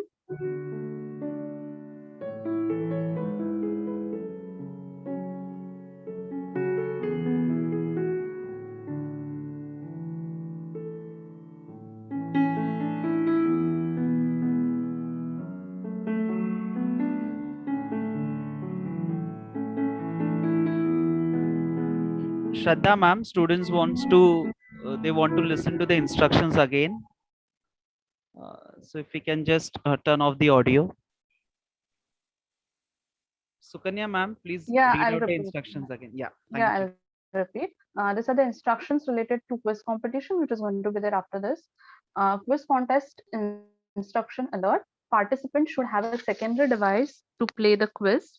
If they don't have any secondary device, then they would have to play it on same device using split screen mode. The questions will be displayed on a Zoom meeting and you will have to tick to the correct symbol from the device.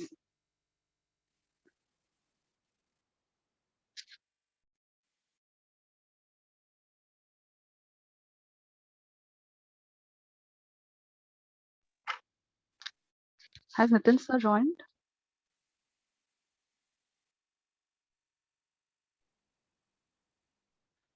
Dear participants, we will be using Kahoot for quiz, a Kahoot application for quiz. And in this particular application, we will be displaying all the questions over here in Zoom. And in your application, when you enter the code, you will be getting the options for it. And then whichever is the correct option, that is the symbol that is there, you have to select that particular option in the in your application or in your device over here. Okay, so that is what we have in next after Nitin sir's session. Kahoot, K-A-H-O-O-T.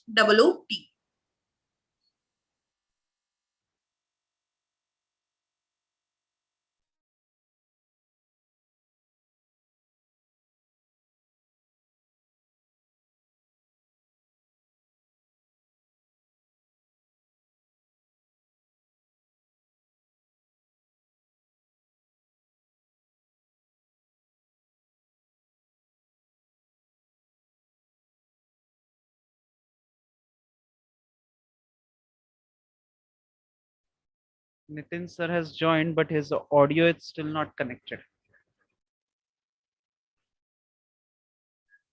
Hello, Nitin sir. Hello.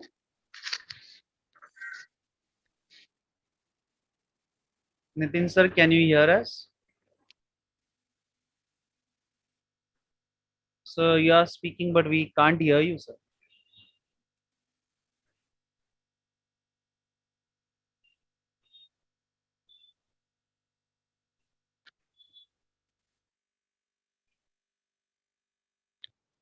So do you have a wired earphone or something?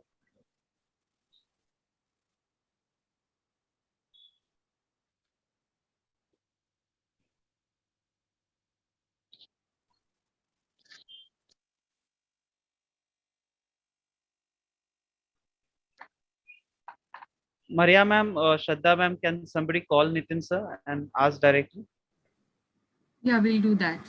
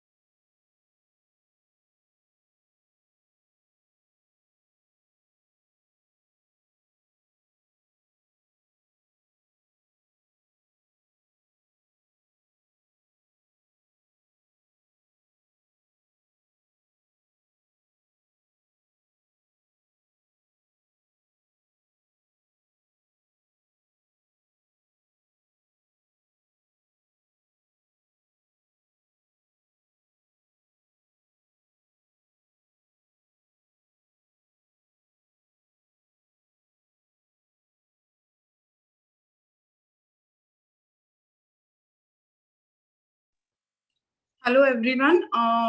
till Nitin sir joins or rejoins again, we will just have a small video played for you, and just give me a minute. I will share my screen within a minute and we'll start a video.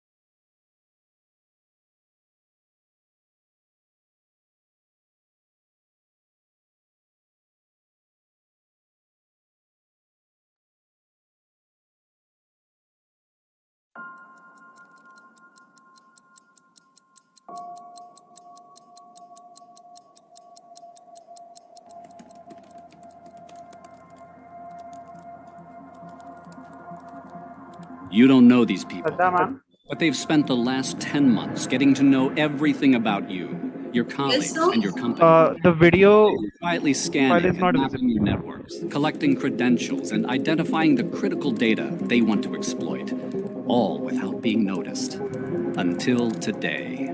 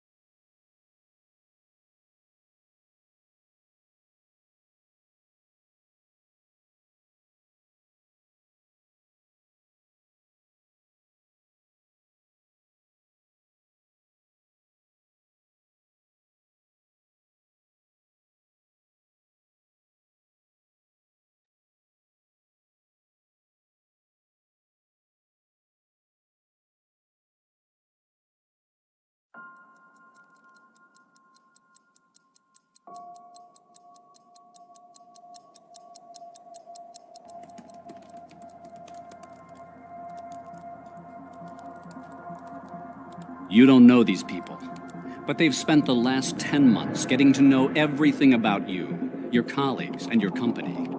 They've been quietly scanning and mapping your networks, collecting credentials, and identifying the critical data they want to exploit, all without being noticed. Until today.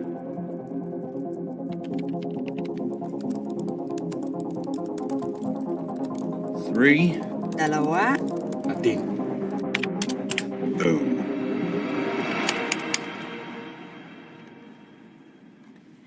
Hey, you about ready to get out of here? No, another exciting night of event triage and analysis.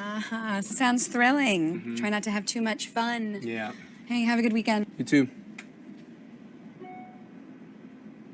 Hey, Meg. Before you go, did you see this email from a cyber threat intel provider? Wait, what? Wait, let me check some SIM logs. this accurate? Who disabled the log feed from the server? All the IDSs are down too. Yeah, you need to get Reynolds on the phone. Now! I promise, I'm leaving now. I'm sorry, I got tied up. I know the reservations are at 8. Don't worry, I'll be there.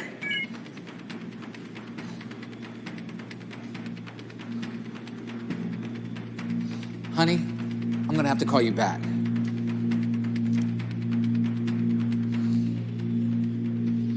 What's wrong? Bruce, this looks like a major compromise. The cyber threat intel provider found a sample of our data for sale on the dark web. As I was going to confirm the sample, I found that the IDSs and the logs are down. Yeah, it gets worse. Our public-facing websites are going offline.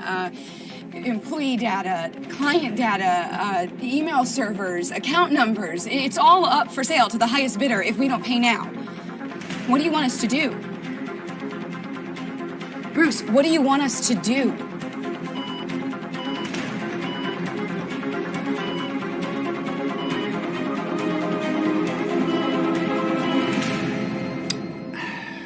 Checkmate. Go to severity level 1. Recall the team. I want forensics all over this. I'll notify leadership and meet you in the SOC. Got a long night ahead of us.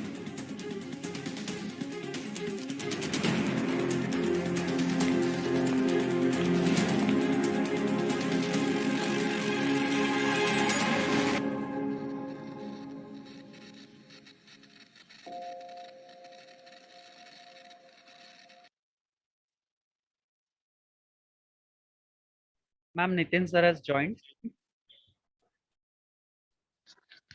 Hello, sir. Are you Yes, able to hear? Nitin, sir. Hello.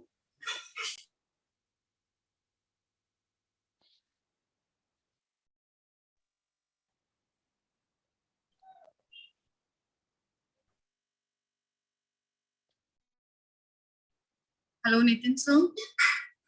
Nitin sir, can you hear us? Hello, hello, hello. Yeah. Now we can hear you. Yeah. I don't know what happened. Sorry for the inconvenience. No problem, sir. Sukanya, ma'am, you can start. Yeah, ma'am. Yeah, ma'am. Hello, everyone. Namaste. Good morning, sir. Sorry, good afternoon, sir. Good afternoon, ma'am. Good afternoon, one and all present here. I'm Professor Sukanya Savan.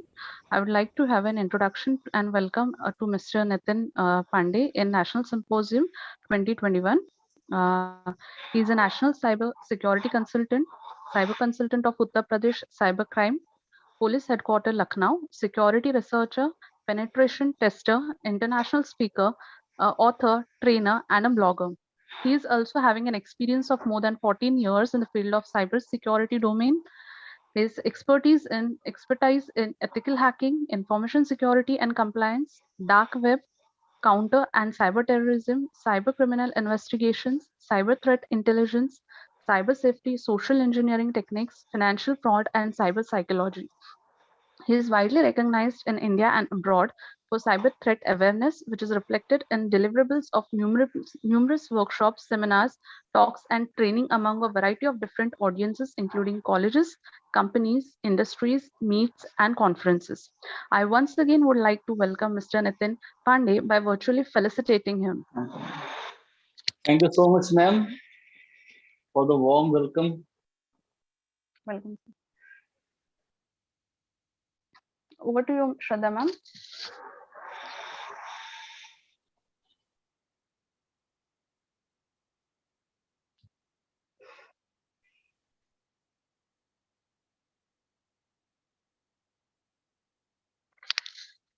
So, I think I am already late, so let's start. So my topic is cyber crimes and dark web. And so first of all, we need to understand that, in India, because, we are moving towards digitalization. So because many initiatives of government, if we could talk about the Digital India or Also, we are using, social media platforms. So it is bringing it is bringing technological power in India, and it is true that internet and social media and so many applications they have made our life very easy and convenient. So because of that, we are somehow reliable to internet. But on other, if we talk about the other side, so there are so many. We can see that the increase in cybercrime is it is rapidly increasing when it comes to cybercrime, especially if they are women or teenagers or children who are less aware of all these things. I think, wait a second, this is not the correct PPT.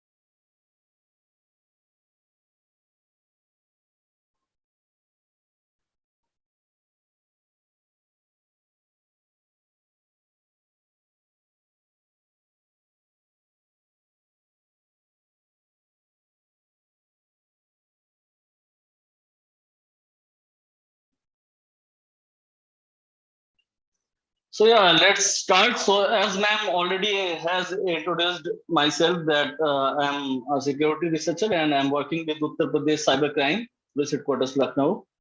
So these are some regions why why cybercrime is increasing in India. Like you can see, point number one, cybercrime can include natural crime as well, like theft, frauds, scams. They are on peak, extortion, defamation. So these are regulated by Indian Penal Code, and apart from this, according to some reports from National Crime Report Bureau, there has been rapid increase in cases of cybercrime in last 4-5 years, and especially in this COVID-19 pandemic, there is you can say that approximately 300% growth has been seen in cyber crimes, and there are some some statistics like more than 3,500 domains have been registered during this pandemic with the keywords such as COVID, vaccine, corona, COVID, Covishield, so many names. So the scammers and cyber criminals, they purchase these domains, they make websites so that they can make us a victim of a cybercrime, or they can do anything. So it is true that cybercrime, it's really, it's a major challenge. If we talk about in front of law enforcement, of course, we see so many cases every day, and they are very innovative cyber criminals, and they find new tactics to do crimes.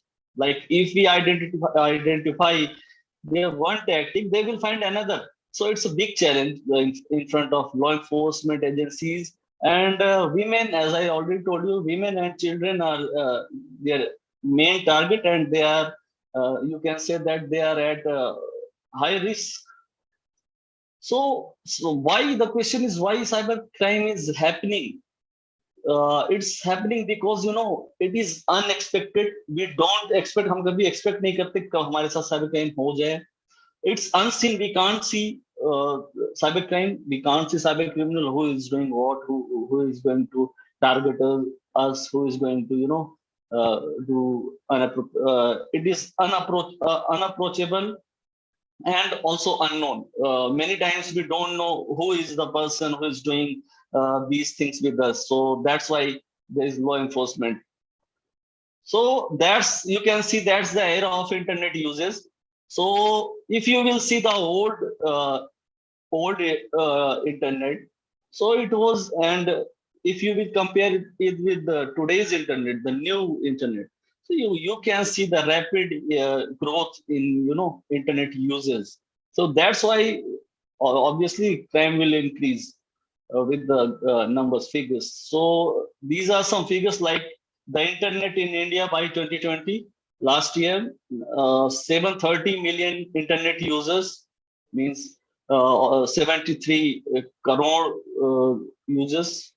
And the most interesting part is new users from, take a look at new users. 75% new users are from, rural areas. So that's why if, imagine if a cyber crime happened in a rural area, where cyber cells are not well trained, they don't have much knowledge or skills or tools. So obviously they won't be able to, crack the case. And or people also, people don't, they don't file the lodge the complaint. So this is cyber threat evolution. You can see the chart. So when we talk about from starting, so as you can see, from 1977 virus came, then when we entered in 20th century, website hacking, and then malicious codes came, and advanced malicious you can say malicious softwares like bomb, trojans, they came. Identity theft and phishing came in by 2012. Then DDoS attacks. Now we are moving, moving towards cyber warfare. So the question is why happening? Why cybercrime is happening? So it is true that everyday cases of cyber, if you talk about cyberbullying, cyber extortion, frauds, harassment, sextortion, extortion, so they are increasing rapidly, very fast, especially against women and teens. And because due to COVID-19 pandemic, we are dependent on internet right now. Like we are talking. So अगर ये Covid नहीं होता तो शायद हम physically एक दूसरे से बात करते थे, इंटरेक्ट करते होते. तो कहीं ना कहीं because we are dependent on the internet, so it has given a very good opportunity for cyber criminals to do unnecessary things, like they are taking advantage of it to scam people, to bully them, harass them, abuse or blackmail. And so massive awareness is the requirement. It is, massive awareness needs to be created, especially among women, children, college students, school students, because we have seen so many cases from college students. I will talk about it later on. So these are some reasons why cases are increasing so fast in India. So first thing is lack of awareness. People are, not very much aware. Imagine something happened with me, any cybercrime, or somebody is bullying me on internet. Somebody is doing bad things with me. So I don't know, what to do. So the major reason is, you can say that lack of awareness in citizens against cyber threats. Apart from this, somehow we have seen that there are so many loopholes in law enforcement when we talk about law enforcement, because in in rural areas, India is you can say that India is not a developed, it is developing country. It is not completely developed. So most of the population lives in rural areas. So in rural areas, what happens in the name of cyber cells, in many cases, I have personally seen that in reality, cyber cells, don't exist. So why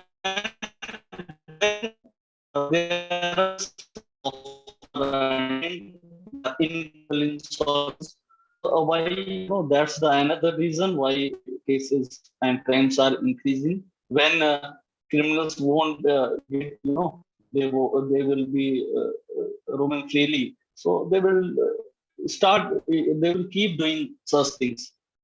So these are some most common types, you can say, of cyber crimes. So cyber bullying or harassment is very common, all over. If we talk about India or everywhere, it is very common. People start bullying or harassing others. And cyber photomorphing, I would like to talk about photomorphing. We have received so many cases, and it is trending somewhere. Photomorphing.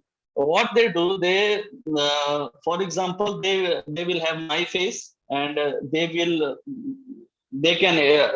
Photoshop, or they can do anything like naked. They can make my naked picture or anything. Cyber stalking, cyber extortion, financial frauds. I'll talk about it. So I'm just mentioning all these things. Social media crimes, deepfake, illegal contents, email and SMS scams, impersonation, social engineering, sextortion, phishing, Ponzi schemes, MLM scams. So these are, so when we talk about cyber bullying or harassment, so sometimes people consider that it is not a crime, but if we are saying something abusive or something negative to someone, it is also a crime. It is considered as a crime. So if so many people face such kind of things, especially college and school students. I have seen they will friendship trends and all. So sorry, friendship, not relationship trends. So because of that, after breakup, their boyfriends, they will start abusing them. So these things are happening. So I would suggest that if something happens, please do report. This is what I am talking about, photomorphing. As you can see here, the first picture is of someone else. Second is Mr. Beans, and you can see that how they morph the photo, and the glasses. You can see the glasses on Mr. Bean's face in the third picture. So this is photomorphing, and it is used to extortion or blackmail someone. Deep fake is it is the advanced and new technology. As you can see here, the original picture and of deep fake, it means fake picture. So here on the right side, you can see the real picture of the lady whose photo got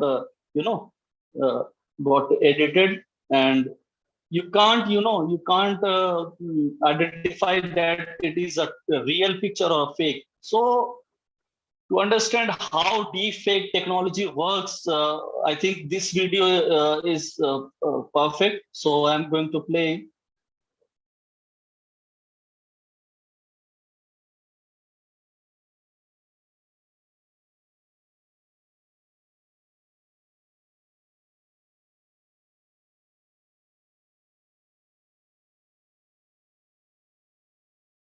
So, Nitin sir, audio Yeah. is not there. Audio is not there for the video. There was, I think, there is some issue in audio. So let me explain. You can see the Obama is speaking, and because audio is not coming, so I can't explain everything. But like you can see this guy is talking. When he is talking, it's like Mr. Obama is talking. So it is called deep fake. I will try to.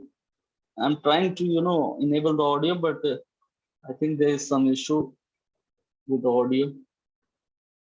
So deepfake is it's an advanced technology, and which can be used for so many cases. Like right now, I'm saying something, and an expert who is good in deepfake technology can change my words. He can morph my video, or with something else, like I'm abusing you, or I'm using vulgar words here. So apart from this, cyber stalking is also happening everywhere. People, they stalk at a particular person, at their target.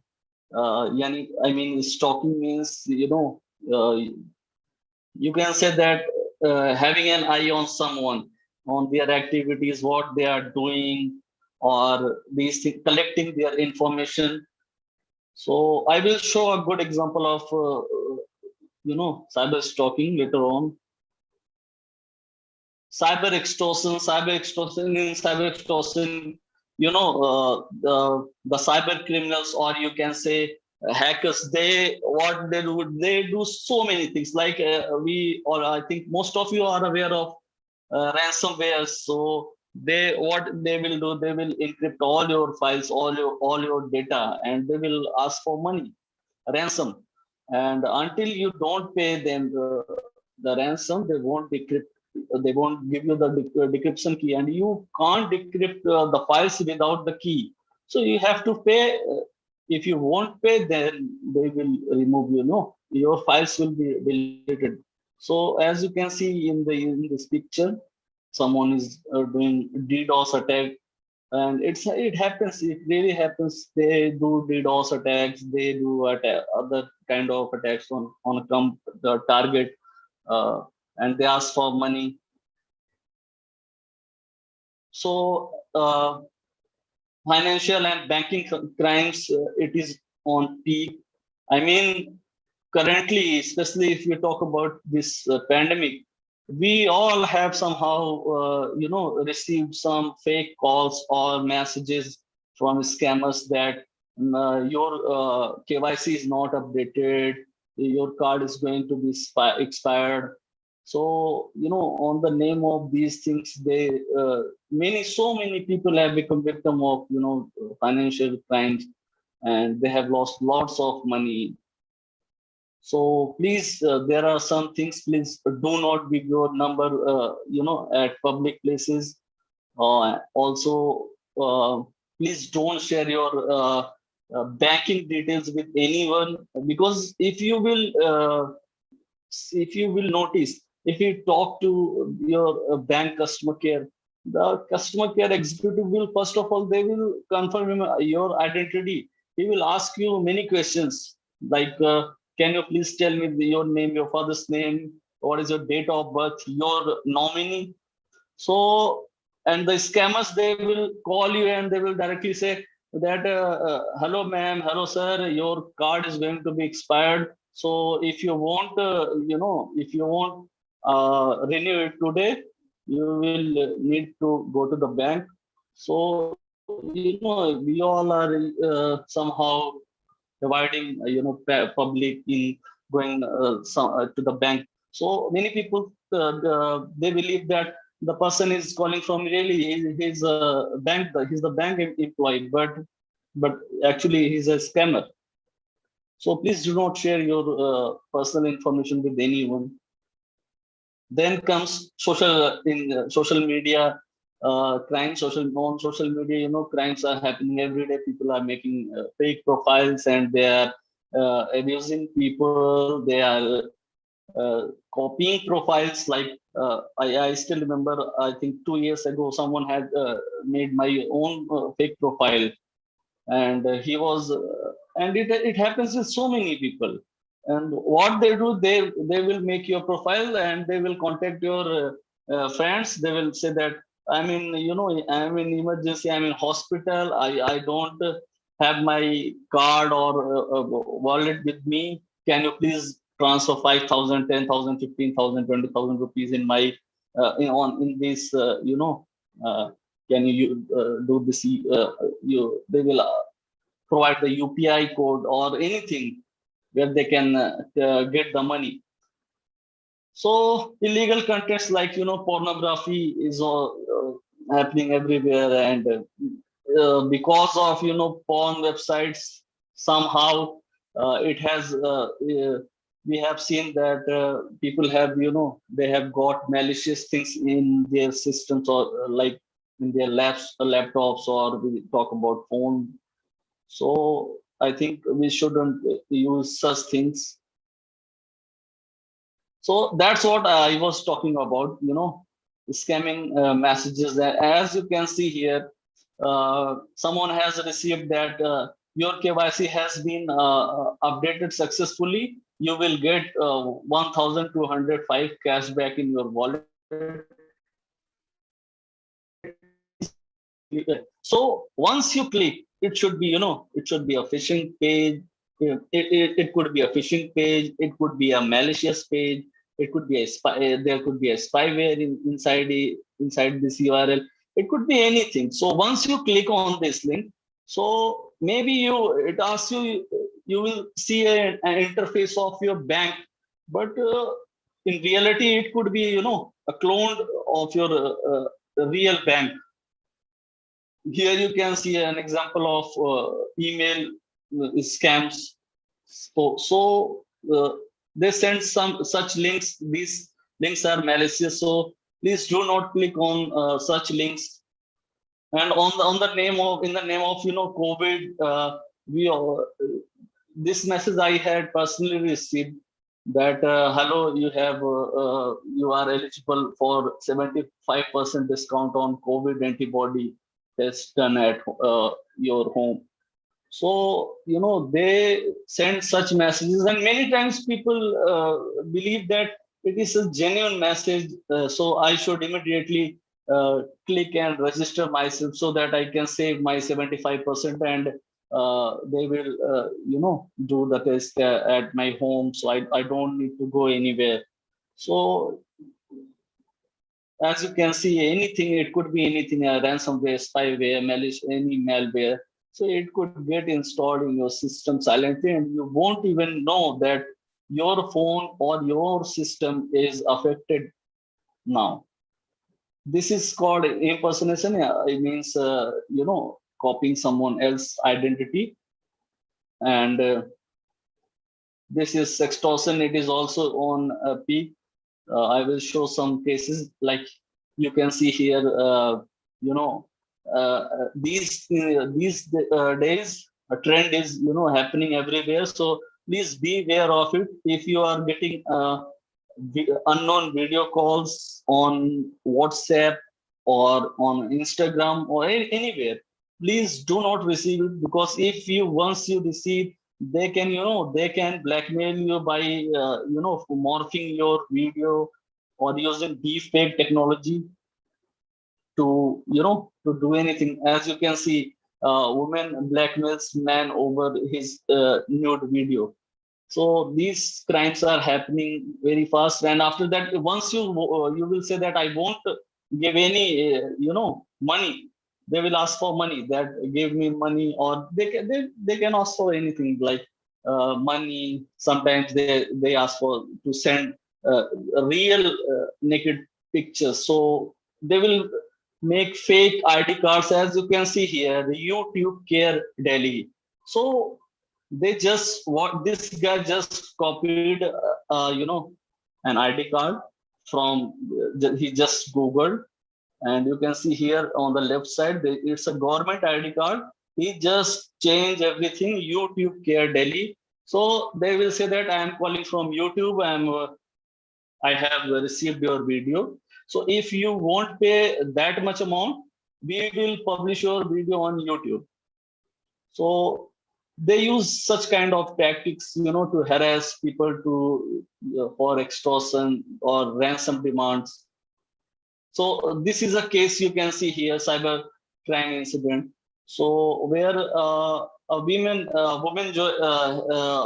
had reported this case, that my husband got multiple number of video calls at midnight. He picked up calls out of curiosity. Nothing was visible in video calls, so he kept on asking, who is it calling? Isn't clear. The person took his video, edited, clubbed it with some sexual stuff, and is now sending us videos on WhatsApp and asking us money, or else he will upload the video on social media platforms like YouTube, Facebook, or Instagram. So these things are happening.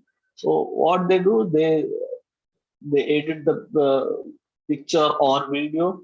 They will send that picture to you, and they will say that, see, it's your picture. They won't say that I have edited. They will say that I have taken your naked picture. If you won't give me money, I will post it on social media or anywhere, or like for porn website or somewhere else. MLM Ponzi schemes are happening. Recently, we had exposed MLM company called IX Global. It is based in Mumbai as well. So, we have seen the past has already, it is said that history से हम बहुत कुछ सीखते हैं. मतलब इतिहास हमें बहुत सिखाता है. तो अगर हम इतिहास की बात करें, क्यूनेट सबसे अच्छा एग्जांपल है जिसमें एनआईए ने पाया कि कहीं ना कहीं Zakir Naik who is his terror accused. So QNet उसको फंडिंग्स प्रोवाइड करता था, ऐसा पाया गया था. So recently when we expose the IX Global, so the co-founder of this company, Viraj Pandey, he acquired residential visa in a Middle East country, and he left India immediately.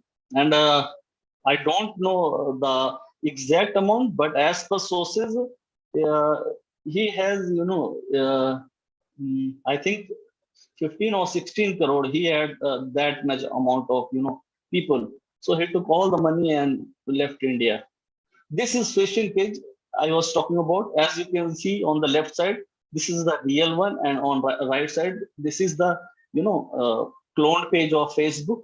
So to identify which is real, which is wrong, just see the URL. As you can see in the first picture, it is facebook.com. In the second picture, mobile Facebook lite.000 webhostapp.com. So this is the way to identify that the page is genuine or fake. For example, you are using ICICI Bank, your bank is Axis, for example, your bank is Axis Bank.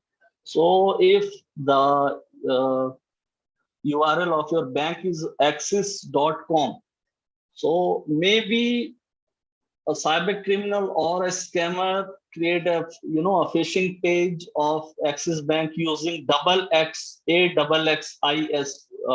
.com. So sometimes in hurry we don't see the URL. We directly enter our credentials. So once you enter, so if you will look at the source code of the phishing page, you will see that the method they are using get. It means normally when we enter our credentials in somewhere, it goes to the server, and server it identifies that yes, I am the holder of that account. So it will so the actual method is post, but in phishing pages it is get, which means I am getting your information. I am getting your username or password, and it will be saved in my own you can say database as plain text. I don't need to encrypt or decrypt. I don't need to decrypt.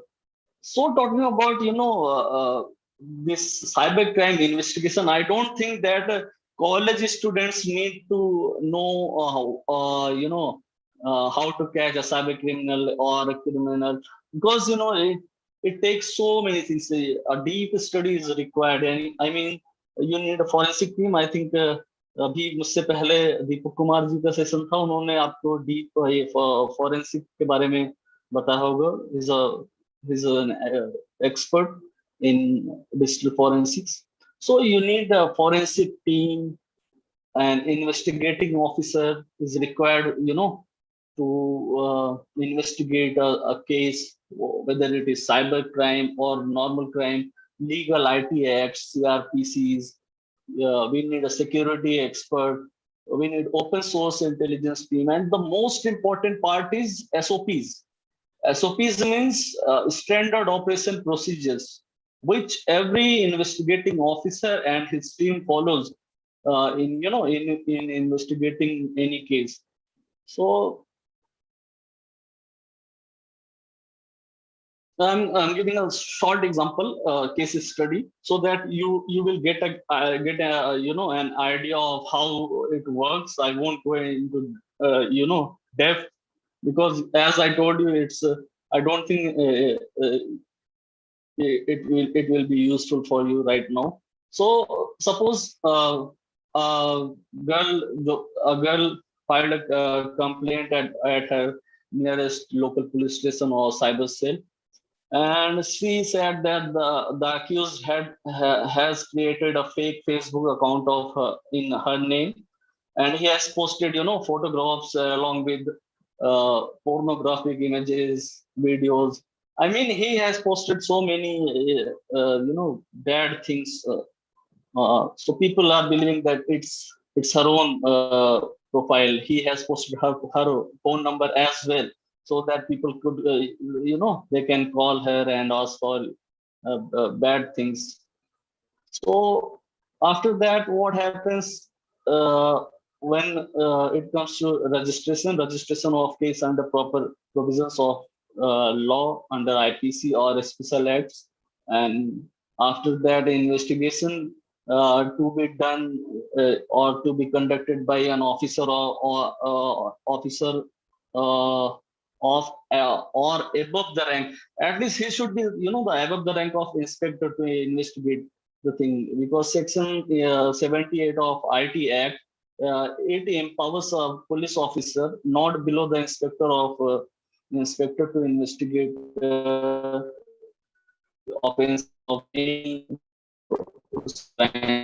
cybercrime or the.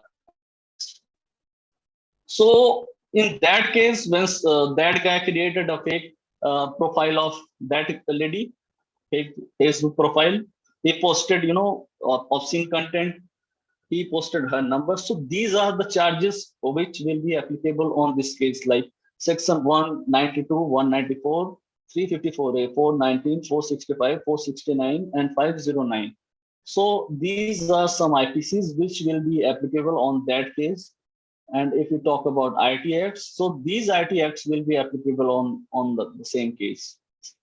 Section 66C, D, and 67, 67A. So these are some IPCs and IT Acts, which it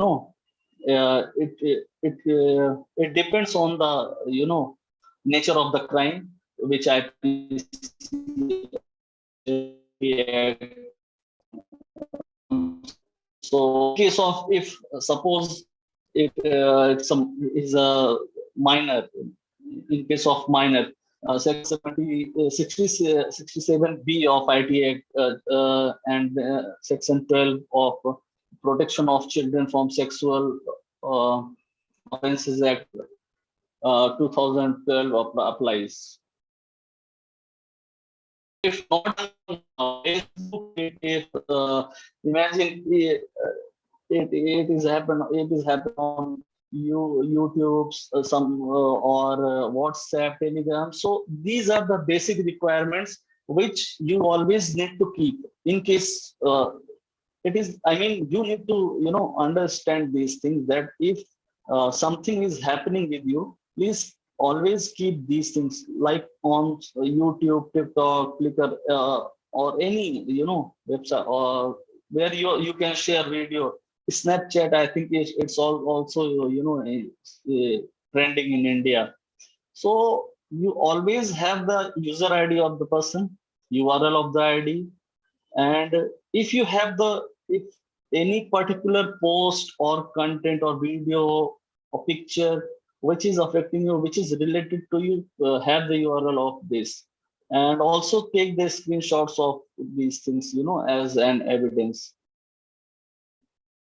And apart from this, privacy, we all know that privacy is a major challenge in our country, because we are living in virtual world where each and every activity right now, like we are talking on Zoom. So Zoom is also, monitoring our activities. And so always please do not, download and install new applications after seeing that people are installing So I choose to, because it could be a malicious, or the terms and conditions of that app, it could be, very dangerous. And a Russian app, I don't remember the name of that app right now. It was very dangerous if it comes to their terms and policies. It was really very dangerous. And people were, they were blindly installing that app without thinking. It was like showing. It was an app which will show you how you will look when you will be 60 or 70 years old. So there is a case study of data privacy.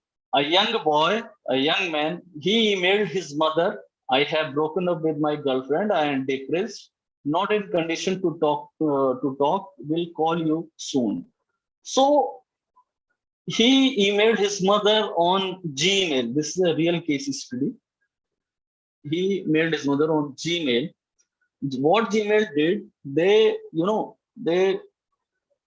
can see the keywords: broken up, girlfriend, and depressed. They filtered 3 keywords, and next day when he started, browsing, surfing normal websites and all, or social media, he started getting ads of dating apps like Tinder, Happen. There are so many dating apps, and online medical consultancy, apps, advertisement. He started. So this is how we are. Imagine how we are being monitored every time. So even our emails are being monitored. Whatever we are sending to others, maybe Google is, monitoring our email. Or so this is called, big data analysis, and these companies use. So Indian government really did a wonderful job by banning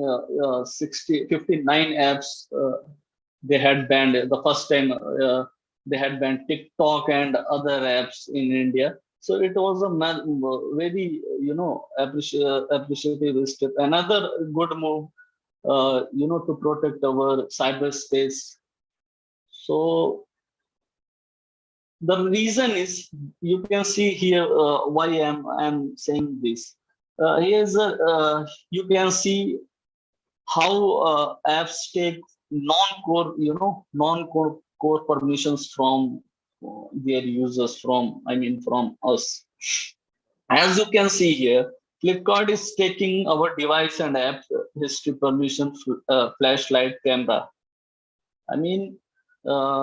Is it okay to take camera, flashlight permission? Because sometimes, we get defected things. We need to click pictures. Ola takes our contacts, storage, photo, media files. Snapdeal takes microphone, Bluetooth, SMS permissions.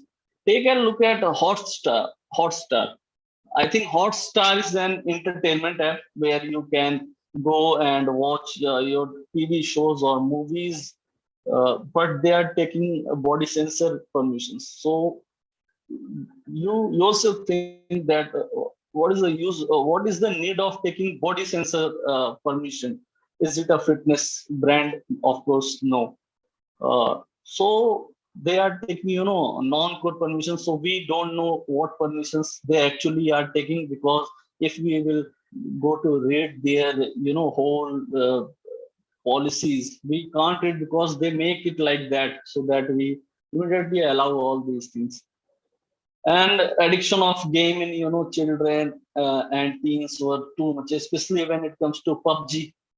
PUBG का ऐसा जुनून था हमारे देश में, अब तो शायद फिर से आ रहा है. अभी मैंने एक दो को खेलते हुए भी देखा था. So you can see here, 19-year-old Delhi boy snapped 33 times, and he killed his whole family. His mother, his father, his sister. He was addicted to PUBG, and he killed his whole family. In second picture, you can see is a Karnataka-based boy. He killed his father just because he was stopping him to play PUBG. He said that you should, start preparation. Your exams are coming. So stop playing PUBG, focus on your exam. He killed his father. And in past, there were so many psychological games were created like Blue Whale, where so many, kids and teenagers lost their lives. So here, parental guidance is much required because, because of these games, these applications like TikTok, ये TikTok जैसी वाहियात applications जो आई हैं, मतलब अच्छा है तो band है इंडिया में, कहीं ना कहीं जो हमारी पर्सनालिटी होती है उसमें चेंजेस ला रही थी। वो कहते नहीं कि अजीब से चेंजेस, लड़के जो है वो अजीब से बिहेव करने लग गए थे, बाल 4 कलर 5 कलर के बाल को रंगवाना। सो as you can see, attention seeking syndrome was developing in children and teens because of these games and such apps like TikTok, and a desire to become a famous person, relationship trend, and craze of verified. I would especially request you to please do not, if someone is offering you that I will verify you, which means you will get a blue tick badge. So I think you all are aware of verified accounts. If someone is saying that I will, I can verify your account, you just need to give that much more. Please do not give anyone money, because they are scammers. They will take your money and they will go away after taking, because we have in past, we have seen so many people, as you can see, they use terms like cyber cop, cyber expert in username, and they and this and we, in reality, they are criminals. I still remember last year we had exposed a person who was using the name Shubham Cybercop, and in reality he was, what he was doing, he was harassing minors, and because of him, so many young boys, they were being suicidal because he was harassing them. He was saying that I am associated with Mumbai police. You will get a notice within 24 or 48 hours. So he was doing, unethical things and all in the name of police. So please be aware of such people, and please cross-check their background before believing them, because we have seen that in so many cases, the people, they share their personal things like their evidences or reports to people who claim that they are cybersecurity experts or they are working with any police department. Not talking about data leaks,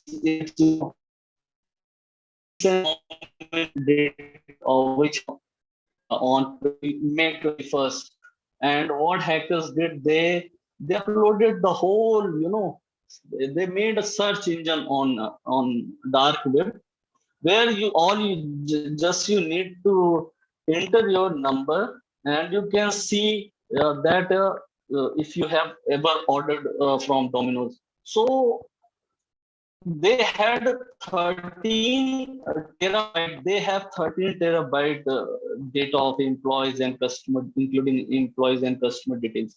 So it has, your phone number, email ID, your address. The most dangerous thing is address. They have the address along with latitude and longitude. And they have, they haven't published these things so far, but they have said that we also have, device details and ordered stored details, and also credit card details. And if they have our card details, like imagine I have ordered a pizza from Domino's from my debit card. If they have that details, then of course they will sell it to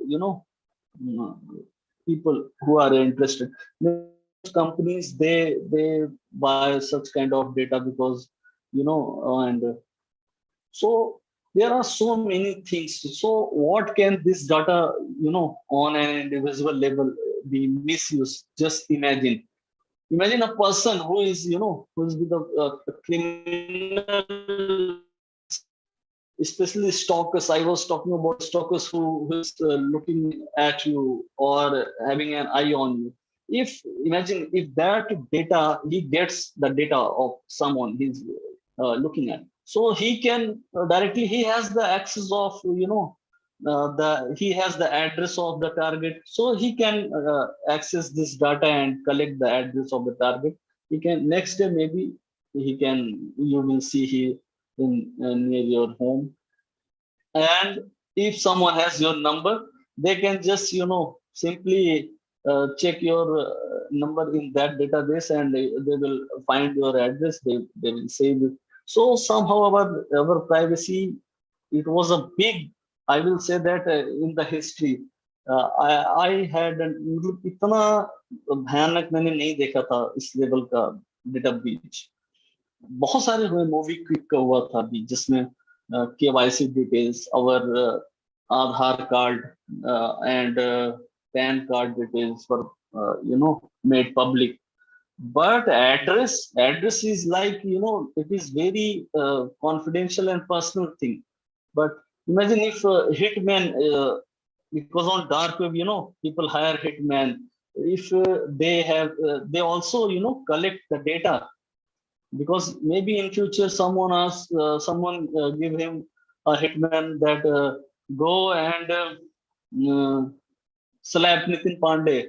So maybe if he collects the data and my data is available in Domino's data leak, so future में उसके लिए उसका काम तो आसान हो गया. तो बहुत सारे endless opportunities हैं इसकी cyber criminal, and people have started. They have started receiving such kind of messages and calls after the Domino's data leak.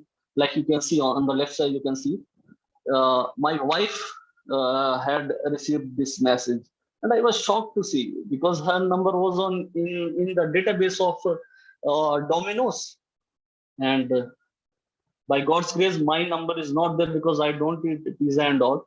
But she uses, to order pizza and these things. So she started receiving such kind of emails.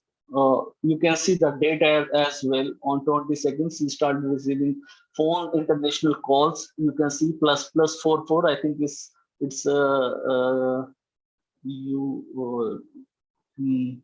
UK's number somewhere. So they have also been receiving these messages and unknown calls since this incident. So this is somehow a big. So the question is how to protect ourselves from such data breaches. So if data breach has already happened, we cannot do anything. It is obvious we cannot go and delete, because it is already in public domain. So today it was Domino's, tomorrow it would be any, another app.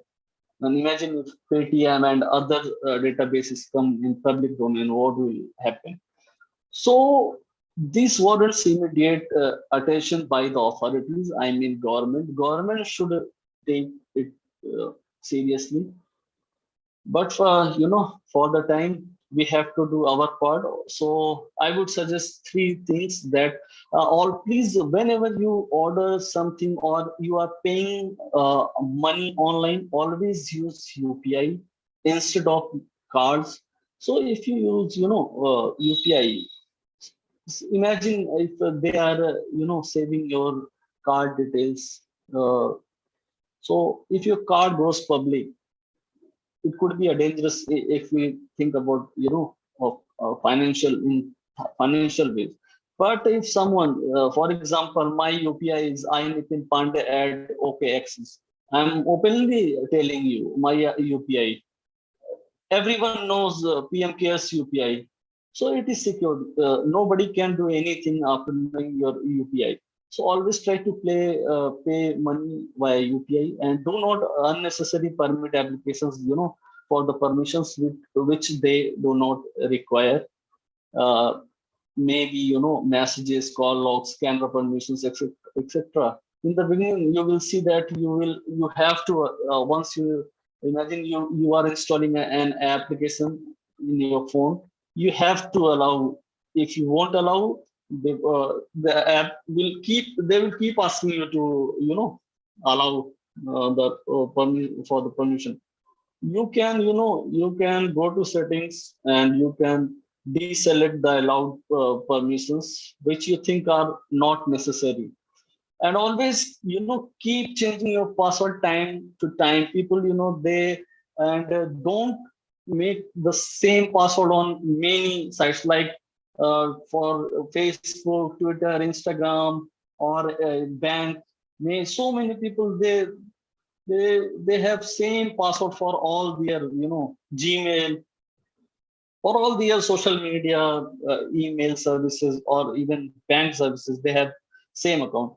Please do not have same one. Use different account, different passwords for different applications, and always change your password from time to time, because we don't know when our data is going to be leaked, or maybe it is already leaked and published on somewhere.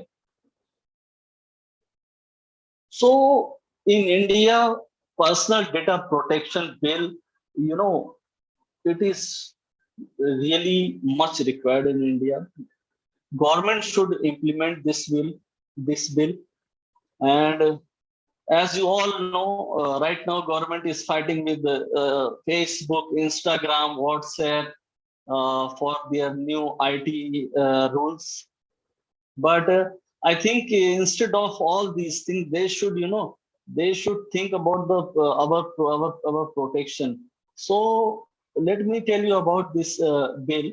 Actually, in 2017, Ministry of IT and they had formed a committee to study issues related to data protection, and it was chaired by Supreme Court retired Supreme Court Justice B.N. Krishnan. So, and they had submitted this draft in July 2018, but Government of India hasn't, implemented this bill so far. And instead of bill, they are more interested in somehow we can say that they want to control social media and all. Recently a tweet of someone from the ruling party, and Twitter had written that manipulative tweet. So all the controversy started from there. So as I already told you that I will discuss about various kind of cyber crimes which are happening, and if we talk about deep fake technology or photo morphing, so these are really a very dangerous kind of cyber crimes where we cannot justify that it wasn't me. Actually, the photo or the video was mocked. People will believe that it was really me. I was dancing naked. They won't believe that maybe he's saying reality, because they don't know what is deep fake technology, what is photomorphing. People will believe that it is really me. But every cyber criminal, I would like to say that they should also remember that even after destroying, if after committing any cyber crime, they destroy their cell phones, they they burn it or do anything, they will their digital footprints will remain after destroying everything, because deleted data or account, anything, it can be retrieved anything. For example, this is my phone. If I remove everything, all the data from my device, and I believe that I will think that I have formatted my phone. Now it is completely it is secured. So it's just a myth. Someone just need to plug in my phone with this system. Just need to open autopsy tool. All my deleted data will be retrieved. So criminals should always remember that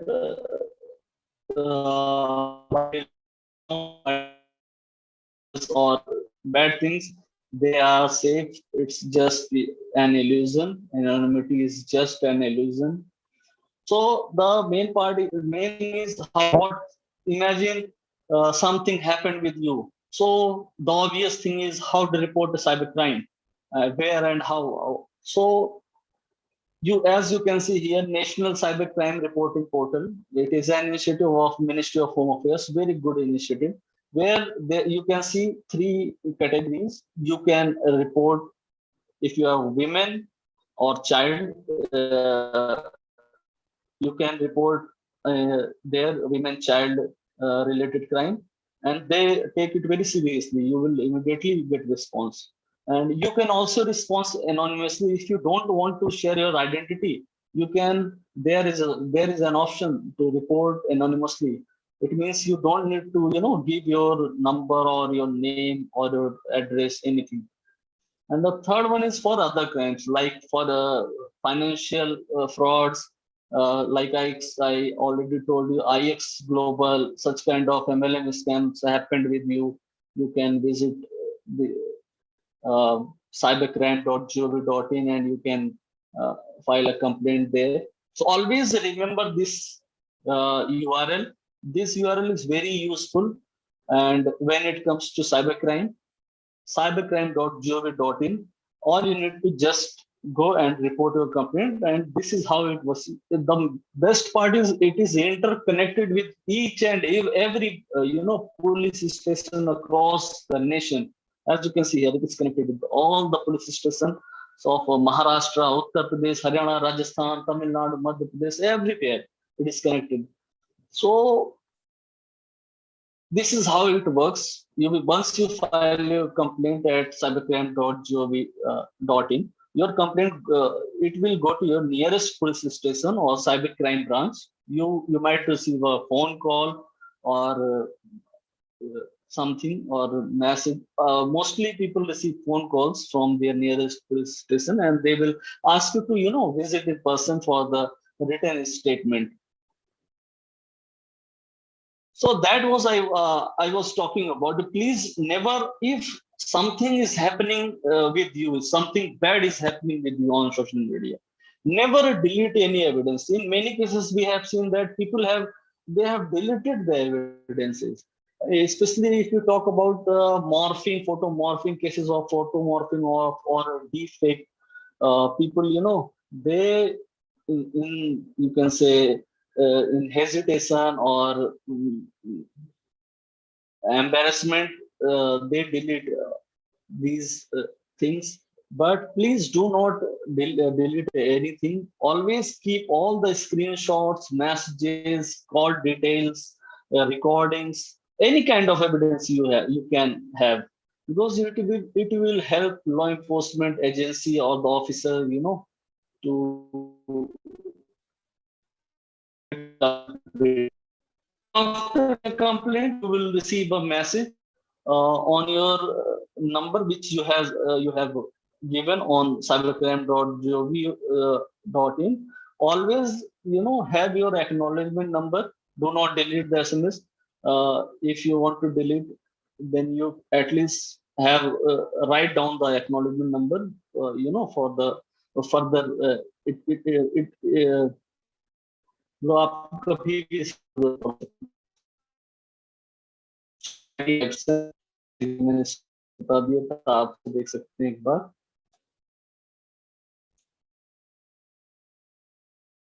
So here are some basic security safety tips especially for women and minors. So Instagram, it is we can say most popular social these days. At least most of the cyber crimes are happening here against women or children or teenagers. So therefore, always keep your Instagram account private. Please do not make it public. Always keep your account private, and only allow those people who you personally know. If you don't know me, I am requesting you to to let me follow you. Don't allow me, because I'm a stranger. So always allow those people who you personally know. And if you talk about any social media or like Facebook, so do not share posts publicly. On Facebook, you will see that there are options like share with friends. So uh, share publicly. So never share anything publicly. Always share with friends only. And do not, as I told you already, please don't accept unknown friend request or unknown request for on Instagram. And avoid, we have also seen so many cases where people have, they have said that someone else is, using my phone, and it is actually it happens because of RAT. RAT means remote access tools. So because especially if you talk about women, they in their phone, we will see that so many collage makers, photo editing apps, and these apps. So maybe you are installing a photo editing app, but in reality, it is it is a spyware, or it is a RAT, it's a remote access tool, which is remotely accessing your phone. So always read the negative reviews, especially from Play Store before installing such applications, especially new applications which you don't know much about. And always keep your operating system and apps up to date. Always keep them updated. And please do enable, if you haven't enabled two-factor authentication, please do enable, because after enabling two-way authentication, we can call it two-factor authentication. At least your account cannot be hacked, because if someone guesses your password or gets your password, when he enters your password, an OTP will go to your registered mobile number. Without that OTP, that person cannot, bypass your that thing. So getting hacking any account or anything is almost impossible. And this feature is, I think, it is available on every social media. If you talk about Instagram, Facebook, Twitter, LinkedIn, it is available. And also our email services, like if you are using Gmail or Hotmail, whatever we are using, always enable two-way or two-factor authentication. So these are some more things for your phone. Always update your phone, secure your data. Don't, I have already told you that please do not click on unknown links, because it could be a malware, it could be a spyware or anything. So, and always download apps from Play Store if you are using Android phone, and Apple Store if you are using iPhone. Apart from this, I think I don't have much time left. Let me talk about dark web. Yeah, it is very interesting topic. Actually, I wanted to talk about one topic only, but in 1 hour you cannot finish two different topics. So dark web is very interesting thing, and it is also called the hidden internet. And as you have already seen an example of dark web where Domino's search engine is hosted. So right now what we are using is surface web, like Google, YouTube, Zoom, Twitter, Amazon, Wikipedia. These services are available on surface web, and we use surface web. And what is deep web? The PayPal, bank, some hidden links of banks, which they don't want their users, normal users, to know. These are uh, deep web and dark web, where you can see Silk Road, WikiLeaks, and so many things. So as I already told you, what is surface web? Right now, what we are using is surface web. It is a part of World Wide Web, and it contains approximately 35 trillion web pages. Talking about deep web, so the first thing is, there are so many myths about dark web, deep web. If you will search what is deep web, you will find this kind of results. 12 scary things which happen when you go on the dark web. 14 horrible. And I have seen so many videos on YouTube where people, the vloggers. These days, it is also trending everywhere because I think they get money on the basis of views. So what they do, they make fake videos that there was a time I was using, I accidentally entered inside a dark web, and I saw a ghost. I have seen so many videos where people are claiming that they saw ghost on dark web, they saw this thing, that thing. So, people are very, when it comes to dark web, people only think that, oh my God, it's a very scary thing.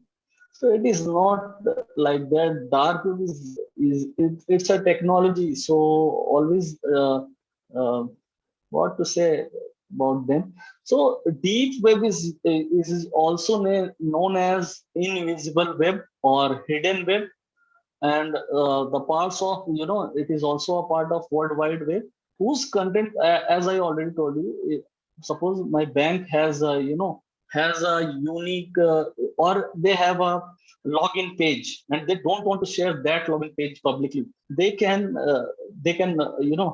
unindex it on surface web.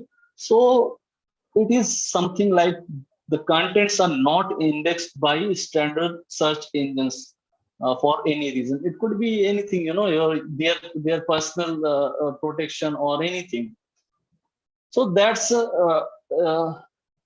deep web. It contains around 80% of total World Wide Web, and the remaining 20% which we use is surface web, like Facebook, Twitter, Google, Instagram, etc.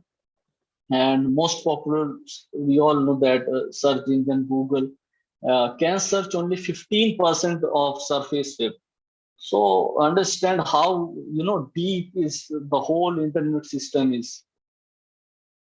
Talking about dark web, dark web is actually, it is a part of deep web, which actually contains illegal drugs, red rooms, scammers, pornography, pedophiles, hitman, or hacking services, etc. So these are the services which dark web contains. As you can see, illegal content such as terrorism groups, forums, cybercrime services, illegal marketplace. Silk Road was very famous at a time. Now it's banned. So cryptocurrency services, so many services are available. Hitman services, where you can hire up, a hitman to kill somebody. So also they are known as contract killer. So these are some more services available on dark web, or these things happen on dark web. We can say like social engineering, red rooms, suicidal forums, pedophiles, child pornography, hitman, hackers, black markets, data leaks. We have already seen an example of Domino's, zero-day exploits. And this is what darknet, darknet actually, darknet is a software. We to visit or to access any dark web page, we need a specific software, or you can say specific browser to visit dark web pages. Like for example, if I need to visit that Domino's page, I cannot visit that .onion. They have the extension .onion. In dark web we won't find .com, .in, these kind of extension. They use .onion. So if I have to visit that Domino's the database, I cannot visit that page by using Chrome or Firefox or Safari. So because if it is hosted on dark web, we need a special kind of softwares or proxies, we can say. So these are some most popular and can say common services like Tor, the which is also known as the onion router, I2P, Invisible Internet Project, Free Net, Zero Net is very interesting thing, and Hornet, so many things. So this is how it works. Just take a look. Suppose I'm a user and I want to visit darknet. I'm connecting myself with Tor or any other proxies. So it will connect me with dark web. So you can see here Tor. This is the most popular browser. You can say it is the most common, you can say, software used to surf dark web, and it is free, open source, and it also it is very popular. This is how it works. It works like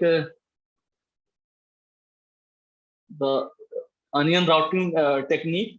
So this is how it works. As you can see in this picture, I have tried to explain how actually Tor works. You can see here I have opened my website in Tor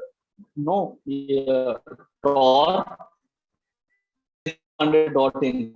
So you can Tor it browser. Then after it connected me to the server which is hosted in France, then another which is also hosted in France, then another which is hosted in Sweden, then Nitin Pandey.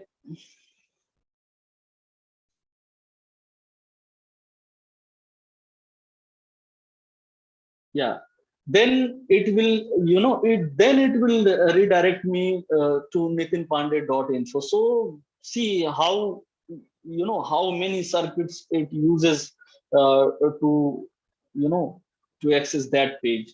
That's why it is called these are secured, some secured you can say secured and anonymous way of this. This is data flow in Tor. If you want to see a data flow, you can simply go to this this URL I have mentioned here, and you can see how many data flow is going on. In simple words, you can say that where dark web is mostly it is being used. Like you can see in the picture, it is happening from United States to UK and US. Mostly it is active, highly active in UK and US, and rarely in India and China and these parts. So there are many risks as well, because as there are I discussed about the good things about Tor. It uses onion routing technique. But there are risks as well. The risks are JavaScript volunteering as an exit node, and intelligence services such as FBI or in other intelligence. So if you talk about Java script, sometimes what happens, attackers or you can say hackers or agencies like FBI. What they do, they use JavaScript, to inject and find a user's real IP address. So it could be possible that if you visit any dark web page and they have already injected, a JavaScript to know your real IP address, so that they can to catch you. So 80% of the users, Tor users, use Tor for regular internet uses. And in those 80%, 60% don't know about what this JavaScript is or NoScript add-on things is. So targeting Tor users is very easy because of these threat causes. So talking about exit nodes, so first of all, we need to understand what is exit node. So exit nodes are the gateways where encrypted Tor traffic hits the internet. This means an exit node can be abused to monitor Tor traffic after it leaves the onion network. So this is very dangerous to run exit node from like if I'm suppose I'm running browsing dark web from my home. I'm using my home.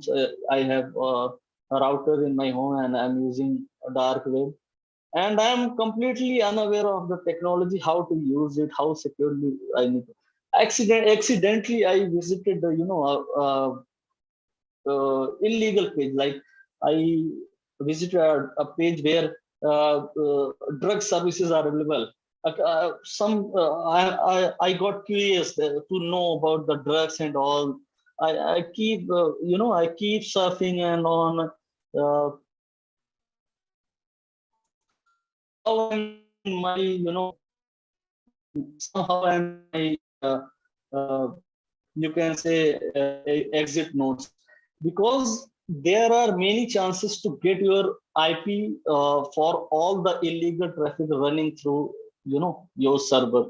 So it is my recommendation, especially I would recommend not to run exit home because if they cannot decrypt, they will just arrest you. And in many cases, it is happening. So registered by many cases, yeah.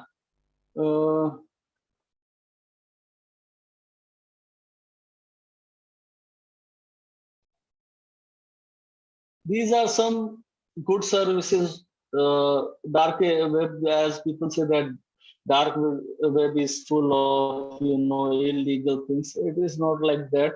If you will Google, you will see the Facebook is also available on dark web. So social media, legal markets,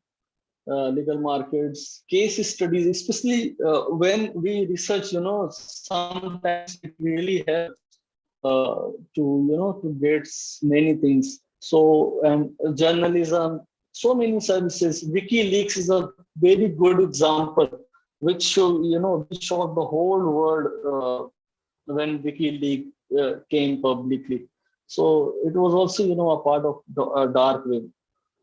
So these are some facts. So hidden services tracking is only just 3% by the report of 2016. Impossible, media has made and online, as I told you about vloggers and all, they have made impossible things possible, that they have seen ghosts and all on dark web. And so before posting some random contents, they should at least think of the technology behind it, how it works, why it is created, why. So talking about some illegal services, as you can see here, the ATM, they are selling ATM malware on dark. You can see terrorist forum. I still remember when I was researching dark web for my my research paper for Russia in 2019. So I had accidentally got this forum, and I just took the screenshot and I left that you can say forum. So it is a real forum. I had really visited it, and you can see they are talking about in Arabic. I don't understand what is written actually. Someone is saying that is there ISIS web page on dark web? I want to join ISIS, and someone has shared, a person's whole information there. I have hidden for some, privacy reasons. So these are some search engines, popular search engines for dark web. Because if you will download and install Tor in your computer or inside your phone, and you will think that you can directly visit dark web pages. So no, it won't work like that. Like it will open DuckDuckGo search engine. It is the default search engine for dark web. So if you will type anything, it will show you the results of the surface web, like the results we receive in Chrome or Safari or Firefox. So the hidden wiki, not evil, onion.to. So these are some popular search dark web search engines. Talking about these, these services are very popular, and these are some, serious and verified services available on dark web, where they stream live shows of violence, and murder, tortures, so many things, and they ask money if you will pay, if you want anything, any kind of service, if you want to see anybody, if you want two people to fight until one dies, they will do it. They will live. They will they will stream it live, and all you need is just pay them money in Bitcoin cryptocurrency. So this is the page of, like, if you will, I will again say that please do not, in curiosity, please do not try to visit any red room, because it is very dangerous. And also one more important thing, if for any reason, for research or any reason you want to, know more about dark web, so obviously you need to do lots of research, and you will need to use Tor. Always, have a tape or something on your your camera. Always hide your camera, because you don't know when they are watching you. They can take your photo or your live video. So this is the welcome page. As you have, if you have read, I don't think I need to describe. You can see here, fee for accessors is 0.0188 Bitcoin, which should be sent to we have that amount of Bitcoin cryptocurrency. Then after that, send them an email from which you have paid access. So you have to send them an email. After that, you can join them.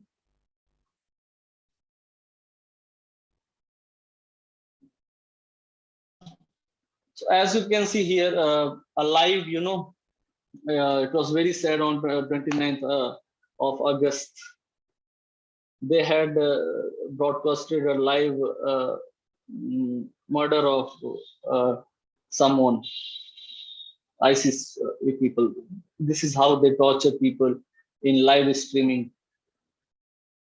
So these are some examples of a red room. Like ISIS said that they will behead the Turkish soldier on some specific date and time. They had mentioned that we are going to behead that soldier on this date, that time, and it will be live. And they really did it. Talking about the DAISY destruction, which really shook it shook the whole internet world, and it is one of the most horrific case until now of child abuse. If you don't know much about DAISY destruction, you can Google it. You will know about it. It's very sad incident happened on dark web. So moving forward. So there are some questions like, is visiting dark web illegal? It is very obvious question. So no, surfing or visiting dark web is obviously it is not illegal, but we can say that it is not legal in some cases as well. Why? Because you can accidentally, like I already told you, that you can accidentally get involved in illegal stuff.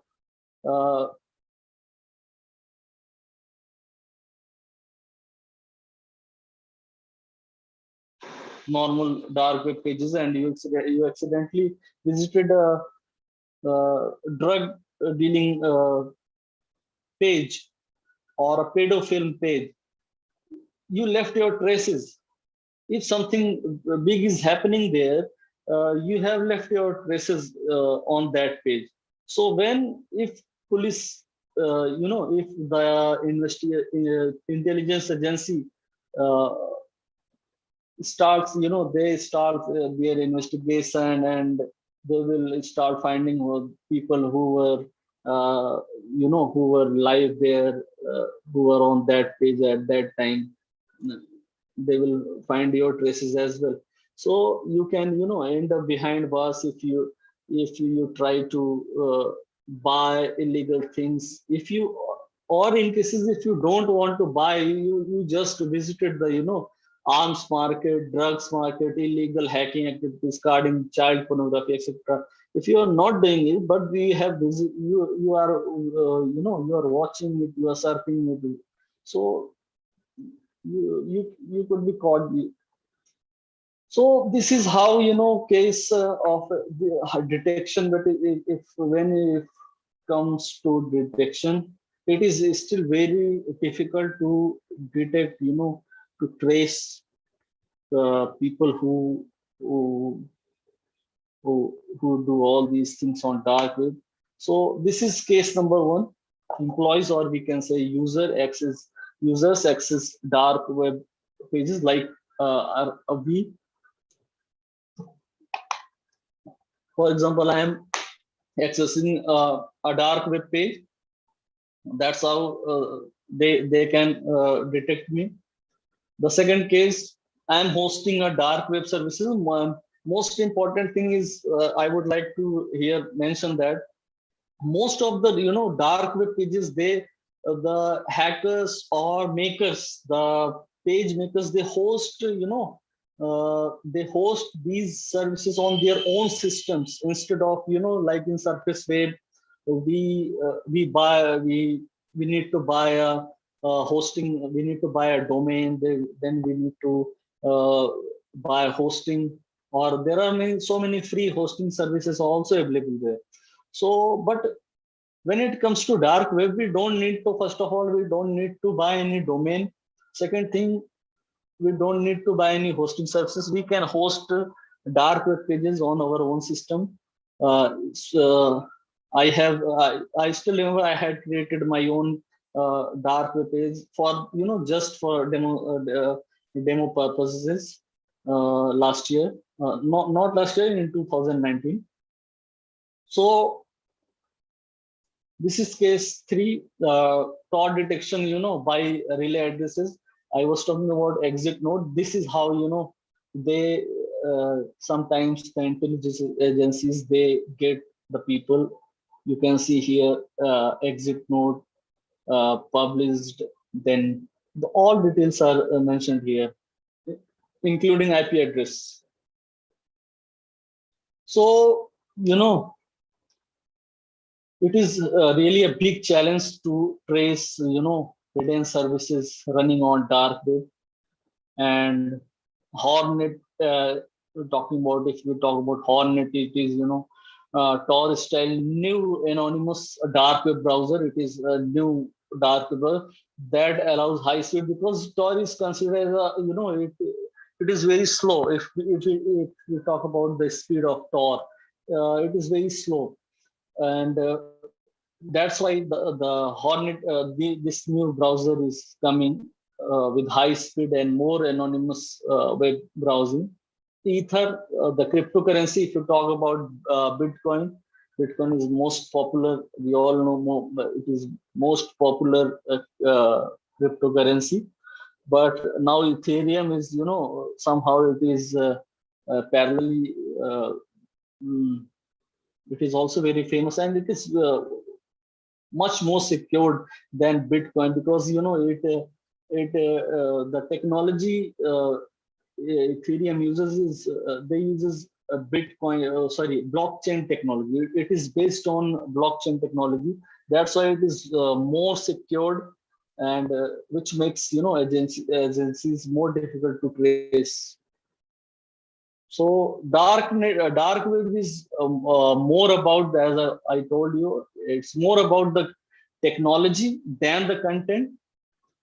So we need to understand the technologies of dark web and some general precautions when posting online or surfing dark web pages. If any one of you is going to, surf dark web or already surfing, so I would suggest that, or always please try to use VPN while surfing dark web. And never post, please do not post your personal. In so many cases, we have seen that people have posted their real name, their real contact details, real email IDs on dark web.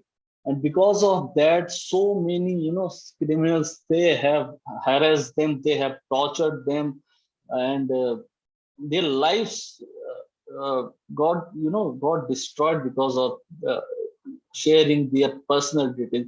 Never share your personal. Even don't use your camera if you are accessing any dark web. And do not visit illegal sites, obviously, because if you will visit illegal sites on dark web, you will leave your traces, and बहुत high chances है कि आप पकड़े जाएं. India में तो नहीं भी उतना ज्यादा डार्क वेब पे ध्यान दिया जाता, but when it comes to FBI and other agencies, intelligence agencies, they are smart enough to catch someone or a group.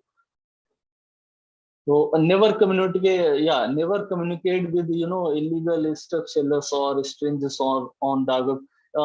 You will see, I have personally, because I have done lots of research on dark web. So many times, if you will just browse any dark web page, you will see a pop-up screen will come, like chat screen.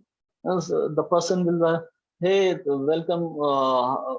What can I do for you? And we suddenly start talking to him. Hey, bro, I want to know which services you provide. So please do not communicate with them, and try to surf as I told you. If you can surf in virtual machine, so your security level, will increase much more. So stay anonymous and use it for good things only, not for bad things, because if you will use it for bad things, you will be in trouble.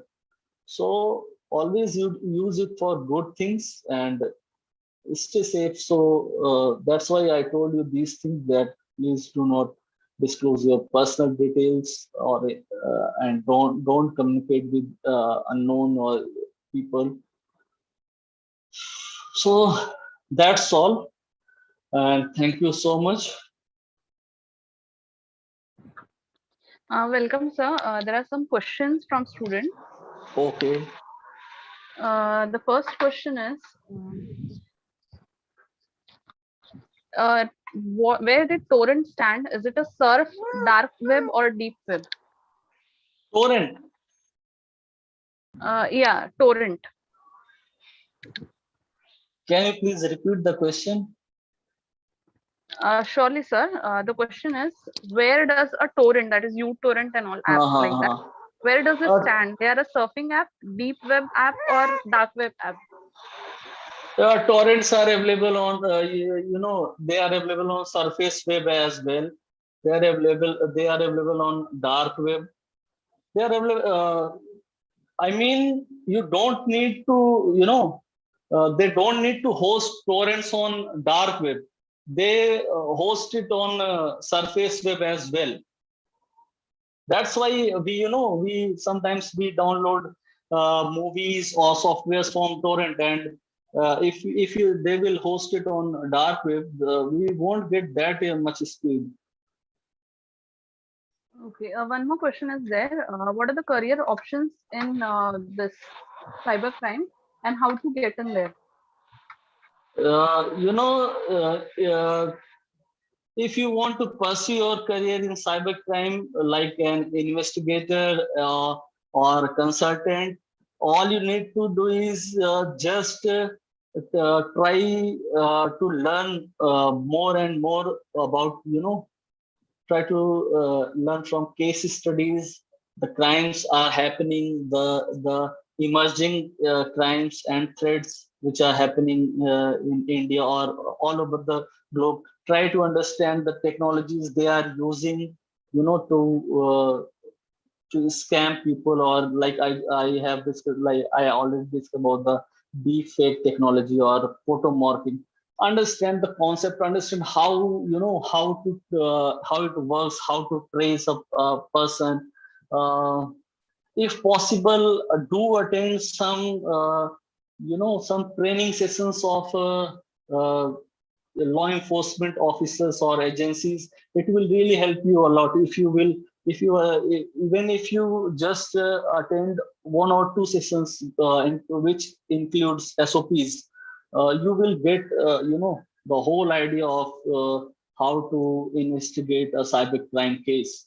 So if you want to pursue your career there, so all you need to do is complete your education, your graduation, and after that approach your nearest cyber cell or your local cyber cell. Ask them that you want to, you want to assist them. Also, they hire people time by time, so you can also ask them that I want to join. Every year, Ministry of Home Affairs, they recruit, they recruit people like in every department, like forensics, for cybercrime investigators. So then you can easily, if you are eligible, they will take you in. And if possible, participate in internship programs, like Rakshit Tandon sir. I think he was a speaker today. He was a keynote speaker, first speaker of the day. He's going to start the ninth internship program of Goregaon Police. So if you will attend, you will participate in such kind of internship programs. You will learn so many things, and you will also get a chance to interact with senior police officers, and it will help you a lot. Okay, sir. Last question. There is MLM scam. About MLM scam it is. Is there any relation with cybercrime or something related to that? MLM. Yeah. I didn't get the question. Can you please repeat, ma'am? Sir, the student or the viewer has put the question: is MLM scam has any relation with cybercrime? See, MLM means multi-level marketing. Multi-level marketing. Yeah. So, most of the multi-level marketing companies, they are actually based in Utah, United States. They are not based in India, first of all. So they don't come under SEBI or RBI. So they don't need to follow their guidelines. They offer so many schemes to people that join us, and like they will ask you $125 or $150 or $100 as joining amount, and they will give you task that you do. You make a team, you add more people, or you sell their products. And in many scams, we have seen that they don't pay the money, and they took all the money and they run away. जैसे कि मैंने recently एक case बताया आपको, उसमें क्या हुआ, उस लड़के ने 17-18 करोड़ रुपए लेके वो भाग गया. अब उसको now he will get, you know, the in few months he will get the what it is called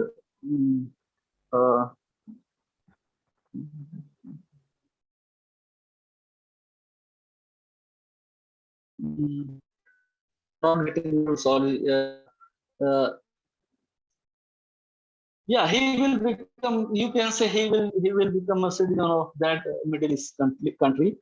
Citizenship, he will get the citizenship of that country, and he has already left India, and he has that much amount, so he can you know, live his life in luxurious way, or he can do more such things. So if I would suggest that if you want to, you know, if you want to join any MLM company, please cross check before joining, because most of the times we have seen that people who have joined such kind of MLM companies, at the end they have got only disappointment from the company. They have not earned anything, because the company, they are very good at social engineering and all, man. So they know how to, you know, influence people. They will show like they will give 5 or 10,000 rupees to someone, or they will ask their team member that make a video of a minute and just say that I joined this company, and within a week or within 15 days, see, the company gifted me this iPhone X or iPhone 11, whatever it is. The company gifted me this iPhone. So maybe they are showing you the, you know, we have seen so many things like they are showing that in this pandemic, when everyone is at their home, they are working from their home, they are not even going for shopping outside. See my life. I am having fun at this 7-star hotel. I am having my beer, and they are, you know, swimming pool में तैर रहे हैं, वो जो है ऐसी हरकतें कर रहे हैं. तो अट्रैक्ट करने के लिए ऐसी बहुत सारी बदतमीजियां वो करते हैं बदमाश में, ताकि लोग अट्रैक्ट होकर उनको लगे, उनको यकीन दिलाने के लिए कि ज्वाइन करने के बाद उनकी भी लाइफस्टाइल बदल जाएगी. बहुत सारे ऐसी टैक्टिक्स निकाल के वो लोगों को बनाते हैं अपने शिकार.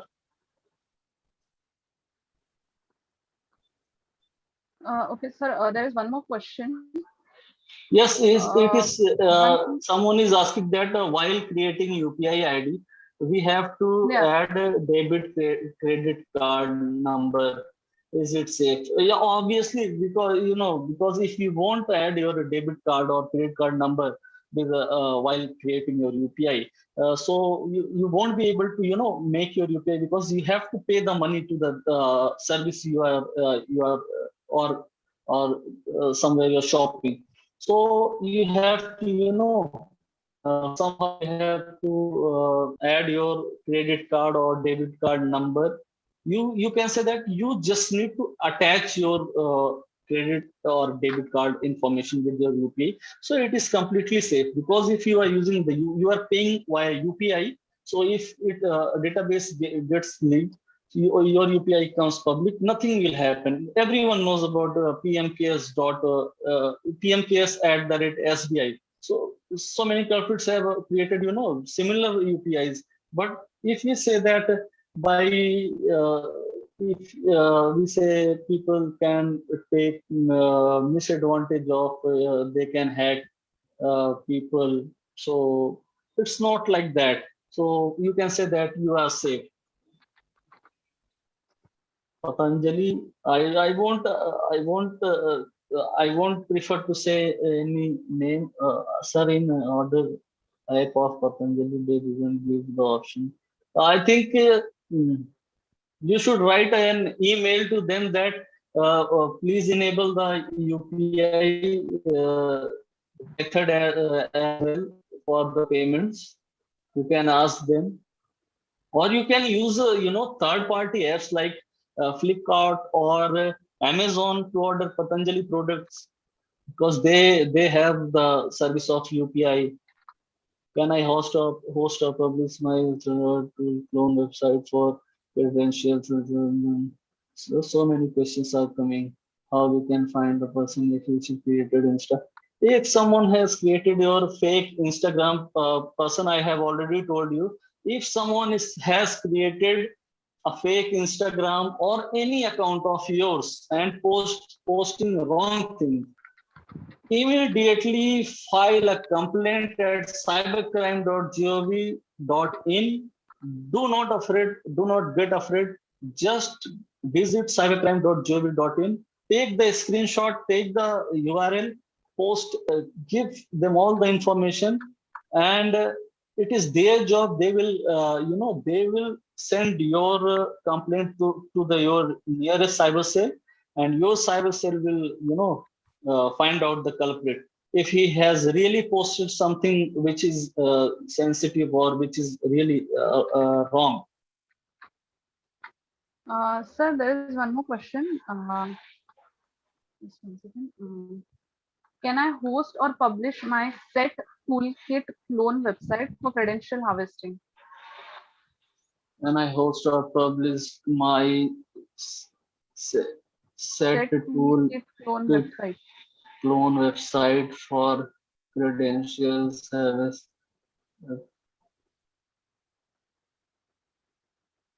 Yeah, if your it's up to you. If you have good intention, you can. If you are, if you are, first of all, if you are hosting a clone website, I think your hosting service provider or whatever service provider you are using, they will ban your services once they detect that.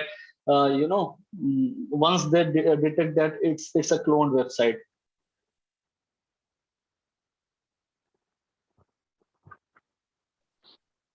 Okay, sir. I think so. There is Hello. one question. Yeah. So somebody, I can add to the reply for. What time is the quiz? Quiz? What quiz? Sir, what about the screenshots which? Sir, there is a quiz after this, now. If people asking for the quiz. Okay. What So, about the screenshots? Always, yes. As I told you earlier, always have that screenshot, and try to, if you have, for example, if you have 10 screenshots, you cannot submit all screenshots on cybercrime.gov.in. You can make a PDF of it, all the screenshots, make a PDF, and just, submit that PDF on cybercrime.gov.in.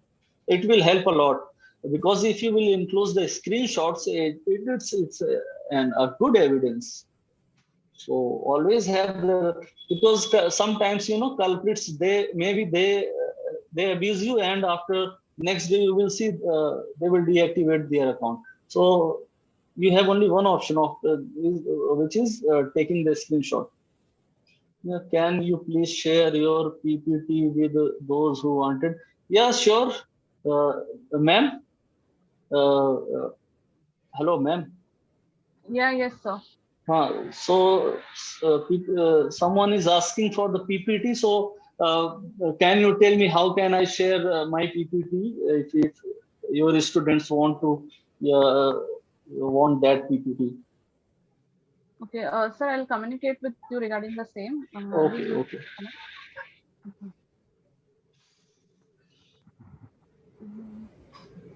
So I think so. Yeah. Will end the session with the My following. pleasure, my pleasure. Sir, I contacted Thank you, sir, for through such your informative. dual path. Yes, you can contact me anywhere. My username is same on all the platforms @I Nitin Pandey. You can contact me on Facebook, on Instagram, on Twitter. My pleasure. Thank you so much, everyone. And sorry for the inconvenience caused in the beginning. And because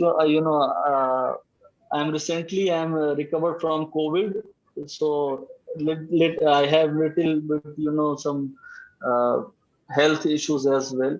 But I tried my best. I hope you guys uh, learned something from the session. Thank you so much.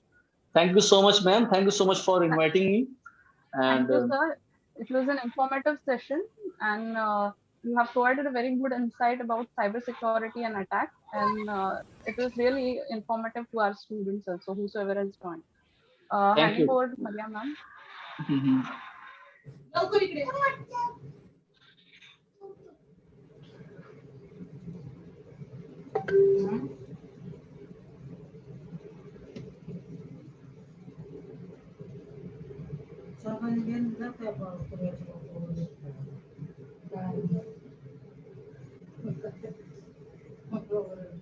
Shraddha madam, over to you for further instructions.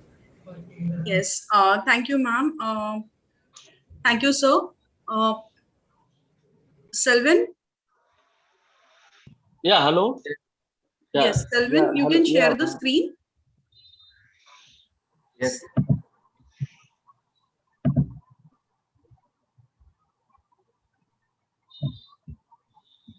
So this is the most awaited part of today.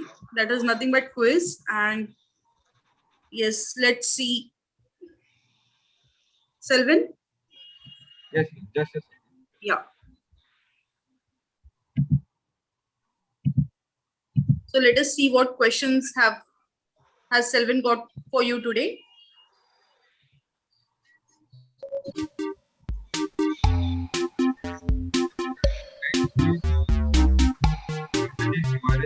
Code.it and give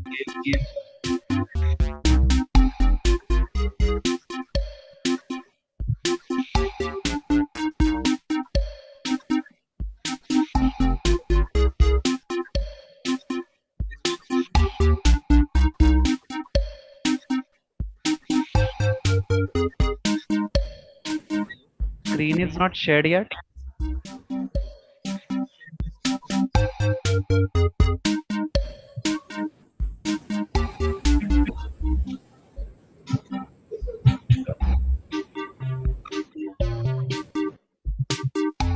Selvin, I request you to please share the link of Kahoot first. Either you can download Kahoot or you can go to the website. Posted in Zoom. Yeah, it is posted. So just Selvin. Selvin, nothing is visible on the screen.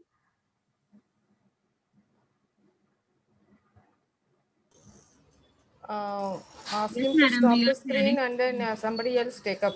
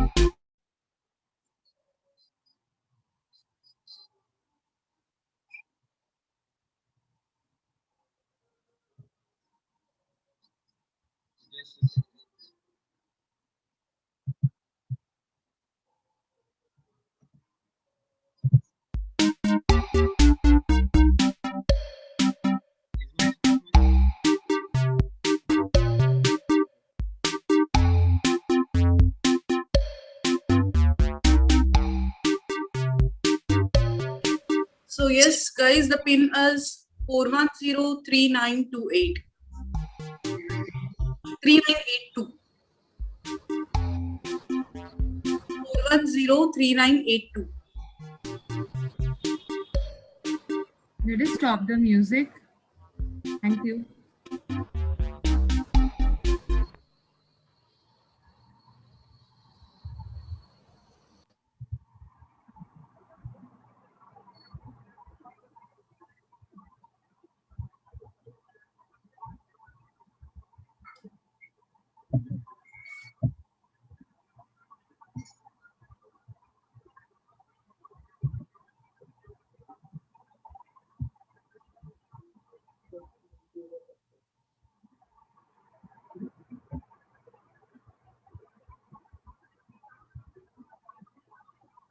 Coffee चाहिए था बच्चों.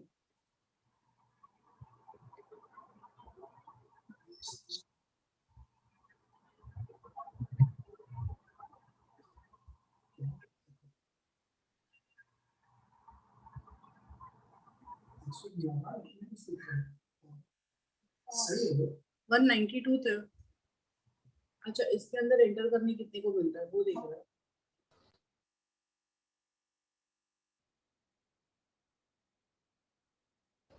Hello, Shraddha madam. Hello. Hello. Yes, ma'am. Somebody is asking, please explain how to attend the quiz. You may join with the app www.kahoot.it, and there is a pin number where you can type in the pin number and start playing. If you can do it in the same device or can have any other device. Please make sure you have a secondary device, or if you don't have a secondary device, please make sure your phone is on a split screen mode.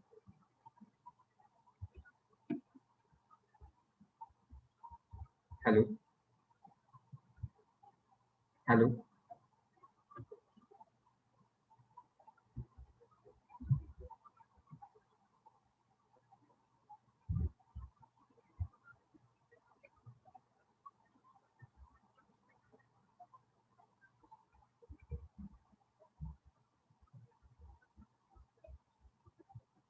The questions will be seen into Zoom screen itself.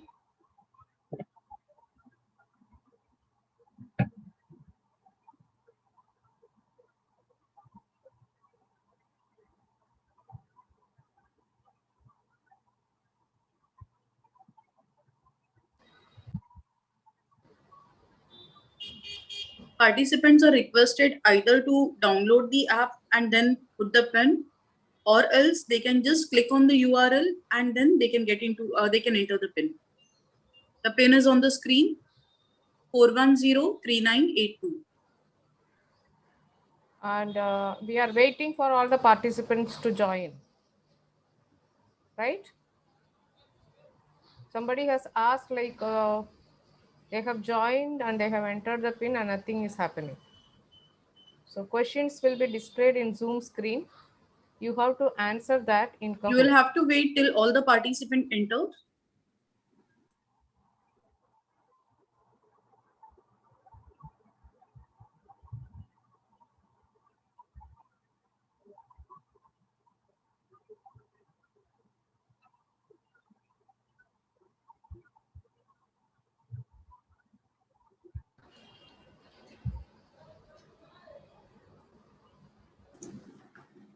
Yes, madam, we are waiting till all the participants are logged in.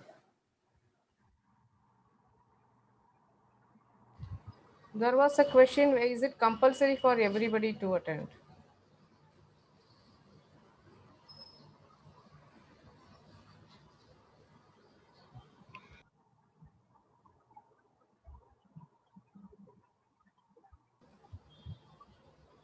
It's not compulsory. Quiz is not compulsory, but based on the quiz results only, we will be announcing something.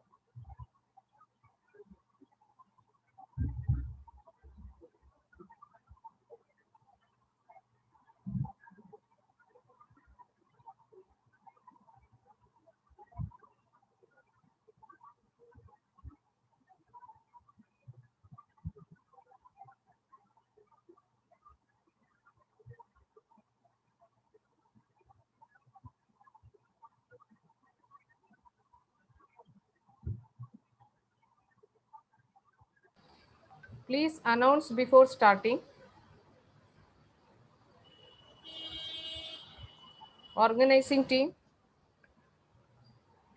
Hello. Yeah, ma'am. Sure.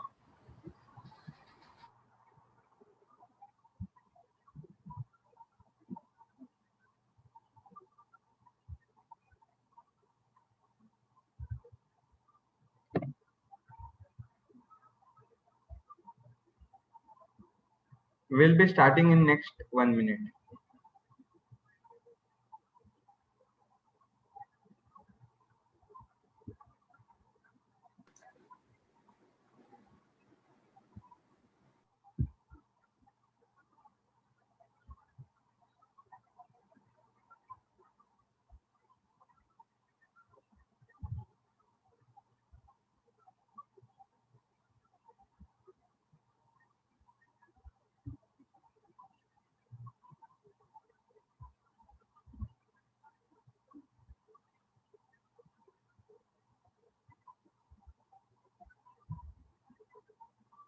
So I'm starting the quiz.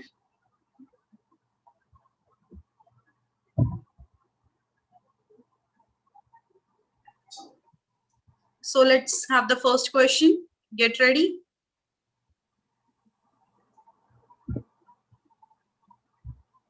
Which of the following is the type of an antivirus program?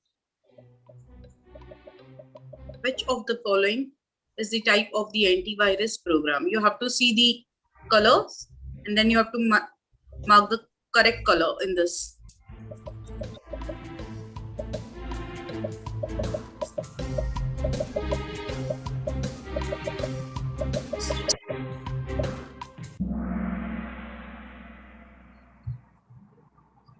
Selvin, just a minute. I request the participant not to put the answers in the chat. Yeah, Selvin, we can move ahead.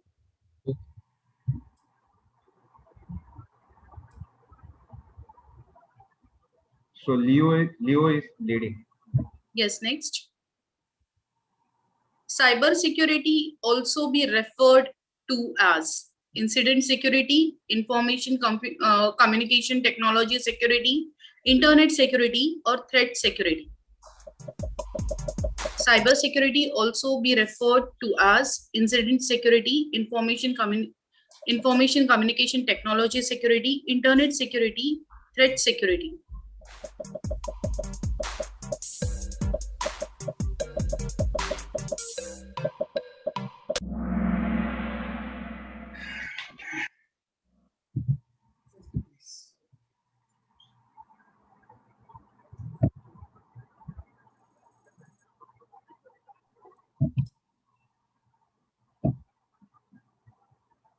Next question.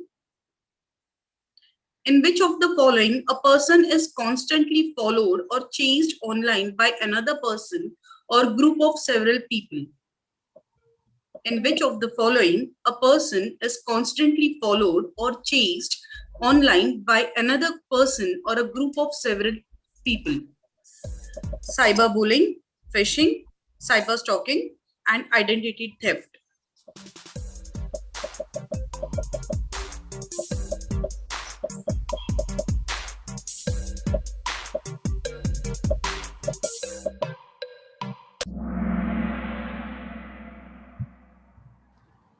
Please wait 1 second before going to the next question. Already it was announced for the participants not to display the answer in the chat box. Otherwise, they will be disqualified and thrown out of this session. Next question, please.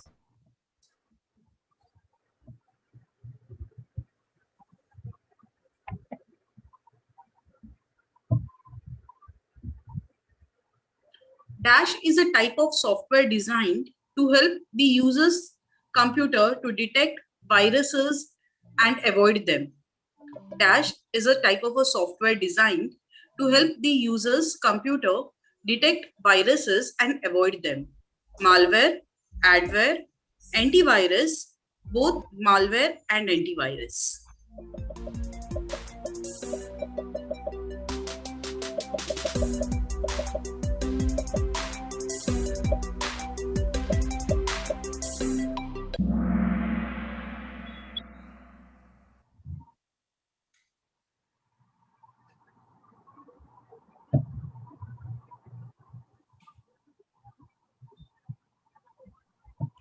Ma'am, just a minute.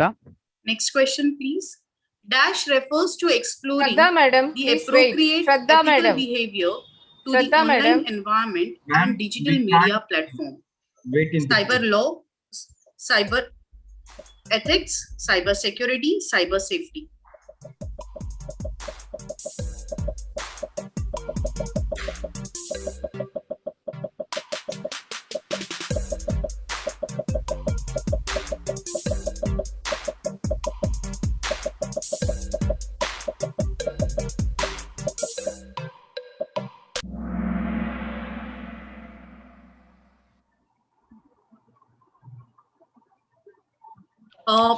Shraddha ma'am, just a minute.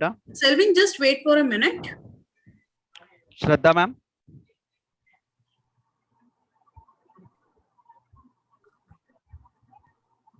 Hello, Shraddha ma'am.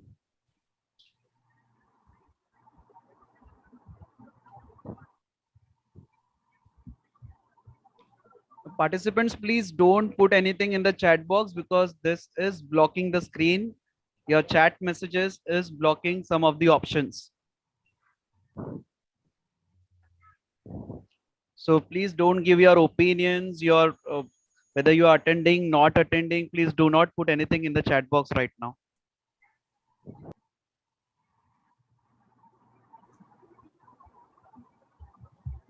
Requesting Selvin to kindly hold for a moment, okay, till we get further instructions.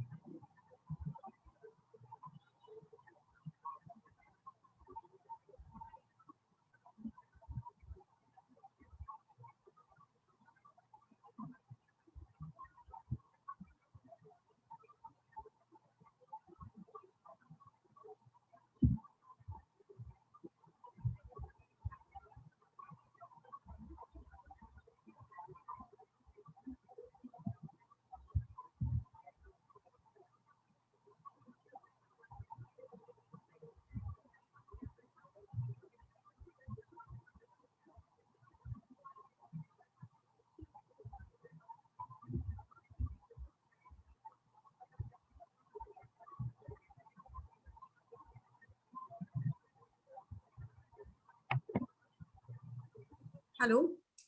Yeah, ma'am. Yes, Selvin, the next question, please.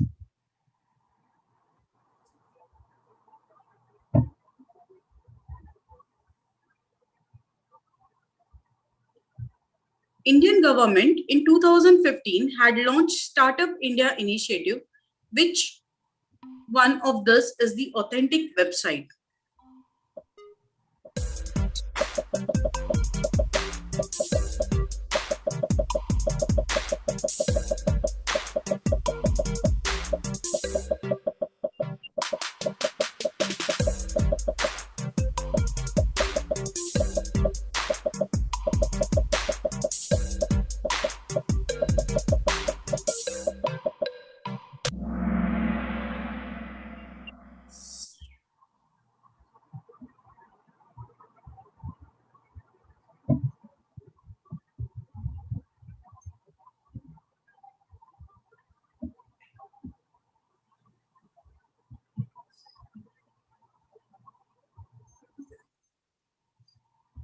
Next question. In which year IT Act was passed by both houses of the Parliament? In which year IT Act was passed by both houses of the Parliament?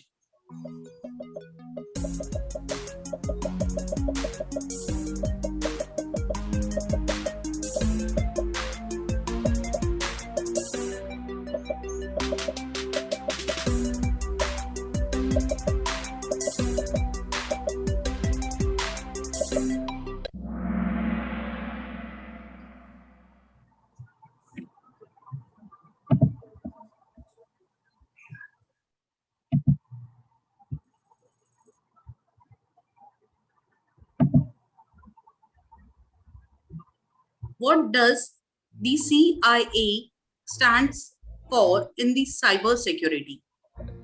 What does the CIA stands for in the cyber security?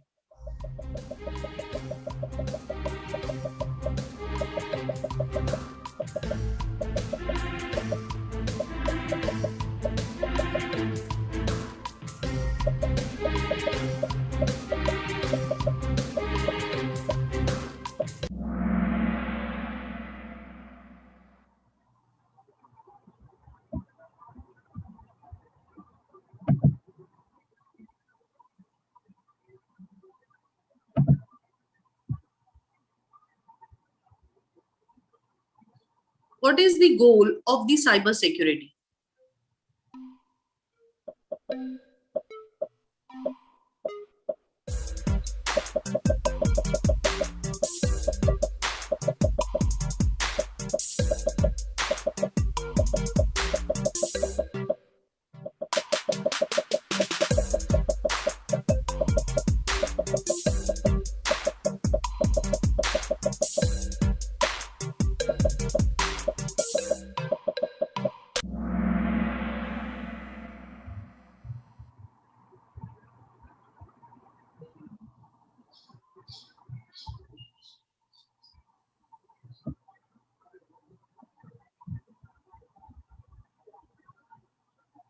Next question. Hackers usually use the computer virus for dash purpose. Hackers usually use the computer virus for dash purpose.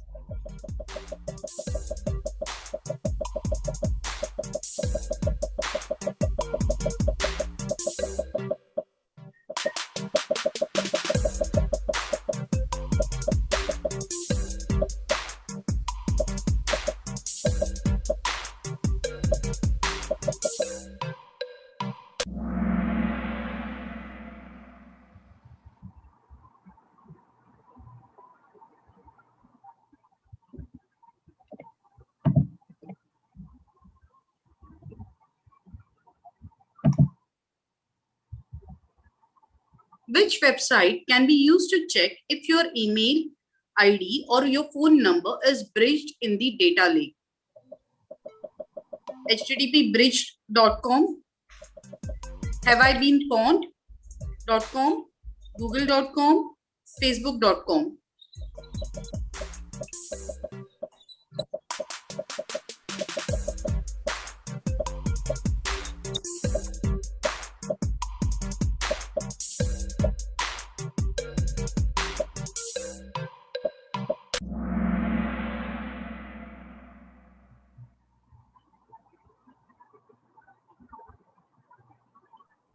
I would request.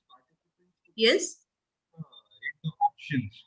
They are blindly ticking any colors. Okay.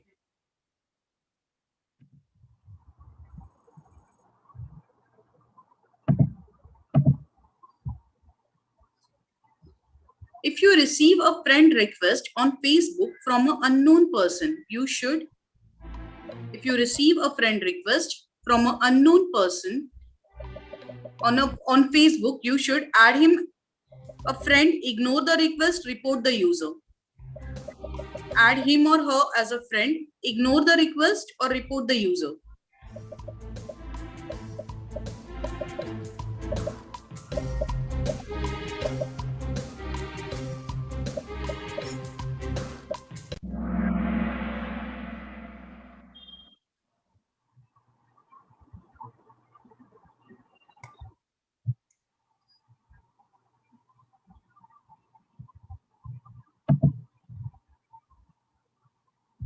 How to protect your debit card, credit cards.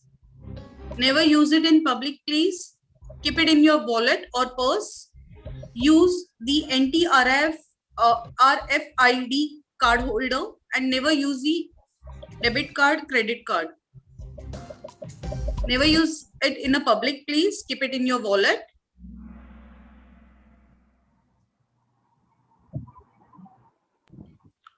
Shraddha ma'am, Yes, sir. just a minute. Again, we are requesting participants not to put anything in the chat box. I don't know whether they are understanding or not.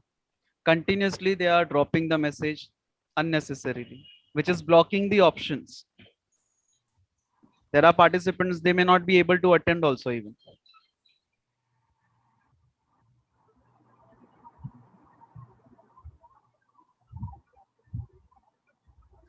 What will you do if you came to know that your password has been breached? Netflix and chill. Come up with a new password and update it everywhere. Change all the password uniquely for every account. Stop using all the websites and online services.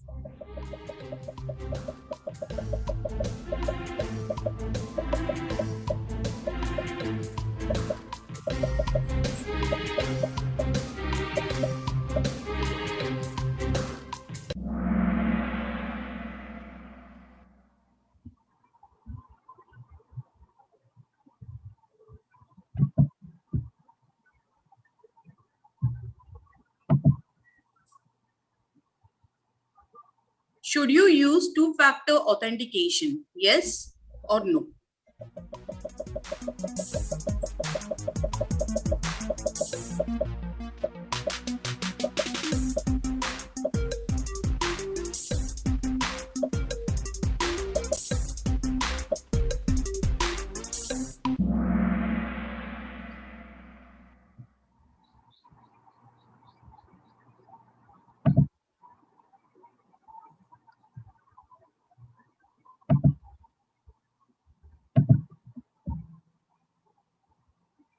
Where should you report cybercrime?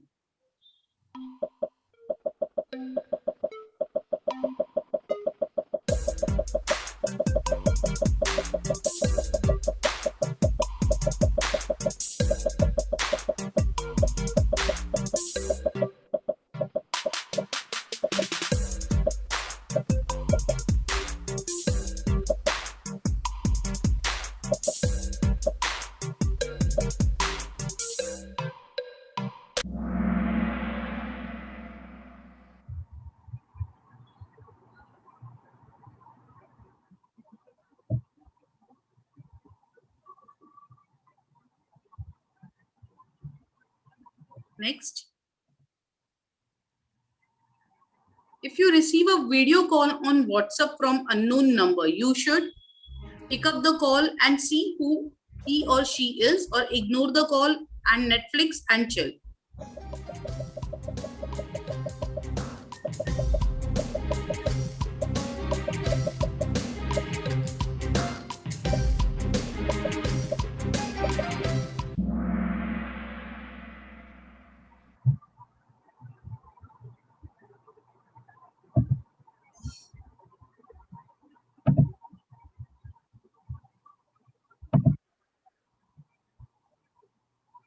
Dark web website URL ends with.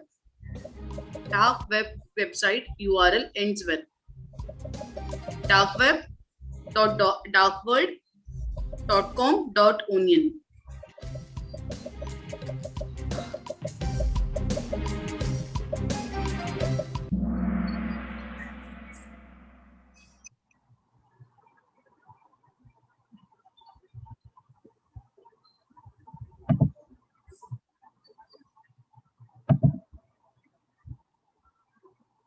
Sending an offensive message is criminal act, fund, freedom of speech as per the Constitution, freedom of expressions as per the general human right, Article 7 of UN.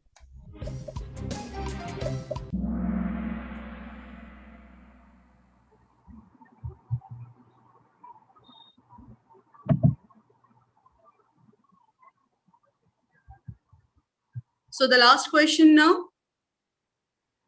Dash is a special form of attack using which hackers exploit human psychology, cross-site scripting, insecure network, social networking, engineering, reverse engineering.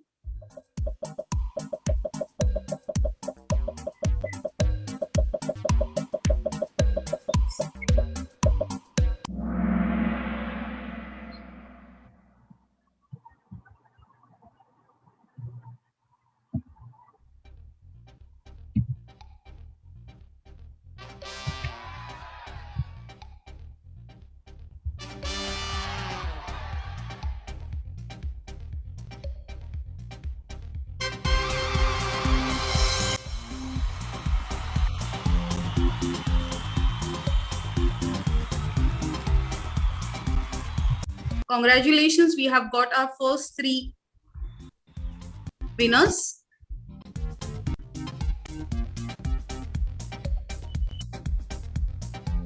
John,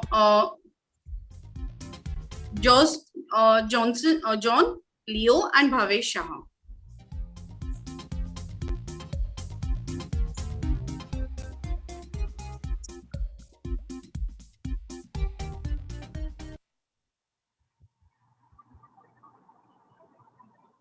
Thank you, Selvan. Thank you, ma'am. Congratulations to one and all who have participated in the quiz. So with this quiz competition of today, we are ending our session. Tomorrow we will meet again with the new sessions. We request all the participants to be present for the session. After every session, we will be giving a feedback link, and you have to fill up that particular feedback link. You have to put your feedbacks, and the quiz will also be conducted tomorrow after the last session. Thank you, everyone. Please do take care. See you tomorrow. Once again, thank you, everyone. So, ma'am, with your permission, shall I end the session?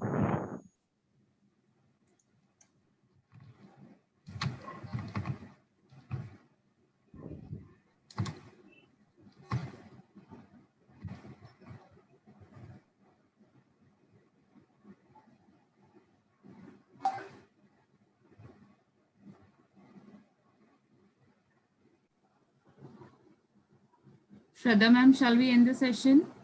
Mangai ma'am. Mangai ma'am.